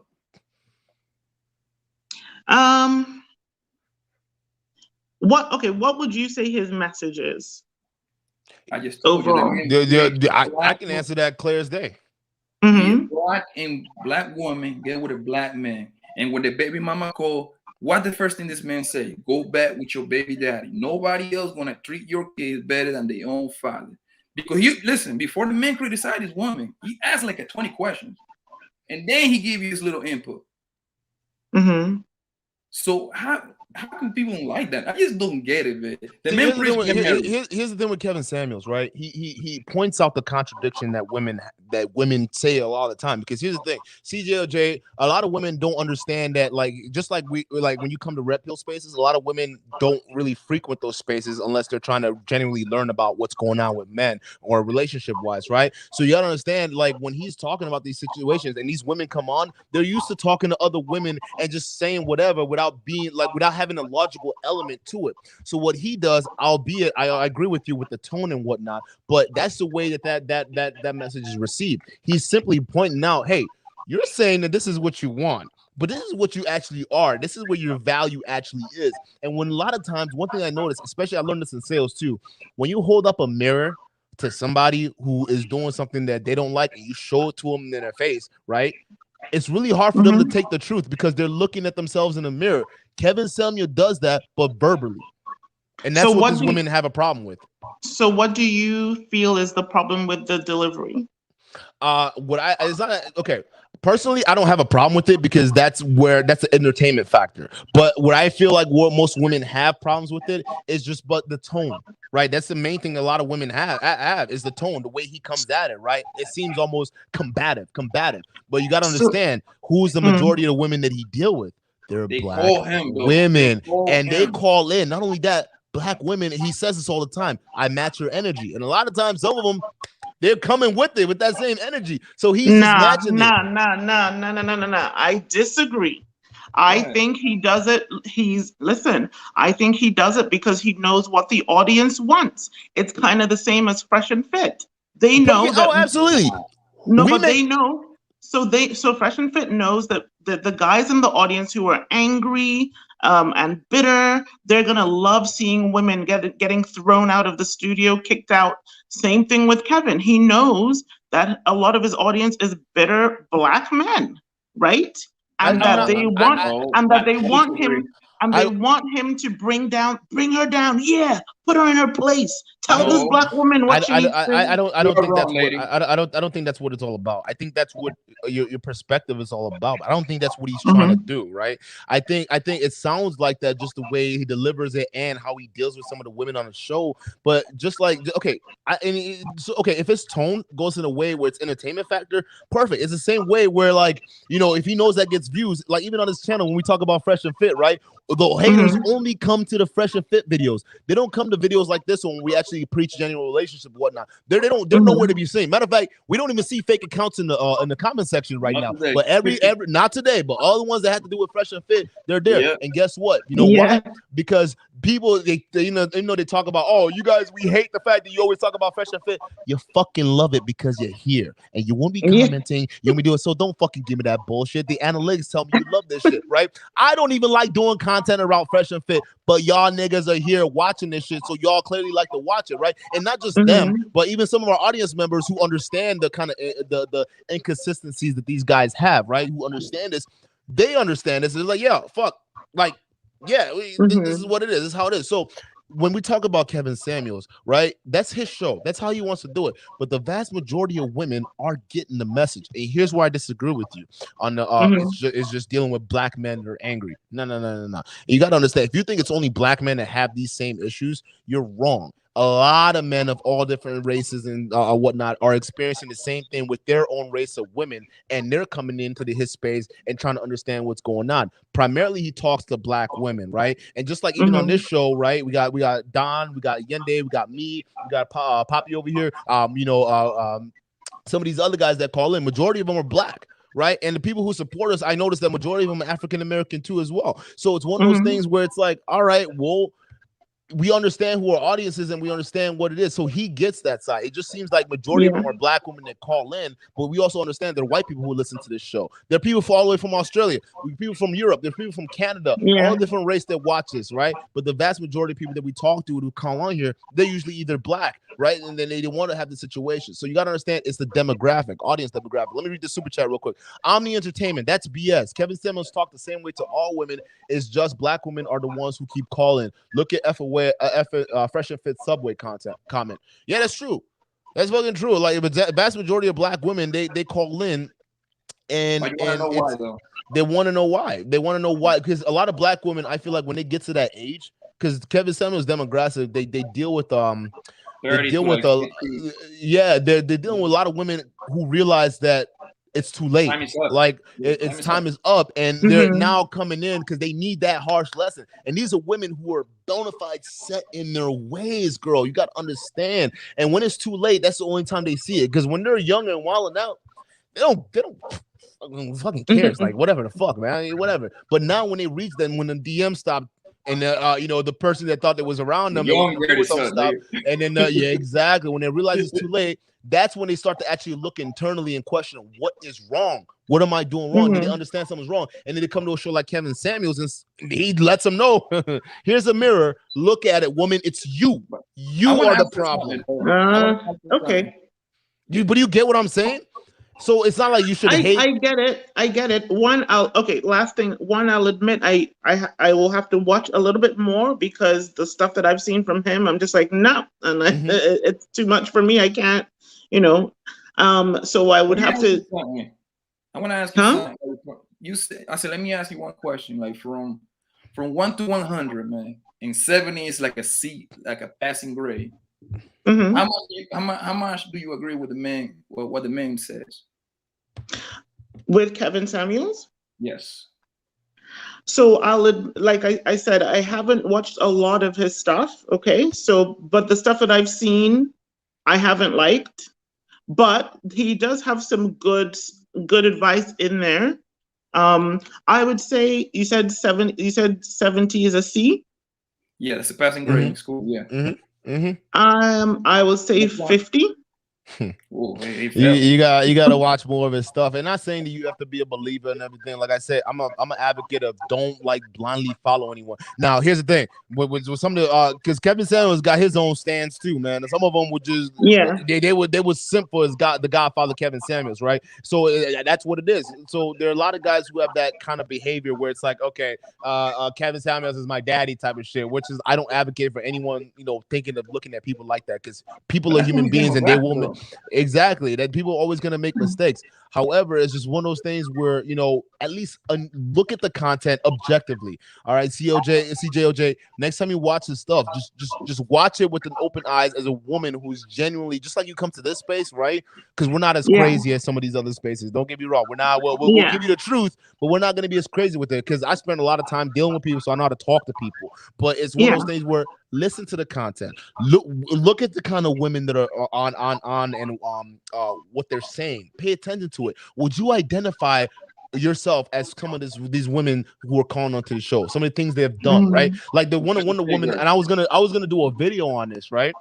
And this woman calls in talking about how she's gonna get her man back, right? And while she was already married to a dude right now, that's foul behavior. That's like crazy. And when he found that out, he had to let her know, "Ma'am, you're trash. You're fucking trash. Like you got a whole man at home. You don't come onto a platform with a million plus people. Older man, right? You don't come into a platform with a million plus people talk about, I miss my baby who was just in rehab. He got out, and I know I'm still married to this dude, but I want to be with him, right? Not understanding what the dude is doing. So she's willing to. She called in ready to wreck her home to go deal with a nigga she hasn't talked to in years. You see what I'm saying? So would you as a person, CJOJ, in a happily married or supposedly happily married situation, you already got the bag, you won, you got your guy taking care of everything. Would you give all that up to go deal with the nigga that just got out of rehab? I'd say no, but she. So you're not those. Right, but I don't know the situation. But she go watch that episode. She explained the situation perfectly. She explained her side perfectly, and even Kevin Samuels rolled with it until she said she had a husband. He was giving her advice on how to get that nigga back until he found out she was still married. You see what I'm saying? It was like, hold on right there. I want to hear her. I want to hear her answer about that. You can't make this shit up. Listen, she was a black woman, right? I remember that. She's a black woman, right? Yep. I want to know what you think of her, yo. I mean, she came over here saying that we were generalizing black girls, right? Yeah. Now, and that's a representation. She's a representation of you right there. Not necessarily you, but you're a black woman. Right? She is not. She's just she's a woman. But she's on a here's the thing, she's on a popular show. Because that's the thing. She's a black woman on a popular show saying that. What does that have to do? You understand that reflects on your image, right? So let's say if a black man who was considering dating black women, right, was like, okay, let me watch Kevin Samuels' show, and then sees a black woman talking about leaving a husband for another nigga that ain't even shit, and leave a man who's taking care of her, he's gonna be like, What's going on? I don't want to deal with that. That woman crazy. You see what I'm saying? Yeah, exactly. So Exactly. That woman is crazy. But let's say you look similar to a woman like that, right? Let's say the features were the same. Let's say you look just like her.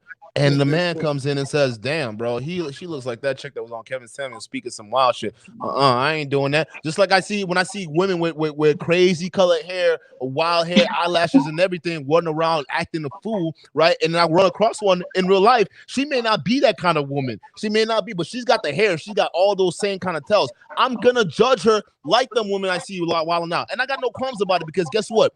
We as human beings, we all fucking judge. All right. We all have prejudice. It's how we survive. It's how we protect ourselves. Matter of fact, I would even argue it's another filtration system when it comes to finding a mate. So when a guy looks at Sorry, go ahead.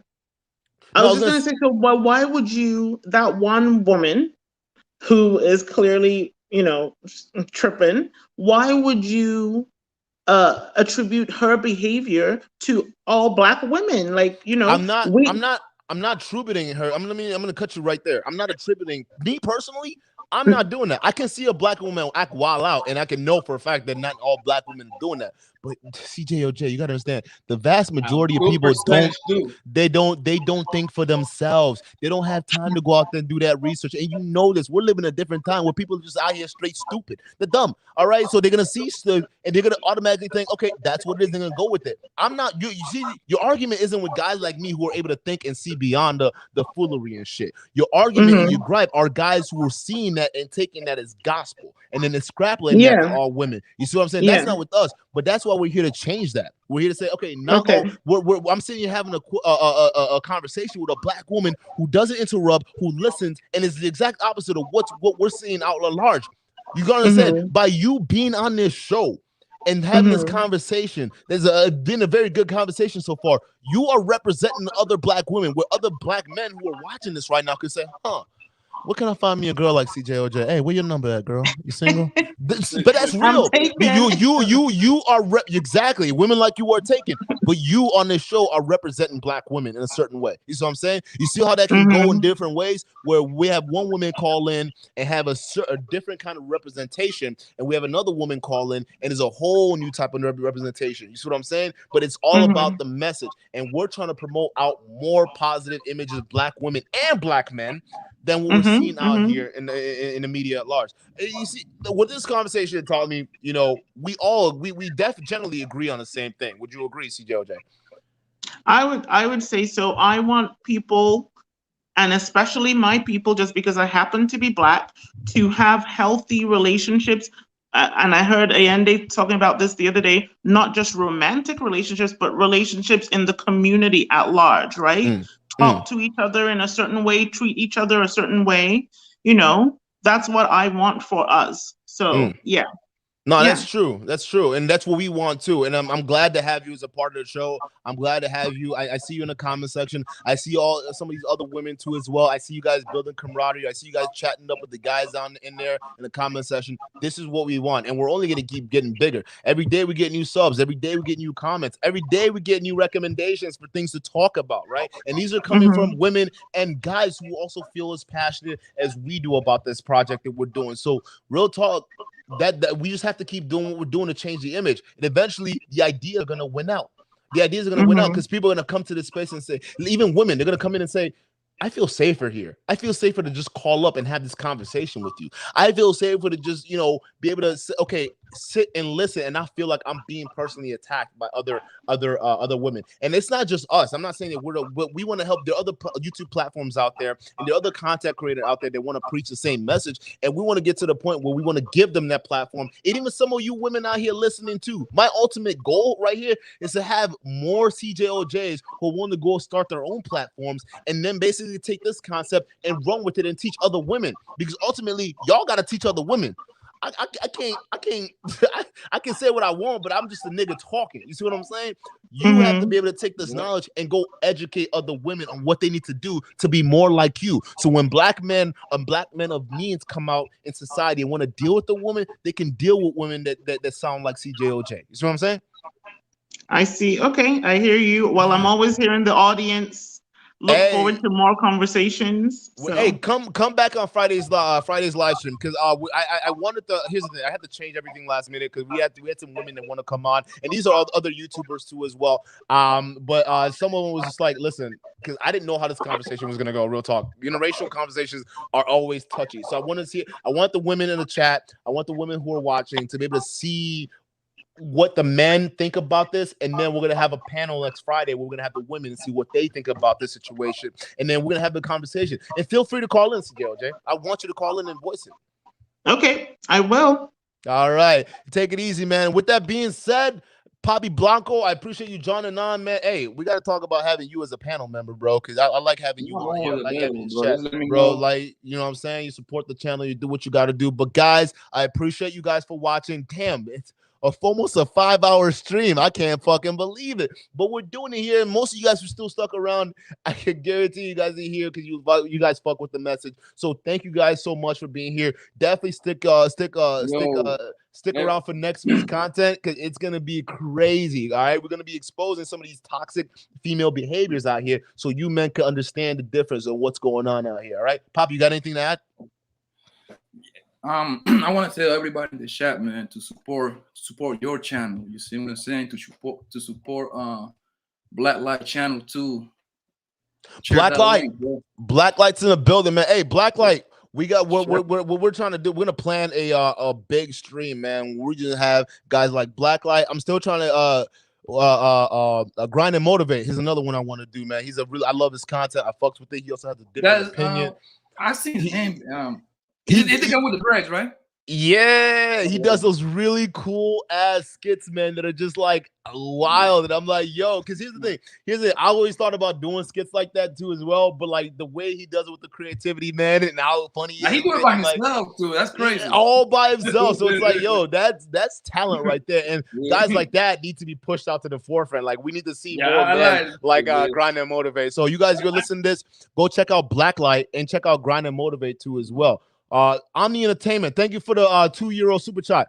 Thank you for breaking down the manosphere. No, you're welcome, man. That's what we do. We do here. That's all we're gonna be doing, right? And, you know, breaking down the manosphere and then inviting other people to have conversations about the situation, so that you guys will know the good from the bad. Because here's the thing that most guys, even in this red pill space, won't tell you: we want women.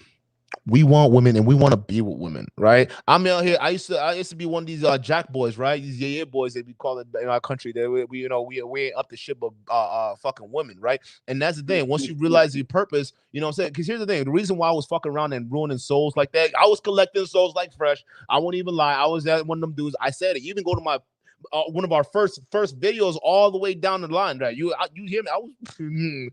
Nigga, you see what I'm saying? I was taking souls out here, but the thing is after I had my daughter, after you basically had the fun fucked out of it, and so you're like, oh shit. Now you're looking around, you're seeing, guys, this shit's not really as crapped up as what these guys are making it out. We're out of it. That's what happened, bro. Exactly. So it's like I'm out of it. I got it out of my system. It's like, okay, now we on business, because when I was younger and I didn't have nothing, I didn't have no money. Women were my goal.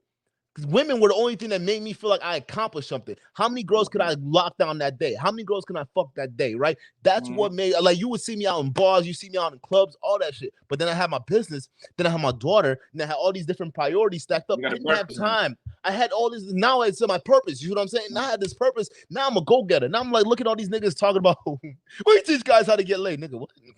Nigga, I ain't got time for that. Listen, if you know the amount of time that goes into pulling a woman and having that rotation, you literally either have to be broke or at the point where you don't have to worry about money to go out and do it. You actually go broke chasing women. That's what these guys don't fucking understand. So here's the thing. When I was broke, I made women my goal. And now you notice the same pattern with a lot of these guys going to these red pill manosphere spaces, right? Learning how to make money and all this stuff like that. Because they're all broke and they're all making women their goal. They're all, as women is their goal. They don't show up for the self-improvement stuff, the legit stuff that I actually like about Fresh and Fit, right? And the haters will skip this video, right? Oh, you always hate them. No, I like the legit stuff where they talk about money, they talk about finance, talk about real estate. When Myron was talking about how he bought his first house, yes, show them niggas how to invest in that. But then when you talk about having these Onlyfans girls up and then pushing a whole different perspective about women, I can't fuck with that. I can't rock with it. I'm sorry. It's not reality to me. You see what I'm saying? So in my mind, I can separate those two ideas. Why can't y'all do the same? It's easy, man, because they are. How can I explain this? They are like socially awkward people, bro. Yeah. They are people like, for example, there are people that doing this. Like, you know what we do, like 5 hours on live stream right now. Yeah. They doing it 24 hours. They in the computer all day, nerd. They kind of talk, bro. Even if they can, them females turn them down. So you shut down. You see what I'm saying? Yeah, and you know what's crazy? I know y'all niggas on that shit because any man that takes the time to make 25 troll accounts just to come up on here and troll niggas, you clearly have too much time on your hands, guy. I'm sorry, you do. You're definitely not getting boxed with that kind of fucking time to make 20 profiles just to troll. And the crazy thing is, these niggas, they come in and they don't troll me. Like, they'll make fake accounts about me, but it's usually fake accounts about me bashing other women on our channel. So they're not even attacking me myself. Like, listen, I'm the one that's talking shit. You know what I'm saying? I'm the one that's talking shit. Come talk shit to me. I can take it, but don't come talking shit to the women on our platform because that shows how weak of a man you are, how much of a little boy. You see what I'm saying? And we want to make sure that you come out of that mindset and be a man. So we teach you game, a real game, and we don't hide it behind a paywall. But you know what's crazy, bro? It's a lot of people like them. That is more than real niggas. You see what I'm saying? It's a lot of them. It's a lot because the one thing about social media have done, bro, social media have separated. People don't got no social skills no more. You see what I'm saying? Everything's through the phone. Everything through the phone, bro. I know niggas that don't know how to function if they don't got a phone.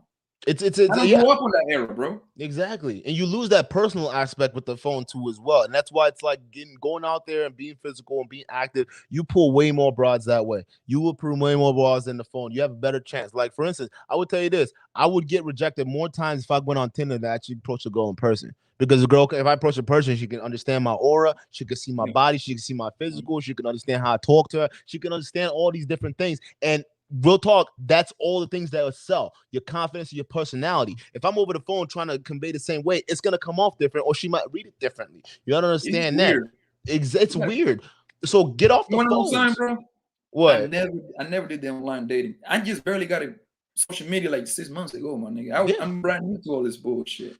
I tell niggas all the time, like, I sport fuck with Tinder. Like, I literally go on Tinder, like, just like women do for fucking validation. That's what I do. I have no intention of actually taking it seriously, because the one time I actually did that, the bitch came in my house and wrecked all my shit, not to call the cops. Like, it was crazy. But, like, that was the last time I'm dealing with a bitch from Tinder. Like, I have to talk to you in person before any of that shit happens. But I don't do online dating anymore. All the time I go in there, it's a literally sport fuck. All right, does a nigga like me still got it with my pictures? I don't have to. Listen, you go on my Tinder profile, you know what my profile says? I'm gonna be your next personal trainer, and it's just a bunch of pictures of me, and then like maybe one or two of my shirt off, and I get matches like crazy. That's what I'm saying. So it's like I don't even try, but yet you see profiles of other dudes who listen to all the shit that they like to do, or they like to, or the way they like to go. You know what I'm saying? I am the definition of not giving a fuck, bro. Like, I don't give a fuck, and I still get matches, but I'm not sitting there trying to take all these girls out on dates and whatnot, especially after that bad experience. Nah, but it's mainly a thing. So most of my dating game is in real life. It's out and about when I'm doing stuff, when I'm hanging out with other people. If I'm doing stuff anyways, right? I'm having fun. But with that being said, hey, I'm gonna give you the last word, Poppy. Let me know what these guys have said, and then we'll close out. Yeah, good show, man. And like I said, I want everybody to share the content. I want everybody to like share the link actually of the channel. We need more people to get hip to this kind of information. You know what I mean? Yeah.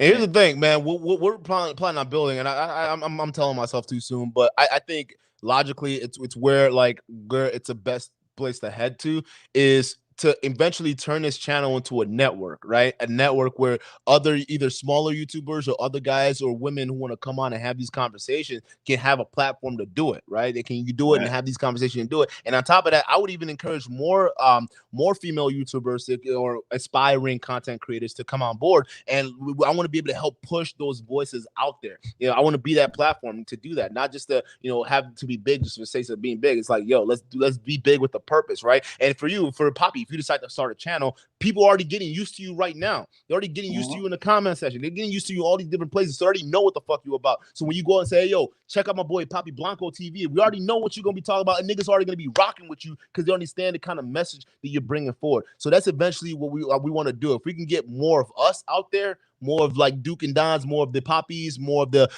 Alexandria P's, the classic Rubies, the black. Hey, check out Blacklight Revelations, by the way. Y'all don't be sleeping on this man. Do not sleep on this man. Like, I don't know what I love him. I love his content. Do not. You better go check his channel out. Do not sleep on Blacklight. But we need more Blacklights. We need more. Grind and motivates. You know, we need more Angeluses. Angelus is another one. We missed him on the stream, but he's another one that comes in the channel and comes on board and has these conversations too. We need more of you guys out here. So with that being said, I'm gonna go ahead and end it. It's been 5 hours. I'm tired. I'm hungry. I'm gonna go eat something. I'm gonna get my ass in bed. But thank y'all so much for sticking with this long, and we got bigger and better content coming down the pipeline. All right.